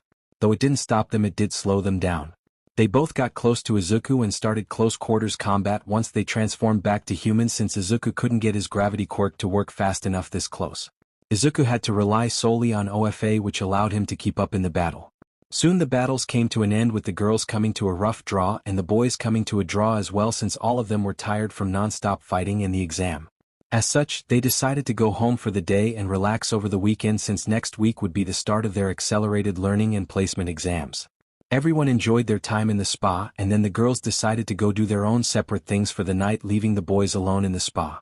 Izuku took Lucas and Alex over to the massage lounge chairs and had them get on them. Izuku then started to give his lovers the best massage he could give with his lacking skills. Though they didn't complain since Izuku wanted to give them it. Time skipped to Monday. Soon the next weekend came to an end. We spent some time doing light training over the weekend or enjoying ourselves in one of the many rooms of the house that had entertainment in it. The day to return to school had arrived, and we would start doing placement tests to judge where we currently are at, so the staff knows how to teach us the quickest. The goal is to finish the education by the end of our second year while also doing the work study with the Hearts Agency, so when we graduate we can operate our own agency. As well arrived in our new homeroom class 1V Vanguard, we saw the principal waiting with a stack of papers on his desk and smaller ones on ours. Good morning, we don't have time to waste to get you graduated by the end of your second year. You will find the first placement test on your desk. It is a revived and harder end of the school year exam for first-year students. Both myself and Nizu have gone over it to ensure that you would have everything you would learn in your first year tested on that. If you pass, we can move on to second year information, which I have some sample tests behind me where I will judge where you are at in regards to second year information, and then we can start learning. Since the principal had taken over our education, we no longer go to other classes anymore besides heroics for physical training and quirk training. As such, we had all the time to take whatever test he gave us. Soon 1 hour had passed and we all finished the first year final exam. The principal put the test in a grading machine while he was watched by several other staff who were in the room the entire time we were taking the test for official purposes. To make sure their test count, once the principal finished entering our test, the machine graded the test and provided a score sheet. "Well, that is amazing," he said. "The ranks are first Alex at 97%, second Izuku at 96%, third Skylar 95%, fourth Lucas 94%, fifth Sophia with 92%, and last at sixth Rose with 91%. Well done. You all passed the harder version of the first-year student exam," the principal stated, which shocked us all since we all scored in the 90% range. This meant that we could just start on the second-year information, where I know most of us will need to study. I'm sure we know 25% of the information, but that isn't enough to pass. After a few more tests, the teachers found our current standing points in regards to the second-year information. We found out that we all know around 30% of the material. As such, the staff would prepare lesson plans based on that to give the principal refresher lessons for us on the material we already know. We would have a quest every 2 weeks to see where we are at before taking the next test. The goal was to get at least 80% of the second-year material done by the end of the second semester, and then finish the second-year info by the middle of the second school year. Then finish all of the third-year material in the time remaining. As such, this started the hell learning we signed up for. Izuku POV. After the threw the idiot out of the ring by it was quite disappointing to say that 1A did so badly.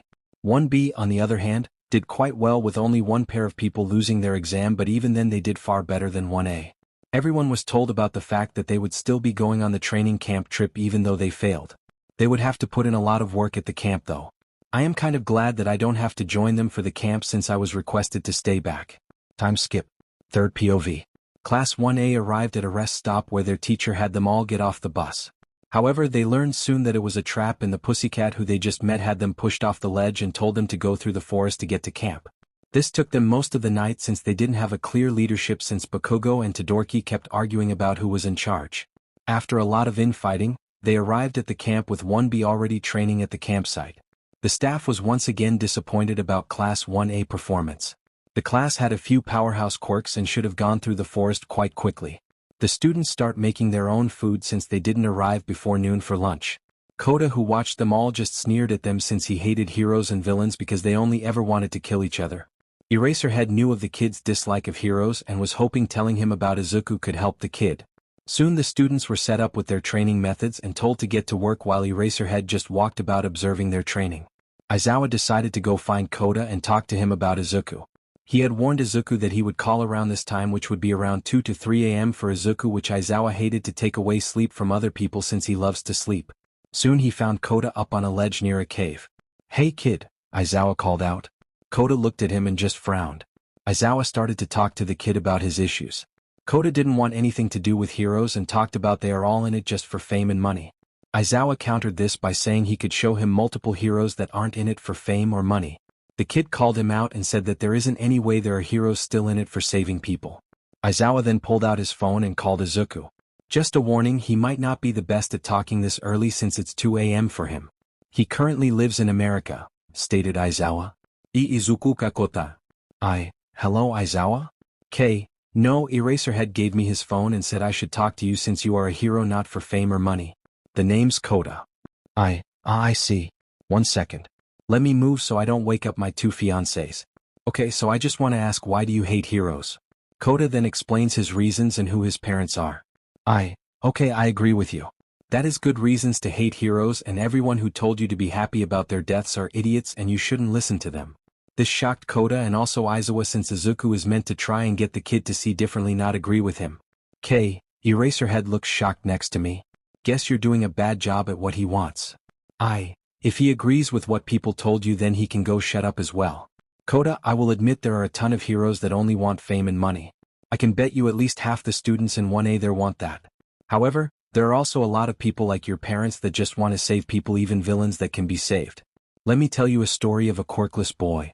Izuku then explains his life but leaves out OFA and stops explaining where he meets his friends and lovers. So Kota, yes, you are right to hate a good portion of heroes, and you don't even have to be a hero if you don't want to be. I just ask that you look at why your parents did what they did. They wanted to help create a better world where you and other children could be safer. However, evil people do exist that enjoy killing just for killing. Thank you. You're the first person to actually agree with me but also present a reasonable different viewpoint. What is your hero's name, by the way? Also, do you think we will ever meet in the future? My hero's name is Paragon.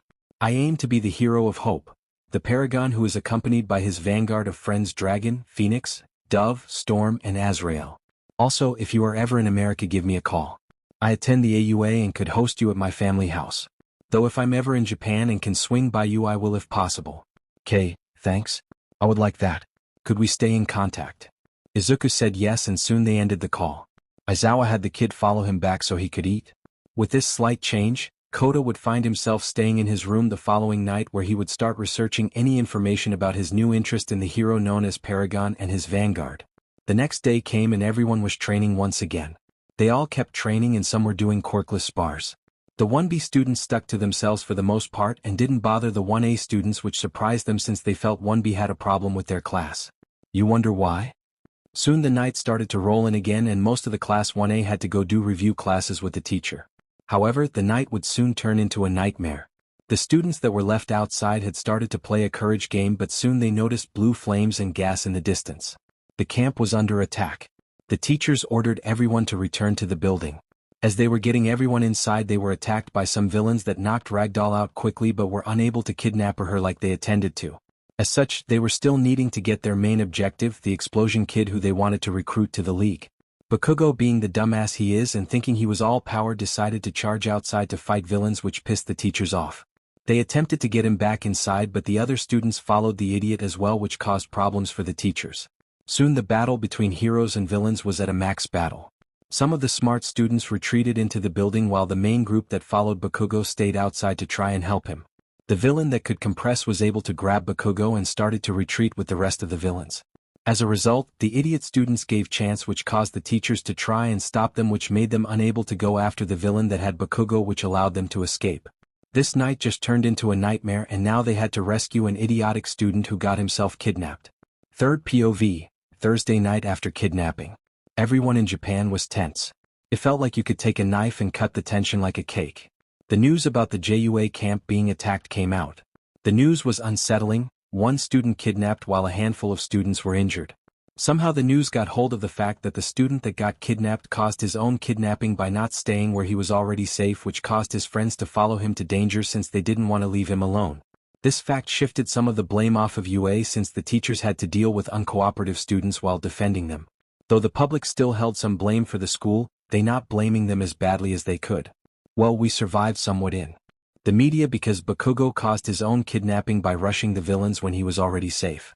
Though we did get hit a bit because we still failed to stop any attack on our students again, stated Principal Nizu. This got some agreements out of the staff before they started to shift to the next topic. The heroes talked about how one of the students was able to place a tracking device on one of the Nomu that attacked the camp. As such, they had a location of where the Nomu was currently at. They also received news from the police that they have spotted some individuals going in and out of a bar that looked like the villains from the camp. As such, they now had 2 locations to raid. They had planned a press conference which they would use to get everyone's attention as the attack forces launch an assault on the 2 locations. Soon everyone was dismissed, but Nizu had All Might stay behind. All Might, you are currently sitting at a 2-hour limit, correct? Do you think you will have any time left if you have to face All for One? Asked Nizu. All Might paused. I don't know.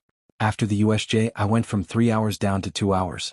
The only reason I didn't go down more is that Izuku helped me punch the Nomu and I could conserve some strength in that fight. All Might said. All Might, I know you won't want to hear this, but call Izuku. Say what you need to say to him because you risk not walking away tomorrow. I know that sounds cold, but we need to face the facts. Would you rather him watch you die on TV without getting to talk to you one last time, or would you rather talk to him one more time and then know you can walk out knowing you said all you needed to say to him? Asked Nizu in a solemn tone. All Might couldn't really disagree. He wished he could have talked to his master in full before her final fight. All Might told Nizu he would go do it right now and then exited the office. All Might POV. Izuku should be waking up roughly now to start his day. He likely hasn't seen the news due to the time difference. M equals All Might, I equals Izuku. Hello All Might. How are you doing? M, it could be better, my boy. I take it you haven't seen the news. No. What's wrong? M, there was an attack by the LOV on the training camp UA took the students to. As such, due to some idiot students' actions, Bakugo got himself captured because he was a hothead and left the safety of the building to fight villains? As such, we will be raiding several locations tomorrow during a press conference. Izuku. This might be it. Izuku POV. I just froze. The Vanguard and my parents became worried when I asked what was wrong but got really worried when I froze. What does All Might mean this might be it? What do you mean this might be it? You sound like this is going to be the last time we talk. I'm sorry because it might be. All for One is the one behind the LOV. As such, I will likely fight my final fight, my boy. I always had a regret that I couldn't say what I wanted to my master before her face down with him. I refused to go in this battle without talking to you one more time.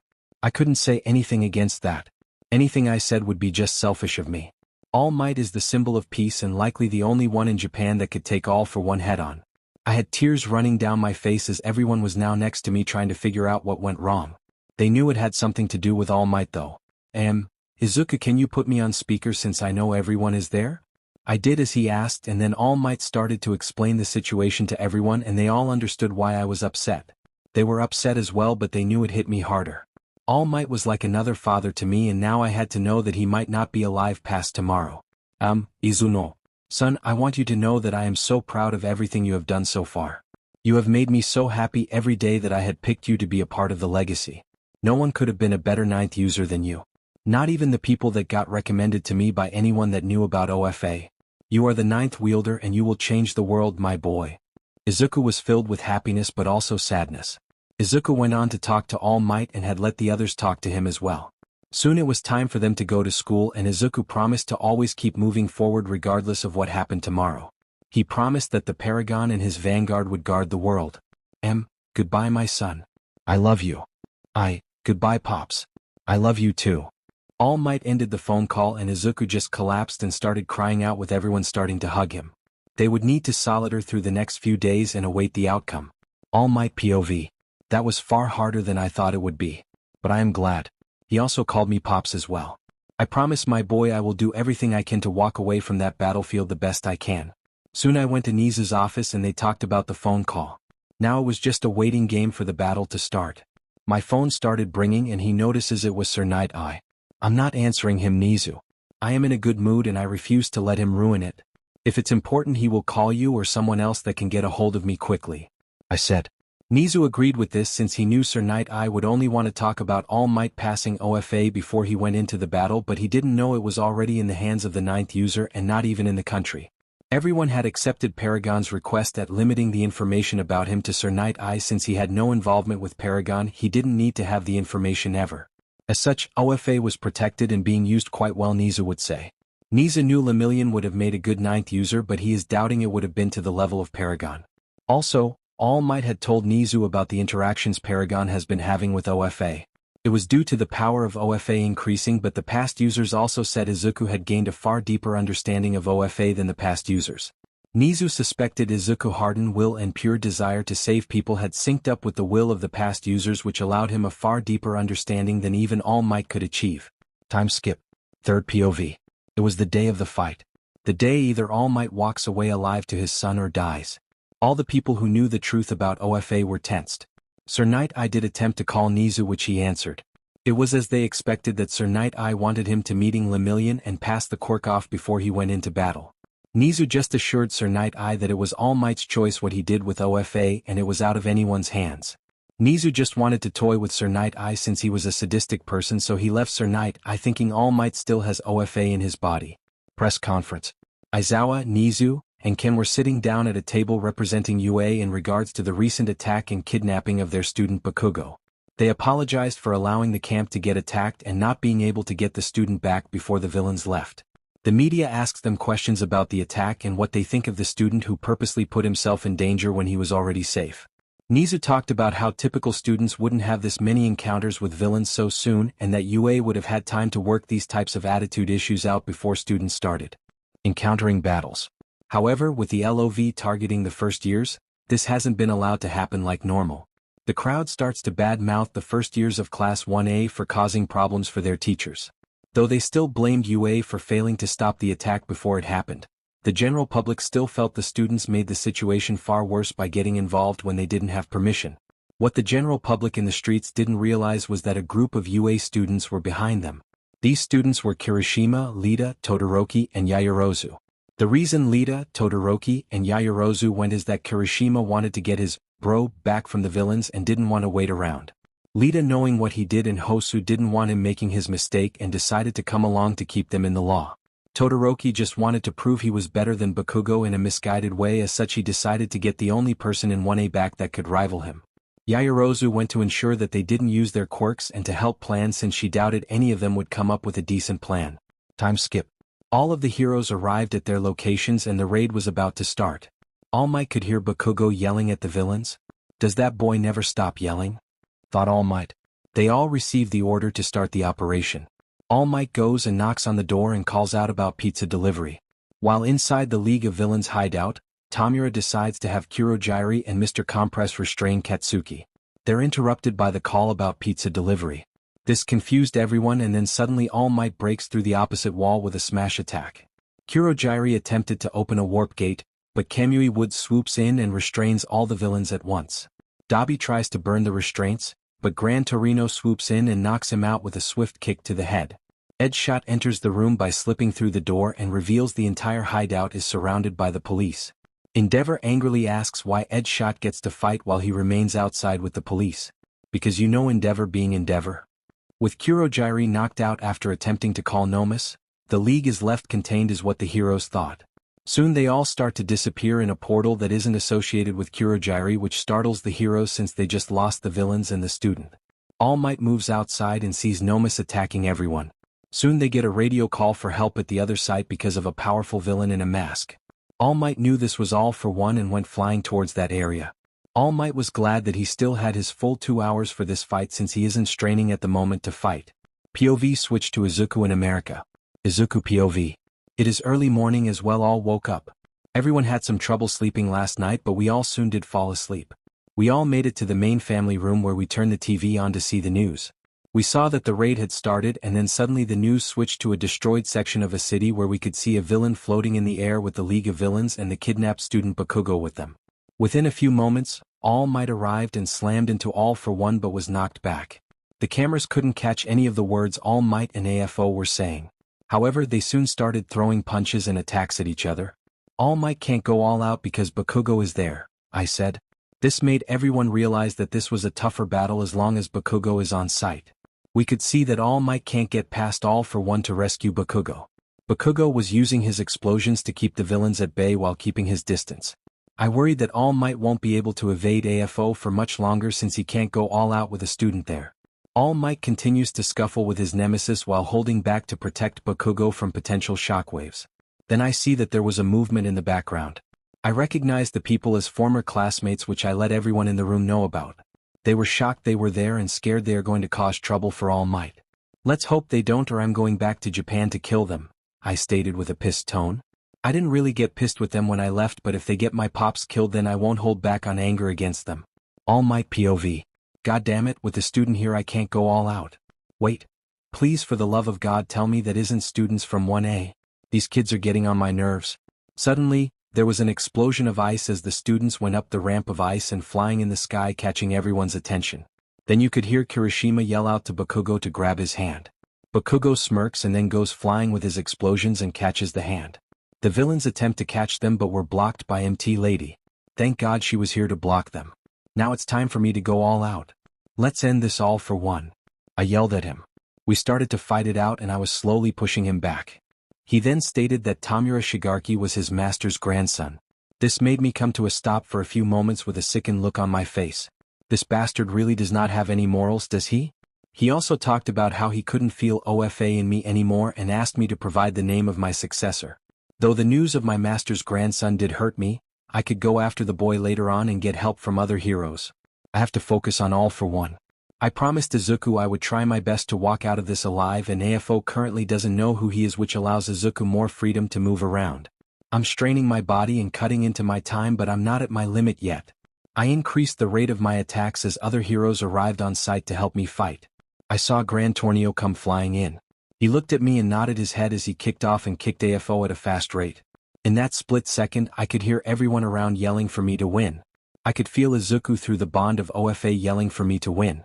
This feeling through OFA caused me to surge with some power as I felt OFA's strength within me somehow as I charged off in the direction of AFO. FO didn't see me move since I was faster than normal and he had turned to attack Gran Torino. In this split few seconds, I had jumped close enough to land a United States of Smash on AFO which caused him to go slamming into the ground. This attack caused massive damage to the area around us. Soon the dust settled all around us and you could see how much damage that attack had caused to the ground. I am a bit pissed that the rest of the league had escaped. However, I should be happy that my form wasn't revealed to the world. Police and other heroes soon arrived at my position where I was with Gran Torino and we had them take AFO away since he was knocked out. Soon media had started to get close to us at the center of the destruction. I haven't fallen out of my buff form but I knew I couldn't hold it for long so I needed to make this quick. I waved over at one of the cameras and they got closer. Izuku POV. We were all watching the TV as All Might was fighting it out. We saw the students all leave the zone with Bakugo which was good that they could do one decent thing to help. Then All Might and AFO started to fight it out. For some reason All Might froze up with a sickened look on his face. Then he started to fight AFO again with other heroes that arrived. Gran Torino showed up as well and started to help All Might. It was at that moment I started to scream for him to win. All Might looks like he was powering up for a large attack. FO had turned away for a few moments to deal with Gran Torino who was annoying AFO. You could hear through the TV as everyone was yelling for All Might to win. Then suddenly OFA activated within me and it felt so painful. It felt like the quirk was going in overdrive that I started to scream out in pain. Everyone got concerned for me since they didn't know what was going on. We suddenly heard All Might yell out United States of Smash on the TV. This attack caused a great deal of damage to the area. It was smaller than when I used the Almighty Devastation attack in the training grounds but still caused a lot of damage. My body was still in pain and I felt like I was going to black out soon but OFA wasn't active anymore so the pain was starting to go away. Next, it's your turn. All Might said while in his buff form, then he turned away and walked to a car that UA Principal Nizu had pulled up in with some staff members. All Might got into the car and they drove away. It was at this point I blacked out. However, I knew deep down what that message meant. Even though he still held his buff form, he didn't have enough time to go out in public much. The symbol of peace had come to an end with only a handful of people knowing about it. Time skip, hospital with All Might. All Might POV. I was lucky that Nizu and the staff had arrived to get me out of the public view. My body was hurting. I dropped my buff form the moment I was in the car with the door closed. Damn it. That battle hurt. I groaned out. Nizu decided to take me to Recovery Girl instead of a hospital since they didn't want the news to get a picture of my form. You did it, All Might. Congratulations, now the question is how much time do you have left in your buff form? Asked Nizu. I thought about it. I shouldn't have any time left is what I thought but I could still feel the flame of OFA left in me. It wasn't as bright as before the battle but somehow it seemed to have gained some strength during the battle which allowed me to save some time left. I started thinking based on the power I had left I should have around 30 to 45 minutes left in my buff form. Not even time to do hero work but enough to hide my skinny form in front of others when I need to. This way I can stall a bit longer so Izuku can graduate and take over my hero duties to the world. I noticed all of the staff in the car. Nizu, Eraserhead, Vlad King, and also Gran Torino who jumped in the car before we left were looking at me for an answer. I don't have a defined answer but I have an estimate of 30 to 45 minutes. Not really enough to do any hero work but enough to hide inside UA and teach if we work things out to save my form. If we play this right we can stall the world from finding out about my form and the fact that the symbol of peace has fallen. I said which caused Vlad and Eraser to question why I wanted to stall but Nizu and Gran Torino figured it out quickly. If I didn't do hero work and announced I was shifting to teaching far more than we could stall until the Vanguard graduate next year. We can figure it out. If we play it right, none of the students will learn of your form. We should be able to create control rooms in the training grounds for you so you can hide in it while teaching the classes. This will cut down on the amount of time you use your form, stated Nizu. This was a smart plan since we will be entering the next semester in a few weeks since this all happened over the summer. Nizu, I'm going to go to America for the rest of the summer break. This will help cut off questions. We can tell people that I went to visit people I know while I heal from the injuries I received in the battle so I can relax before returning for the next semester. Everyone saw that I had a broken arm and was bloody. So they shouldn't ask too many questions since they will respect my right to relax after such a battle. This will allow me not to strain myself in public or at the school, I stated. Nizu and the staff found this logical since All Might has always pushed his limits.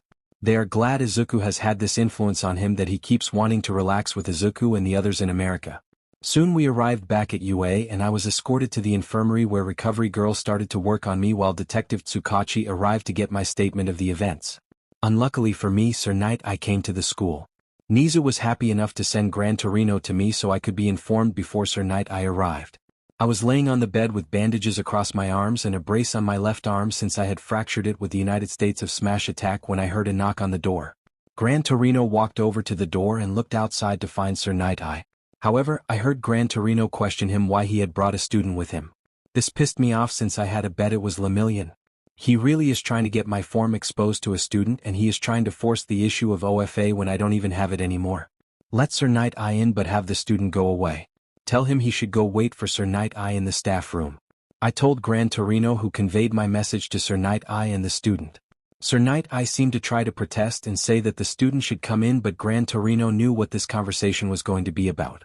Soon Sir Night Eye came into the nurse room followed by Principal Nizu, who knew this conversation could get out of control. As such, he decided to come and help keep it under control if it de-escalates past a point. However, I think he just wants front row seats to the argument.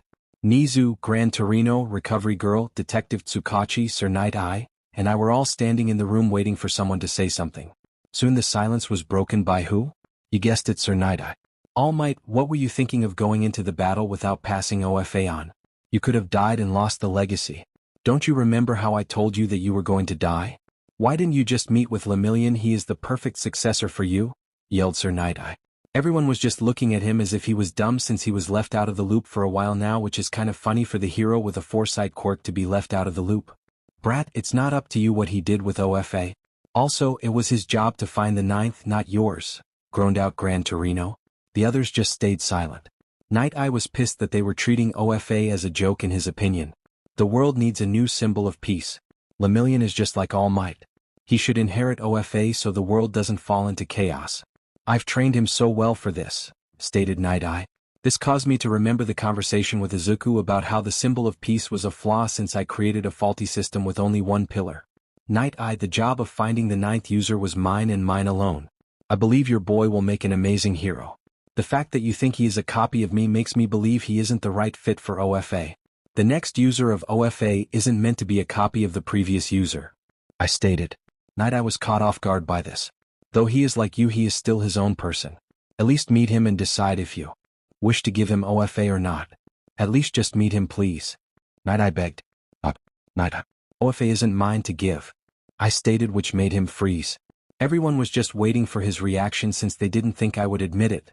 Though they all know I wouldn't tell him about who received it, they know I might as well tell him that I no longer have it. You gave it away? Who did you give it to, and why wouldn't you at least meet Lemillion first before deciding? Also, when did you give it away? Asked Night Eye in a stressed tone. I just started to shake my head. Yes, I gave it away. As I told you, it was my job to find a ninth user. As such, I found a new user for the quirk. Also, I meet them before I truly even consider meeting Lemillion.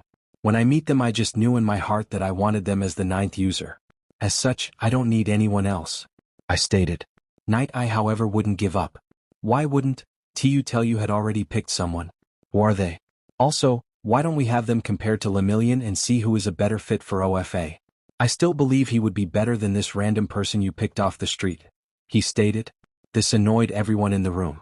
I could even tell that Nizu was annoyed. It looked like he was gripping his teacup really hard since I could see cracks forming where he was holding it. Since Night Eye just suggested they should have a competition of sorts to see who was worthy to hold OFA. Night Eye, are you insane?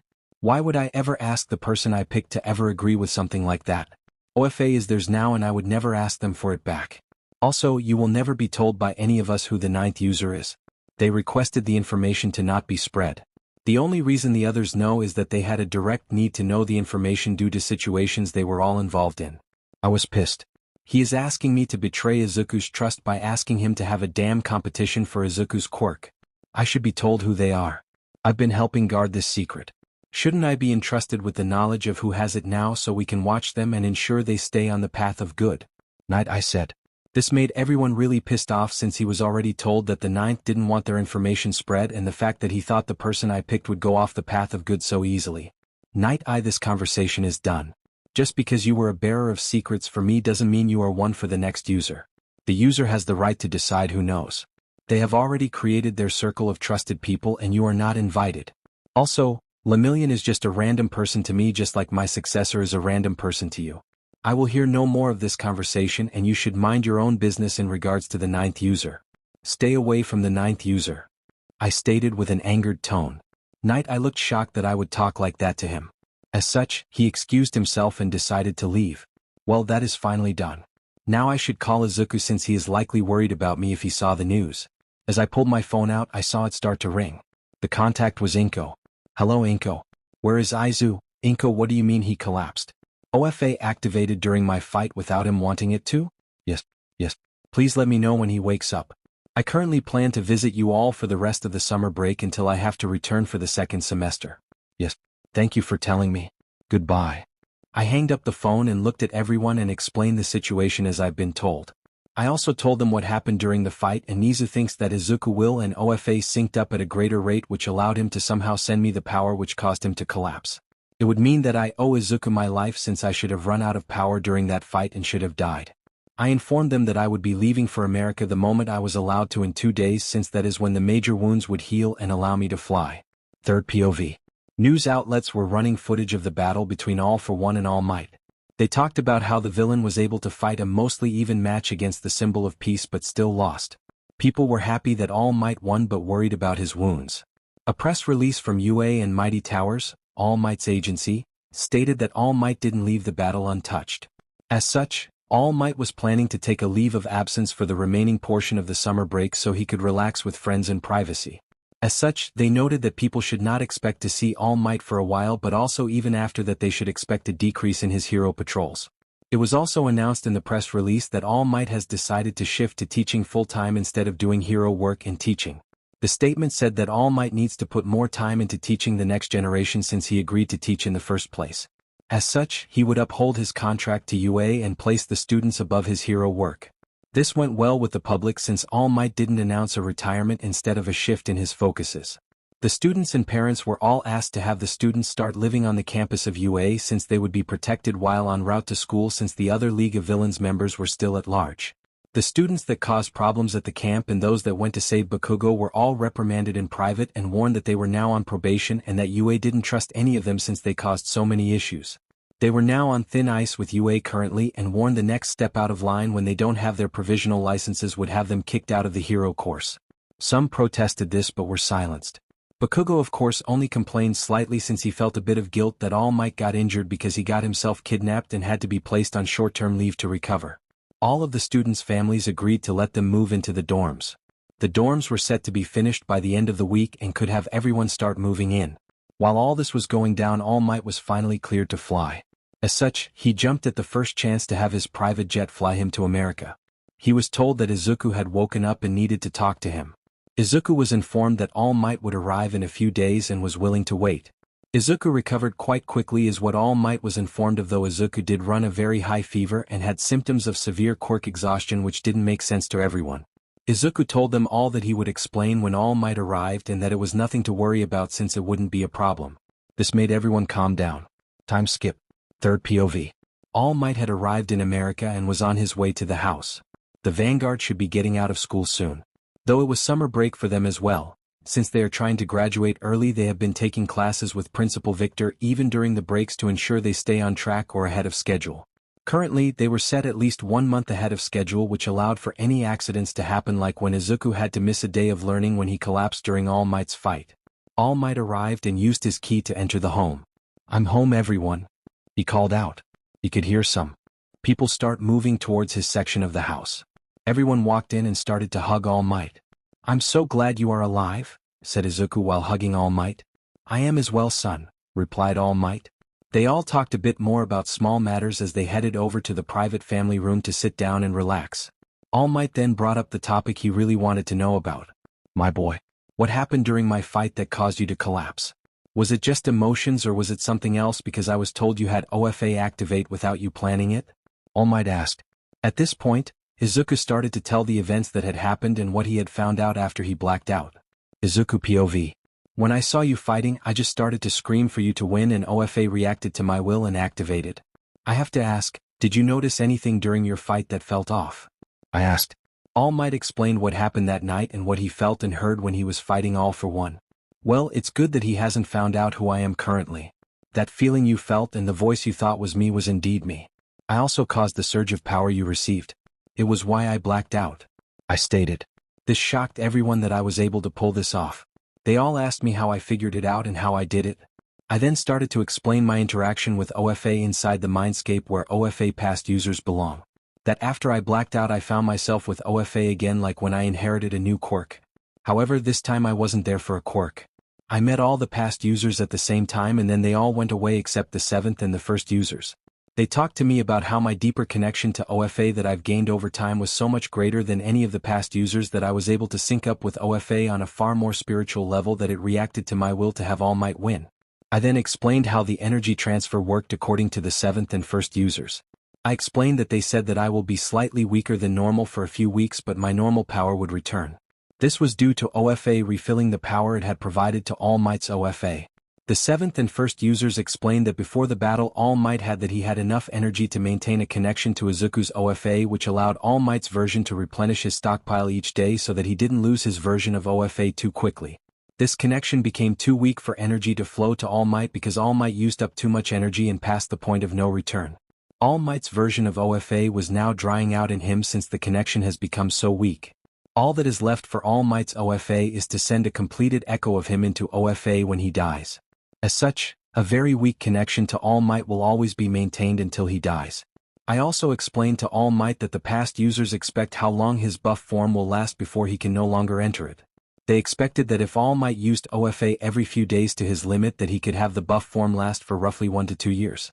If All Might used the power every day though it will decrease faster and he would lose the buff form within a year. Lastly, I brought up the concern of the 1st user. All Might, the 1st user believes we haven't heard the last of AFO. First believes that AFO is just biding his time in prison and didn't put up much of a fight. The 1st feels really off about the situation and wanted us to be wary in the future since we don't know what the rest of the LOV will do. 1st believes that they may attempt to release AFO from the prison which would be a blow to society if the most secure prison couldn't keep him locked up. 3rd POV. Everyone was shocked at the information drop but was glad that no lasting negative effects on Izuku. All Might explained that Izuku had confirmed Nizu's theory on why he still had a buff form since Nizu's theory was that somehow Izuku sent him energy via OFA. It was mind-blowing that such a thing was possible. All Might also had explained what the plan is on delaying his retirement by shifting to full-time teaching and having different ways to hide his skinny form from being found out like having a control room created where he could hide. Delaying the knowledge to the public that the symbol of peace has already fallen will help soften the blow for a bit of time. All Might said he would warn Nizu later in a phone call about the 1st user's concerns and that they should be mindful of AFO in prison and plan for the event that AFO escapes before Izuku gains 100% of OFA. Moving on to lighter topics, All Might did inform Izuku of the situation of Sir Night Eye so in case somehow Sir Night Eye found who Izuku was he wouldn't be caught off guard. To say everyone in the group was annoyed was an understatement. The Vanguard wanted to yell at Sir Night Eye for his bullshit assumptions and the fact that he thought he had the right to pick the 9th user annoyed them. Lucas and I will spend the rest of our lives with our little Sunday. So you could expect us to recommend someone to be the 10th user for OFA, but we wouldn't train them and then recommend them to Izuku. All we would do would be find information about them and pass it off to little son as a candidate to go look at on his own time, stated Alex. I have to agree with Alex, to try to purposely train someone to be a vessel sounds vile to me. It was like he wasn't seeing the guy as an individual human and only as a replacement, stated Lucas. Indeed, if anyone of the Vanguard tried to find a successor and train them without me approving of it I would be annoyed with them. It's one thing to run across someone and provide me the information to check out, it's an entirely different thing to find them, train them, then try to force me to pick them as a perfect choice. There is no such thing as perfect, stated Izuku with an annoyed tone. All Might had to agree and was glad that the Vanguard group saw it in the eyes of him and Izuku so they wouldn't make the same thing that Sir Night Eye is doing which is just straining our already strained relationship. Soon everyone started to talk about how their summer schooling is going. The Vanguard is currently set ahead of schedule by 1 month of the original plan to graduate by the end of their 2nd year. The principal is thinking if they keep it up at the current rate they are going they could get finished by the end of the 1st semester next year which would be pretty rapid. They also have started the work study with the Hearts Agency. The Hearts Agency has them working every other day at the office currently and are being transported by the hero with the quirk teleporter who was hired on staff after the Reaper incident since he proved really useful in those situations. The group hasn't gone out on any patrols yet since the agency wants them to get knowledge of all the paperwork first, since they all plan to open the Vanguard agency in the future. As such, their typical day goes with waking up / breakfast, schooling for 8 hours, working out for 2 hours, work study for 3 hours every other day, working out again for another 2 hours. This leaves 9 hours left on a typical day. 1 hour to relax and the last 8 for sleeping. All Might was stunned at their schedule since they are constantly moving. He wonders how they don't go crazy, and the Vanguard explained that they entertain themselves throughout the day and enjoy each other company. The girls get entertainment from the boys flirting and making out as well, which just embarrassed All Might since he didn't really need to learn about that. All Might phone started to ring and noticed that it was Principal Victor that called. "Hello, Principal Victor. What can I help you with?" Victor had called to ask All Might if he would accompany the Vanguard during their physical training time, since the staff member they had assigned to watch over them has requested emergency leave due to a family issue out of state. All Might was surprised but happy nonetheless. Though All Might admits that he isn't a great teacher, he does know how to teach the physical conditioning of people's bodies. All Might accepted the offer and found out the details and said he would be doing it under his real name instead of All Might. The family was wondering what he just agreed to do, but soon got their answer. "It would seem that I've just become your physical education teacher while I am here. Your normal teacher requested emergency leave for a family matter. As such, I've agreed to help you all during your physical training since I'm far better at that than teaching itself," All Might said with a laugh. The Vanguard was happy with this since it would mean spending more time with All Might because their schedule wouldn't really allow it otherwise. Izuku himself was really happy and was bouncing on his feet until he got pulled down by Lucas and Alex into their laps. All Might just decided to laugh at this. Time skip geolocation. The dorms have been finished and the students are all moving in. They all got reminded that most of them were on thin ice with the staff and that the rest of them didn't have the staff trust anymore since none of them decided to tell the teachers when they knew about it. The mood in the dorms was a bit tense since some of the students blamed Bakugo for the mess they found themselves in because he couldn't tamper down his ego and stay in the building where he was safe. Bakugo's friends didn't blame him that much since they could tell that Bakugo did take a hit in his pride after everything. They could see that he was shouting less and became less aggressive with mostly everyone in some situations. Though he still had an ego, it wasn't as big anymore. The staff of UA was considering whether or not to allow the first-year students to attempt for their provisional licenses. They wanted the students to be able to defend themselves legally if the villains attacked them again, but didn't want to reward them for the behavior that they have shown. Also, they were unsure of how well they would do in the exam since they haven't improved that much since the start of the year. It was decided in the end that they would allow the students to attempt the exam, but if they failed then they failed and would have to wait to retake the exam. The exams were set to start the second week of the second semester, which was only 4 weeks away, which meant they had 3 weeks for the students to prepare. As such, they had the homeroom teachers inform the students about the exam. Time skip. It has been 2 weeks since All Might had come to America and started to help train us during the summer. As such, it was time for All Might to return to Japan since classes will be starting up for both UAs in a few days. Overall, our training has paid off quite well. Everyone could see that we all had put on some muscle and that our other muscles had become much firmer. Overall, Izuku is now able to push his OFA usage to 55%, and he figured out how to make his hand-to-hand combat moves improve with his usage of gravity. Now he can use the push and pull abilities while fighting hand-to-hand and is able to wipe out an army of the third-year student clones. Izuku also figured out a way to make a gravity field that increases the gravity around him or on targets to be heavier. The group actually used his gravity field as a method of training, which allowed them to get firmer muscles by the end of their 2-week training. This is why Izuku had a 5% increase in OFA for these 2 weeks. It was decided that they would only train in Izuku's gravity field with the supervision of a nurse, since it could lead to health issues if Izuku loses control or they train too long in the field. They were only allowed to train in the field every other day as well. The other group members were able to increase their overall abilities, which allowed them to be faster and more agile. Most of the group gave Izuku a run for his money when he was only using 35% of OFA while they went all out without using full transformations. This fact alone made them far more deadly when dealing with villains, since most typical villains wouldn't be able to keep up with their movements anymore if their quirks don't provide an enhancement to their bodies. Thank you All Might for helping us do our training. It's also good that we figured out how to take advantage of Izuku's gravity field to increase the level of our training," stated Skylar. The rest of the group agreed with this. All Might was just happy he could be of use when he couldn't do normal hero work. The Vanguard suggested that he could start teaching physical training classes once he retires fully. They also talked to each other and decided to offer him a position in their future agency where he could help train new members of their agency or help plan out logistics or other things for missions. It all depended on what All Might wanted to do in the future. This made All Might so happy that the kids were thinking of him and wanted him to come work with them at their agency. All Might thanked each of them and told them to be careful because they were alerted that the Heart's agency would start shifting their workdays from doing paperwork to patrols out in different cities with a few pro-heroes assigned to them. All Might was always impressed with their dedication to their life goals. He was really considering joining them in the future when he retires from his current workload at JUA. The entire Vanguard and All Might took a photo together and posted it to their social media page. They told All Might that they would just identify him as a personal trainer that the school had assigned them for several weeks. This way no one would put the fact that he was All Might until later when he revealed his form. The Vanguard had a growing fan base even though they didn't do official patrols yet. They would always help older ladies and little children on their trips to and from school. They would always identify themselves as their hero names and the team they belonged to so people would start getting used to them being around. This made All Might happy that they already knew how to manage their media presence at such an early stage in their careers. Time skip. All Might arrived back in Japan and made his way in his car to UA. He could see the media outside UA since he had alerted people that he would be returning today.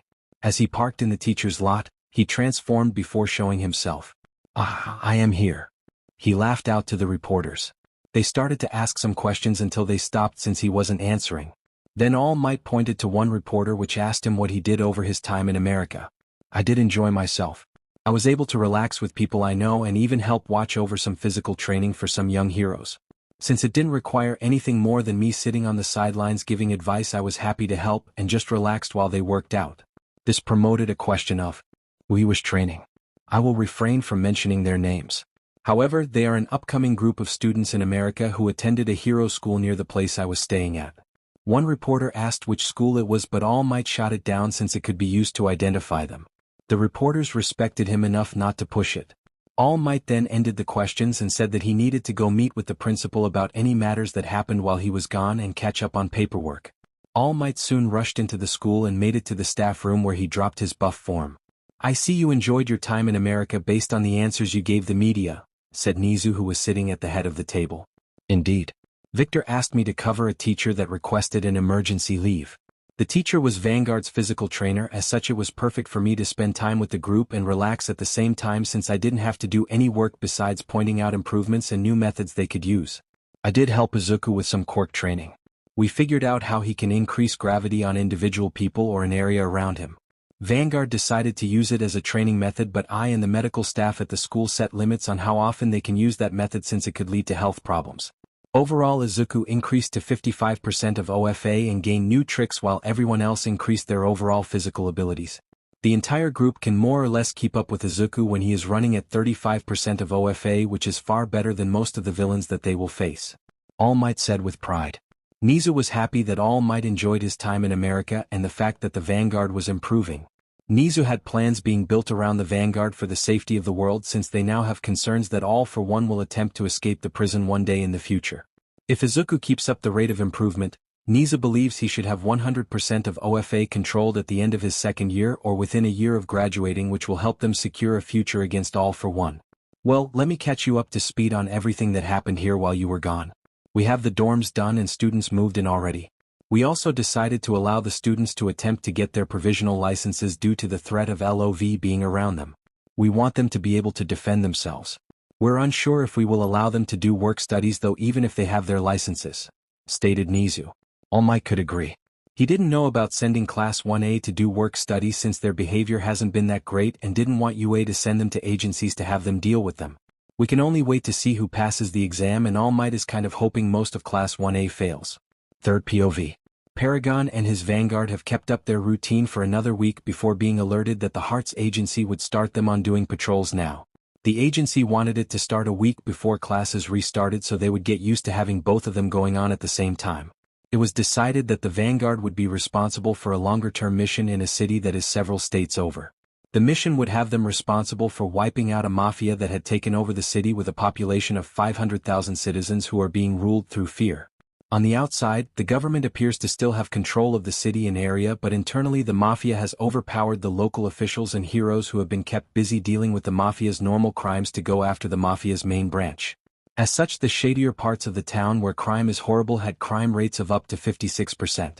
There are several smaller gangs that the major mafia controls as well that kept the heroes busy. The government requested the Hearts Agency to send people to deal with the issue but knew it would be a long-term mission. As such, the Hearts assigned Paragon and his vanguard to start dealing with the threat since all of the other teams are out on missions and can't start on the mafia. Vanguard's mission is to do as much as they can before another team is cleared, which is undetermined currently. They would have 2 individual heroes assigned from the Hearts Agency to help them who will take a back seat and only step in at Vanguard's request or if they see a moment to help turn a tide of a battle. Otherwise, Paragon has the lead on the case and total authority of any hero involved in the case as Paragon is assigned as the lead. The agency provided the following mission details that are known currently. City has been under Mafia rule for about 1 year now, with this only being discovered half a year ago. The Mafia has built up power in the past 6 years, with it taking control of the city in a death grip in the last year. The head of the Mafia is unknown, nor are the main branch members. Gangs under control of the main branch all rank from DC rank villains with a few BA ranks. The main branch is believed to have CA rank villains with 1 S rank villain based on rumors of their power level. All gangs combined have a membership count of 6,000 members, with the main branch making up only 1,000 members. Lower-ranked members refuse to talk in fear of death or don't know anything that would lead us to major operations. The Vanguard knew that they would need to take this slow and balance their studying with working on this case. They decided they would patrol for a few hours each day they were in the city while trying to find any clues about the main branch. Time skip 1 week. The school has now started back up and the Vanguard hasn't found any clues yet. They have captured around 45 lower-tier members of the smaller gangs, but they all refused to talk or told us that they didn't know anything and they just did grunt work. It was now Friday night and the entire team decided that they would spend tonight and the weekend to patrol at night and see if we could find anything, since we are a month and a half ahead with our education. We told the principal we wouldn't be showing up to the weekend classes or training. He understood and wished us luck. Nighttime, located inside an alleyway in the downtown area of the city. The Vanguard team was moving about on our patrol when Paragon noticed one of the guys from last week. The guy wasn't a normal thug from what Paragon could gather. He was the one dropping the drugs off to the dealers. "Guys, see the guy in black clothing with a blue cap on?" They responded that they did. "I noticed him from last week when we took out some dealers. He is the one that dropped the drugs off. Last time we couldn't get him since he left so quickly. If we follow him, he might lead us back to where they store the drugs and we could scout the base for information before we take it out," Paragon stated. Everyone was in agreement and left the drug dealers alone and followed the drug carrier. They followed him for 20 minutes after he took many different turns and twists. It seems he's used to throwing people off his tail. But we're sure he didn't notice us since we had Azrael make us disappear with her illusions by having us blend in with the clouds above, since we were all flying with the 2 assigned heroes being carried by us. Soon he arrived at a house in a far wealthier area, which surprised us since he would draw attention if he went back and forth from the areas each time for a drop-off. Though he did a good job at covering his tracks, so he might have slipped by for now. We moved closer to the building and noticed that it had cameras on the outside of the building. Paragon had Azrael cover Storm with an illusion of a cat and had Storm get close to the building. Her job was to get close to the building and use her earth element aspect to sense if there were any underground structures below the building that shouldn't be there under normal buildings. Storm moved back over to our group and we moved away from the building to talk. "Paragon, there is an underground structure that shouldn't be there. It spans several floors and goes under several other buildings. If we move over to one of the other areas, we could breach into the building via my earth aspect to move the ground out of the way, and depending on the wall we could go about it multiple ways," stated Azrael. "I accessed the city blueprints for the building we are watching and none of the plans show an underground area. As such, with the fact that a known drug carrier went into the building where there is an unlisted structure, we had legal means to search the building. Dragon, call the police SWAT team and have them and a squad of heroes on standby in the area. Tell them the general area, but don't say which building in case there is a leak. Tell them to arrive silent and await our orders to move out on a drug operation," Paragon ordered. Dragon started the call and was told they would be there in 10 minutes. "Let's move over to the farthest point and start making our way down." Soon we arrived at a building about 5 buildings away from our target building. Storm started to dig the earth out of the way while Dove and Azrael watched our backs from the sky so they could alert us of any incoming threats. 5 minutes later and Storm has created a path for us all to get down to the hidden structure. The structure appears to be made of metal that doesn't have enough impurities in it for Storm to bend out of our way. Though we had some goggles that allowed us to see through materials. Luckily for us, this wall was thin enough for us to see that no one was in the room. With that knowledge I had Phoenix start heating up a flame that could start slicing the wall like a blowtorch. We had to take this slow, but we were able to get the wall cut open in 5 minutes. During that time Dragon was informed that the SWAT team and heroes were on standby several blocks away. We informed them that we had entered an underground structure located contacted to a building that a drug carrier had entered and told them to be ready to strike at the following address on our orders.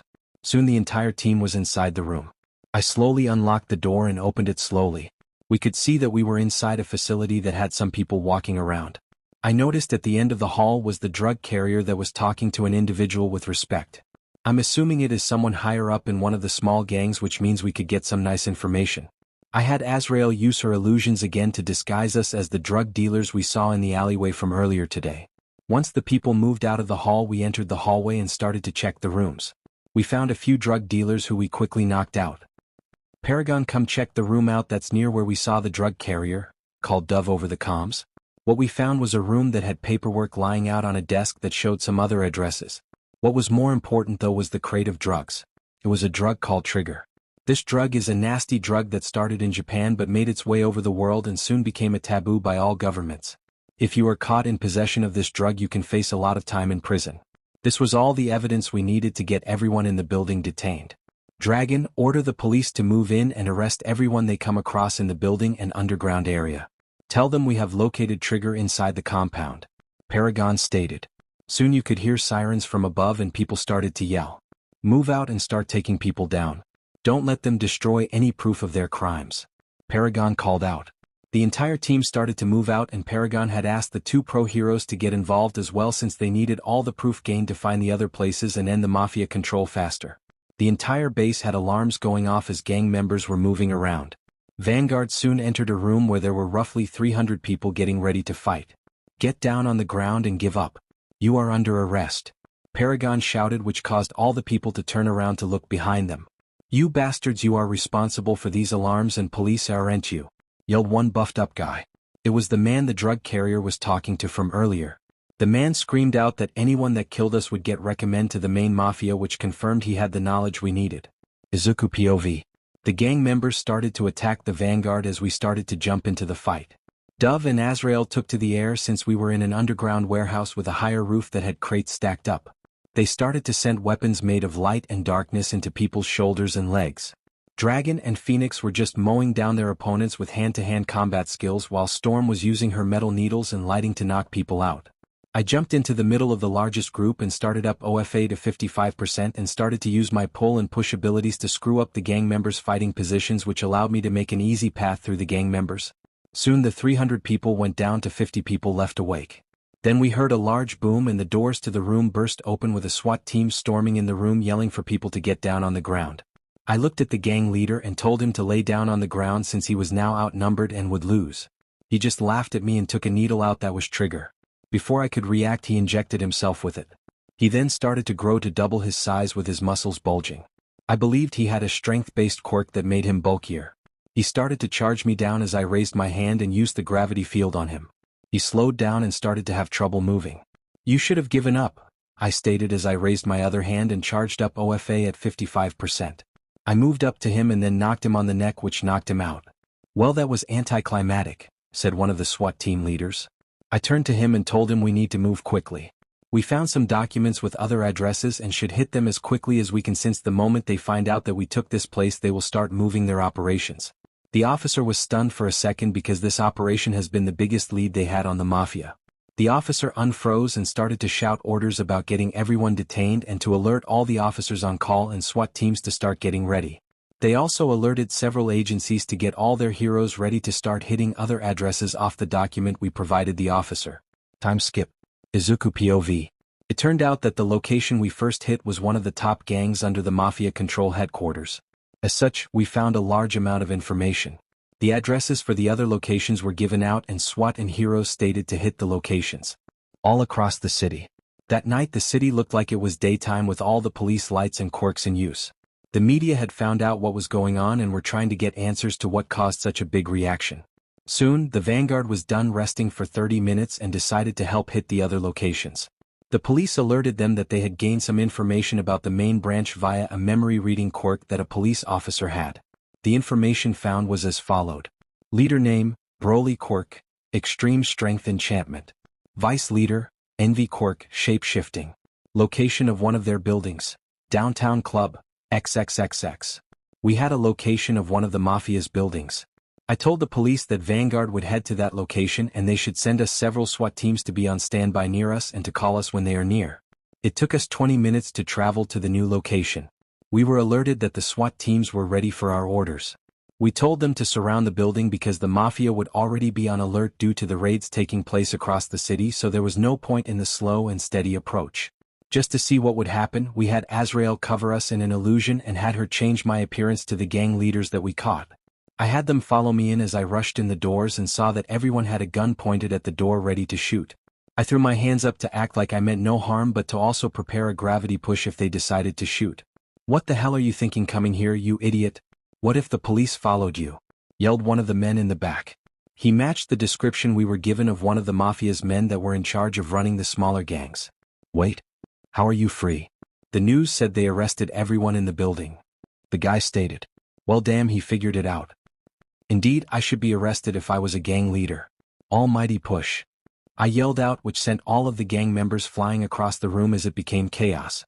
The entire Vanguard dropped out of illusions and started to charge the Mafia members. The entire room broke out into chaos as I charged across the room at the main Mafia leader for this location. The fight took about 30 minutes before as the SWAT team was charged with capturing any Mafia member trying to flee the location. Soon the battle was over and the police were searching for any information we could use against the Mafia. Soon we noticed that it was starting to have some daylight coming. As such, everyone decided to call it a night and go over all the information from all the places. Time skip. It was Sunday morning now. It took the police, heroes, and the Vanguard an entire day to skim through the information and evidence that was obtained. As a result of the operations, we were able to hit 25 locations across the city of the gangs while hitting one of the Mafias. We arrested a total of 2,400 members throughout the entire operation on Friday night, with 60 members belong to the Mafia. We acquired $540 million in drugs and weapons from the Mafia and several crates of trigger. As such, the Mafia had taken a large hit that would make them struggle for a while. Amongst the evidence we gathered and the memories from the more important members, we were able to locate the main building for the Mafia. It was suspected that the two leaders of the Mafia were currently there still but would attempt to flee the city since their control has started to break due to the operations. All of the SWAT and heroes were gathered together and were planning to hit the main base in addition to the other locations gathered from the evidence. The Vanguard plus 5 SWAT teams would be attacking the Mafia base while everyone else was attacking the 20 other gang locations that were found at the same time. Police and heroes from other cities were called in to make this operation possible to go down all at the same time. The operation was set to happen in 2 hours. The media was still trying to get answers on the heavy police and hero presence but were denied and told to wait. Time skip. Izuku POV. The main Mafia base was located off in the woods outside the city limits. It's why the police and heroes never could find it since it had been off their radar from what they were thinking. It took us 1 hour to travel to the location and prepare ourselves. The police told us that they didn't care about the destruction since we were not inside the city. As such, we were given the green light to do as much damage as we could to ensure that we captured the two leaders. The Vanguard team would move in and we would alert the SWAT teams when we have visual on the leaders. Let's do this, Vanguard. If we can capture the leaders, the entire organization will start to fall apart and we can get information about all the locations, I said to my team. We started to approach the compound while being hidden by Azrael's illusions. We soon got up to the location and could see guards posted everywhere. It looked like that they had pulled all the Mafia members back to the base because of the raids. This is going to be a long drawn-out fight. I motioned to my team to start taking out the Mafia members because there was no way we were going to get in silently. SWAT start moving in. There is no way to get in without alerting them all. The Mafia has pulled all of their members here, it seems, I said over the comms. Dragon transformed into his dragon form and started to rampage across the Mafia members. Rose and Azrael flew up into the sky and started to rain down arrows made of light while also swinging down and tossing members that they grab across the yard. Azrael had already dropped the illusion since there was no point to them. Phoenix and Storm separated and started to run through the Mafia members that were outside. I just powered up OFA to 55% and started to make my way through the Mafia members. It took us 10 minutes to make our way through the sheer number of Mafia members outside so we could enter the inside of the base. The SWAT team had arrived 5 minutes into the fight and were arresting any members we had defeated so they wouldn't escape. Once we got inside, there weren't that many mafia members since most of them were outside. We didn't find the leaders and were getting a bit worried. The SWAT came in and started to raid for information. They were pissed that the leaders were not located here as well. Suddenly one of the SWAT members yelled out for my team. Vanguard. I found a hidden staircase. My quirk lets me see through walls and there is a hidden staircase behind this wall, stated the SWAT member. This caught our attention. I ran up to the wall and kicked it in, revealing the staircase as the SWAT officer said. Azrael, create illusions of us that stand in front of us in case of an ambush once we enter, I stated. Once they were up, we started to move in. Dove created a small amount of light and sent it ahead of us so we could see. It took a few minutes to arrive at the bottom where we found the 2 leaders and around 30 men. Give up, Envy and Broly. All of your men outside have been taken care of. We've also hit most of your operations across the city. You are done, I yelled. I activated Float and used my gravity quirk to help manipulate my flight, since I doubt they will give up that easy. I was right. Dragon half transformed and took on Envy with Phoenix, while Dove, Azrael, and Storm took on the remaining men. I was tasked with fighting Broly since our quirks match up and I should have the ability to win. Broly was pretty damn strong. His quirk wasn't a simple extreme body enchantment like everyone thought. He started to get better as we fought, and he told me his true quirk since he thought he wouldn't lose. His quirk allowed him to adapt to fights at a godlike speed, meaning the longer we fight the better he gets and the stronger he gets. Well, goddammit, that is such a horrible quirk for a villain to have. This is the reason he could take control of the gangs and the city. He would just keep getting stronger as time went on, and many people wouldn't pose a damn challenge to him. I could see that the girls were getting close to finishing their fight, while Dragon and Phoenix were winning their fight. Overall, we have been fighting the bosses for about 10 straight minutes now due to their quirks. Envy just kept changing their form to dodge quirks and gain strength in critical moments, but Dragon and Phoenix were strong enough to counter her. They might have faced a challenge if by themselves, but would still have won, I believe. It was time to try to end my fight. I started out with increasing Broly's gravity and then using a pull attack on him to bring his face down for a 55% kick. This did a lot of damage. The only reason he wasn't getting knocked out was that his body was adapting to taking damage, so I had to deal enough damage before he could adapt fast enough. I kept using pull and push to trip him and redirect his punches every time he attacked.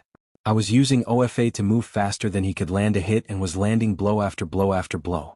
Soon he got pissed and charged me, where I increased his gravity to make him compensate for his moving, then released it so he would overcompensate.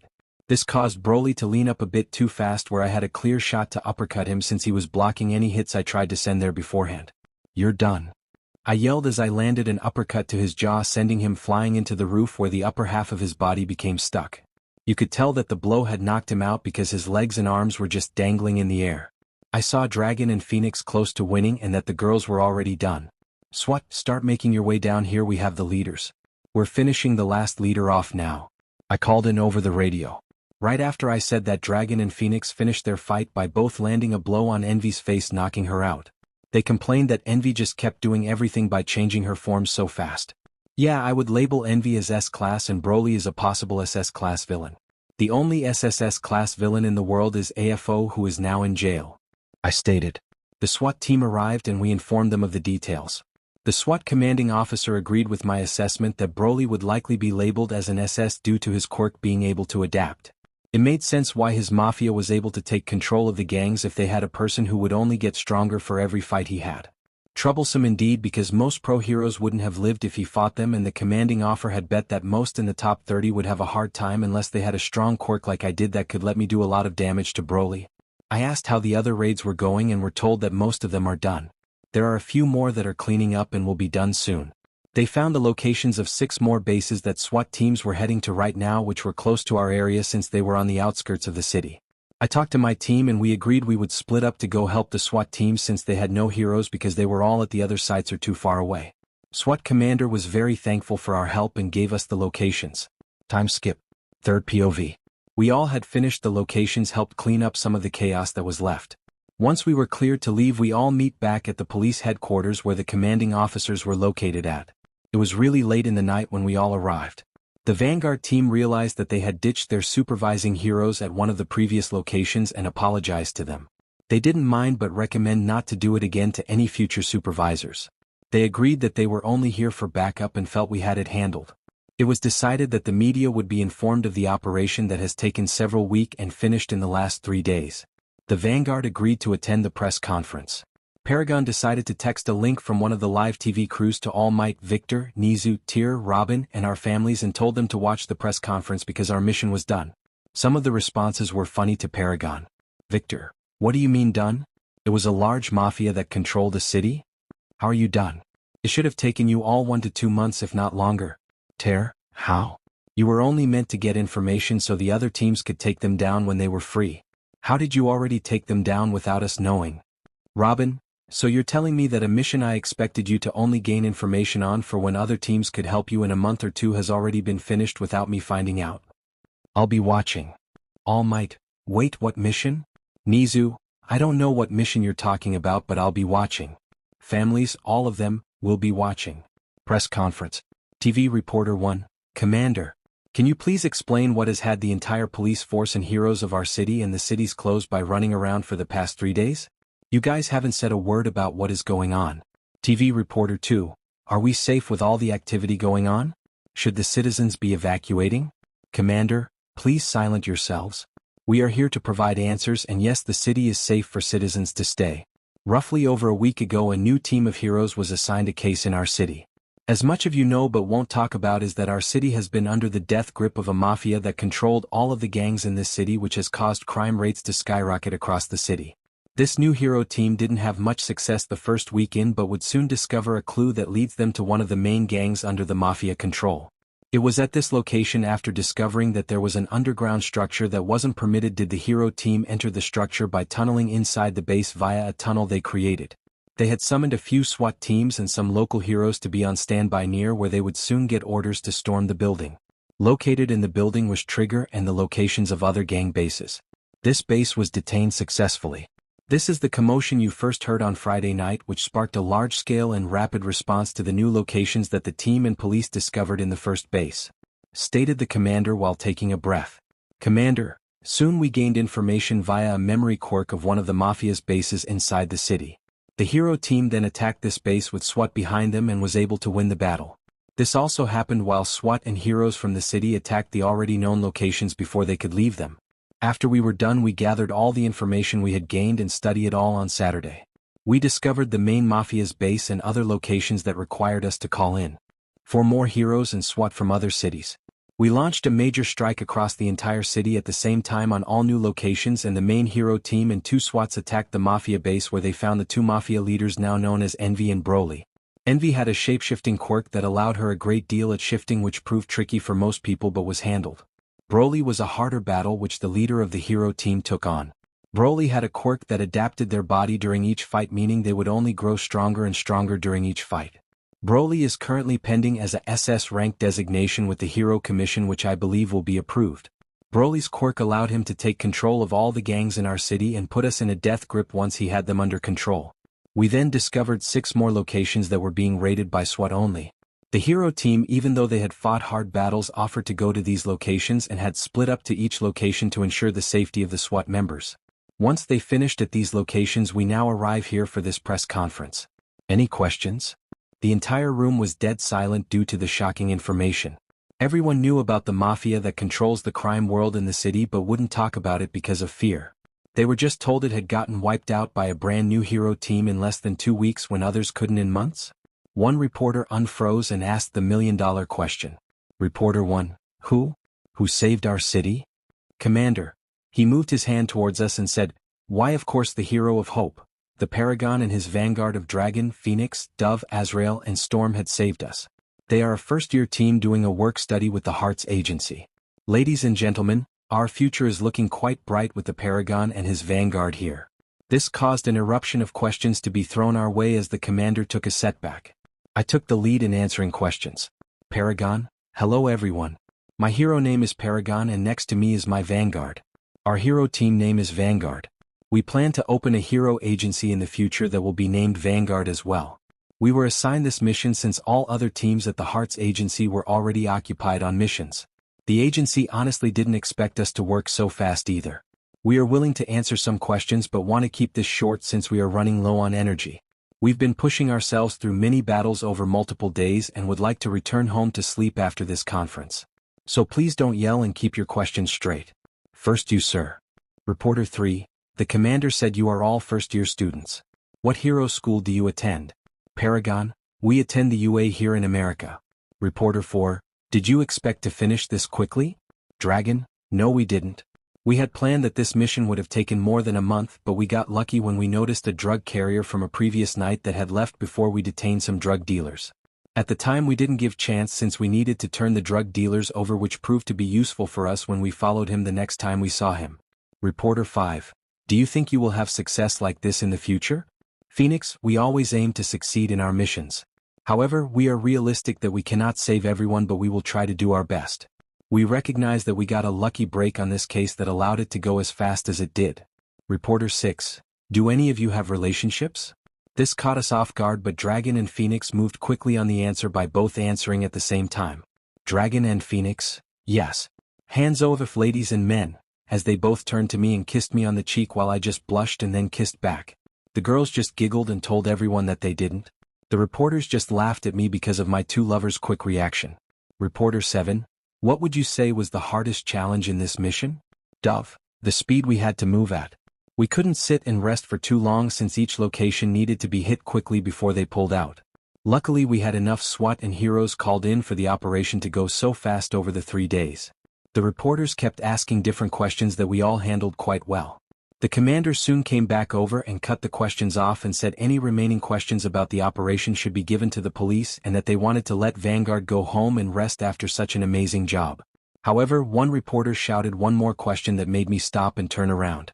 Reporter 8, Paragon, why are you calling yourself the hero of hope instead of peace or victory?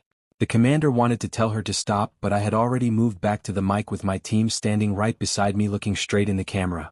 Paragon, I aim to be a hero of hope because peace can be broken. Victory can be short-lived. Hope is something that is better to have in my opinion.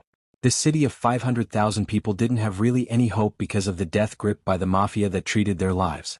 However, the hero of hope, the Paragon and his vanguard arrived and dealt with the threat. Now I truly hope that the citizens of this city are able to feel hope that they can live better lives. That they can be happy to go out of their homes and not be threatened by a mafia and its gangs. To feel safe enough to feel hope that even if another threat comes to this city that heroes will deal with it even if it's not me and my team that does it. That is why I aim for everyone to recognize me and my team as the heroes of hope, because unlike All Might who built himself as a sole pillar of peace, I want there to be multiple pillars that support society and inspire change and hope even in the darkest times. Does that answer your question? Reporter 8, yes. Thank you. Izuku POV. Well, the team and I just got done with the press conference and we were waiting for the teleporter from the Hearts Agency to arrive to take us back. I checked the messages on my phone and saw, Victor, I don't even know where to start with you all. We'll talk about it when you return to school Monday. Tear, again how? Also a SS rank villain. Really? Robin, we can just talk when you get to the office. All Might, what the hell is Izuku? You all completed such a major operation and you aren't even a full semester from having gotten your licenses. There's the fact that you lead the operation as well, which takes years to get in that position.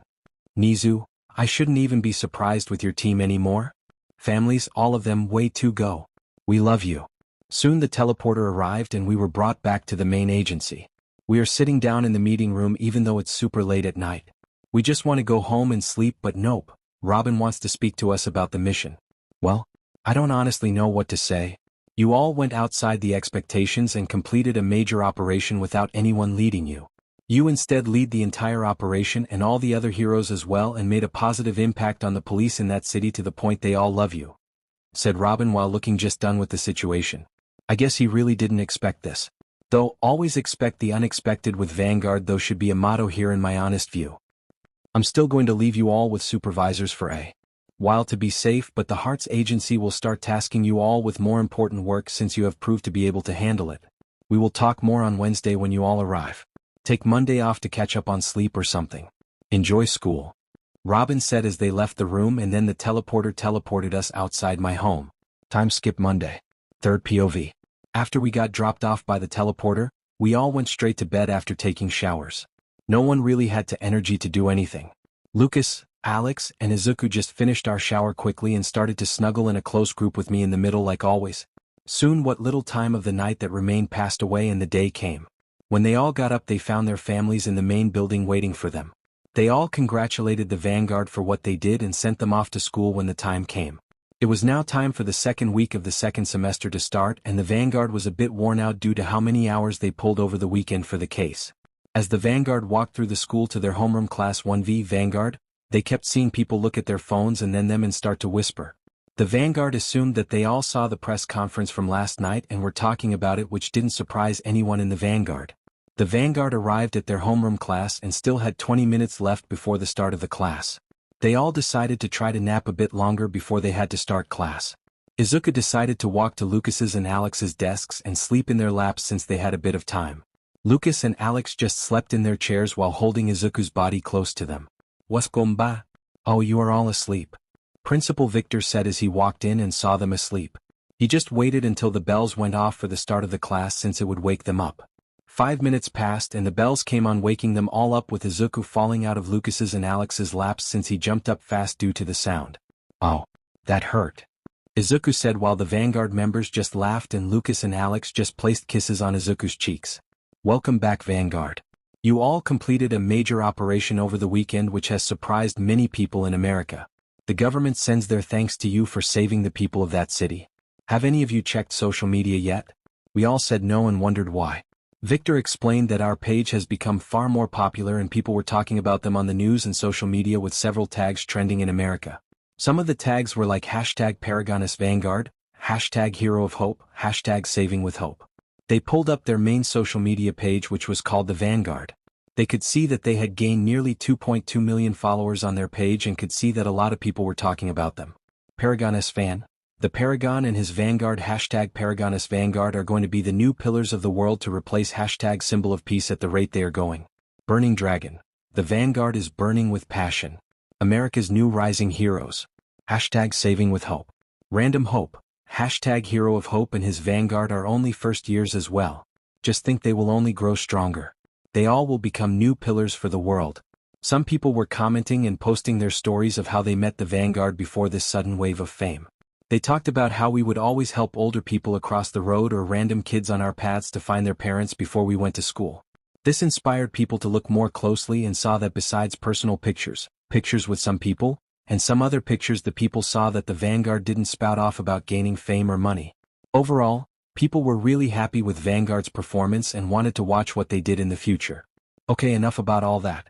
It is time to start getting on track with your education again and press forward so we stay ahead of schedule. We have 1 year and 1 semester to get you all graduated, stated Victor. Everyone responded with determination and got to work. Time skip and POV changed to Jayu. Third POV, Jayu. As the Vanguard had finished up their mission and returned to school. All Might and Nizu were dealing with the Class 1A as they prepared them for the provisional exam that was in 1 day. Overall, the class made some progress, but they weren't confident in the class skills to pass the entire exam. The class was doing somewhat well when it came to preparation for the written exam portion but didn't seem to do well on the rescue portion. There was also the fact that the exam typically had the standard elimination stage between the rescue and the written exam as well. Nizu was predicting that only 25% of Class 1A would pass the exam, and he was betting Bakugo and Todoroki would fail the rescue because of their attitudes. They could only hope they passed but would leave it up to fate. Soon the day of the exam came and 1B and 1A were separated into different test sites. All Might decided to go watch Class 1A in his skinny form since he thought they would be the most interesting exam takers.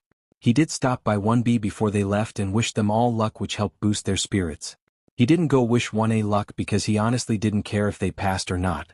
Soon the classes were shipped off in buses to the exam sites and All Might had followed in his own car to the 1A exam site. The exam site is a standard format for all hero exams across the world. There is little difference to ensure that everyone is taking the same exam for the most part unless approved by the UN's Hero Commission. Class 1A got off the bus and were met with their school rivals Shiketsu High. This school is said to be the #1 school of the West in Japan, while UA is the #1 in the East. There was clear tension between the two schools since neither school liked the other. However, the exam was going to start soon, so everyone started to move into the exam room to take the written test. It would take roughly an hour before they would all finish the test, which would eliminate 2,000 people of the 8,000 that were taking the test at their site. All of the Class 1A did pass the written exam and moved on to the elimination portion. Through this portion of the exam, the class did have some troubles because of the famous UA crush that they didn't get warned about. Soon people from all different schools were getting knocked out of the exam left and right. One student had knocked out over 100 exam takers by himself due to his wind quirk. Most of the class broke up into small groups or went by themselves to fight. It took the entire class 30 minutes to all pass, with the last person passing being Aoyama with only 10 spots left to spare before he was automatically failed. All Might POV. Aizawa, the class is doing a bit better than I expected. I kind of thought a few would fail in the elimination portion of the exam since they all don't have great teamwork unless they are in their certain groups. I stated. I knew they would all likely get past this stage. However, I'm betting they all won't pass the last stage. I think Uraraka, Azui, Kirishima, Tokoyami, Shinso, Koda, Sato, Shoji will pass the last stage for sure. They have paid more attention to the rescue classes while others haven't or have had issues in regards to their confidence in dealing with the situations, which will show here and make them lose points. I also think everyone else will have enough to pass for a second attempt during winter break, which will require additional classes during this semester to prepare them, stated Aizawa. This shocked me a bit that he had such a straight assumption on who would pass and fail to fully pass. I said that we can only wait and see now, but I agreed some would fail due to their attitudes though. About 30 minutes later, the last portion of the exam had started. We could see that some of the students were doing as we expected already in this portion of the exam. Bakugo had already yelled at a fake civilian, which I bet cost him a few points right out of the gate. Some students just ran past some of the people on the ground and went straight to fight the fake villains, which depending on how it looks and their abilities would be a good or bad call. There are students that are more fit for rescue type heroes and shouldn't go fight the villains if there are more heavy hitters around them, since it doesn't make a logical argument. Third POV. We could see some members of Class 1A struggling to deal with the wounded civilians while others seemed like they were in their field. It looked like the guess by Aizawa was becoming true. We then can see that some students didn't even attempt to rescue civilians and yelled at them to take care of themselves. Everyone could guess who that person was since he just charged the villains and started screaming to die, while you could see Todoroki attempting to fight Gang Orc, who was the lead villain boss. However, soon Todoroki got into a verbal argument with the wind user that was near him and they started to clash with their quirks, which almost got one exam taker killed. The teachers knew at that point Todoroki wouldn't have enough points to fully pass, but might still have enough to do a retake during the winter break, since he did help a bit in rescue operations by supporting buildings with his ice. That might be Todoroki's only way of not failing the entire test and having to redo the entire test next year. Some students like Shinso, Azui, and Uraraka were doing far better in the rescue operations since their quirks allowed them to deal with those situations. Shinso was using his quirk to calm people down and get vital information, which allowed Azui and Uraraka to deal with the situation quicker instead of dealing with panicked people. Shinso then fought some villains that made their way near them and quickly subdued them, since he was a perfect mix of reducing and combat abilities. Soon the exam came to an end because everyone was rescued. Time skip. You could see all of the class back on the bus. The mood was great for some people, but overall the class was disappointed in themselves. As Aizawa stated, Uraraka, Azui, Kirishima, Tokoyami, Shinso, Koda, Sato, Shoji all passed the exam with enough points. They didn't get anywhere near perfect, but they did place in the middle of the rankings.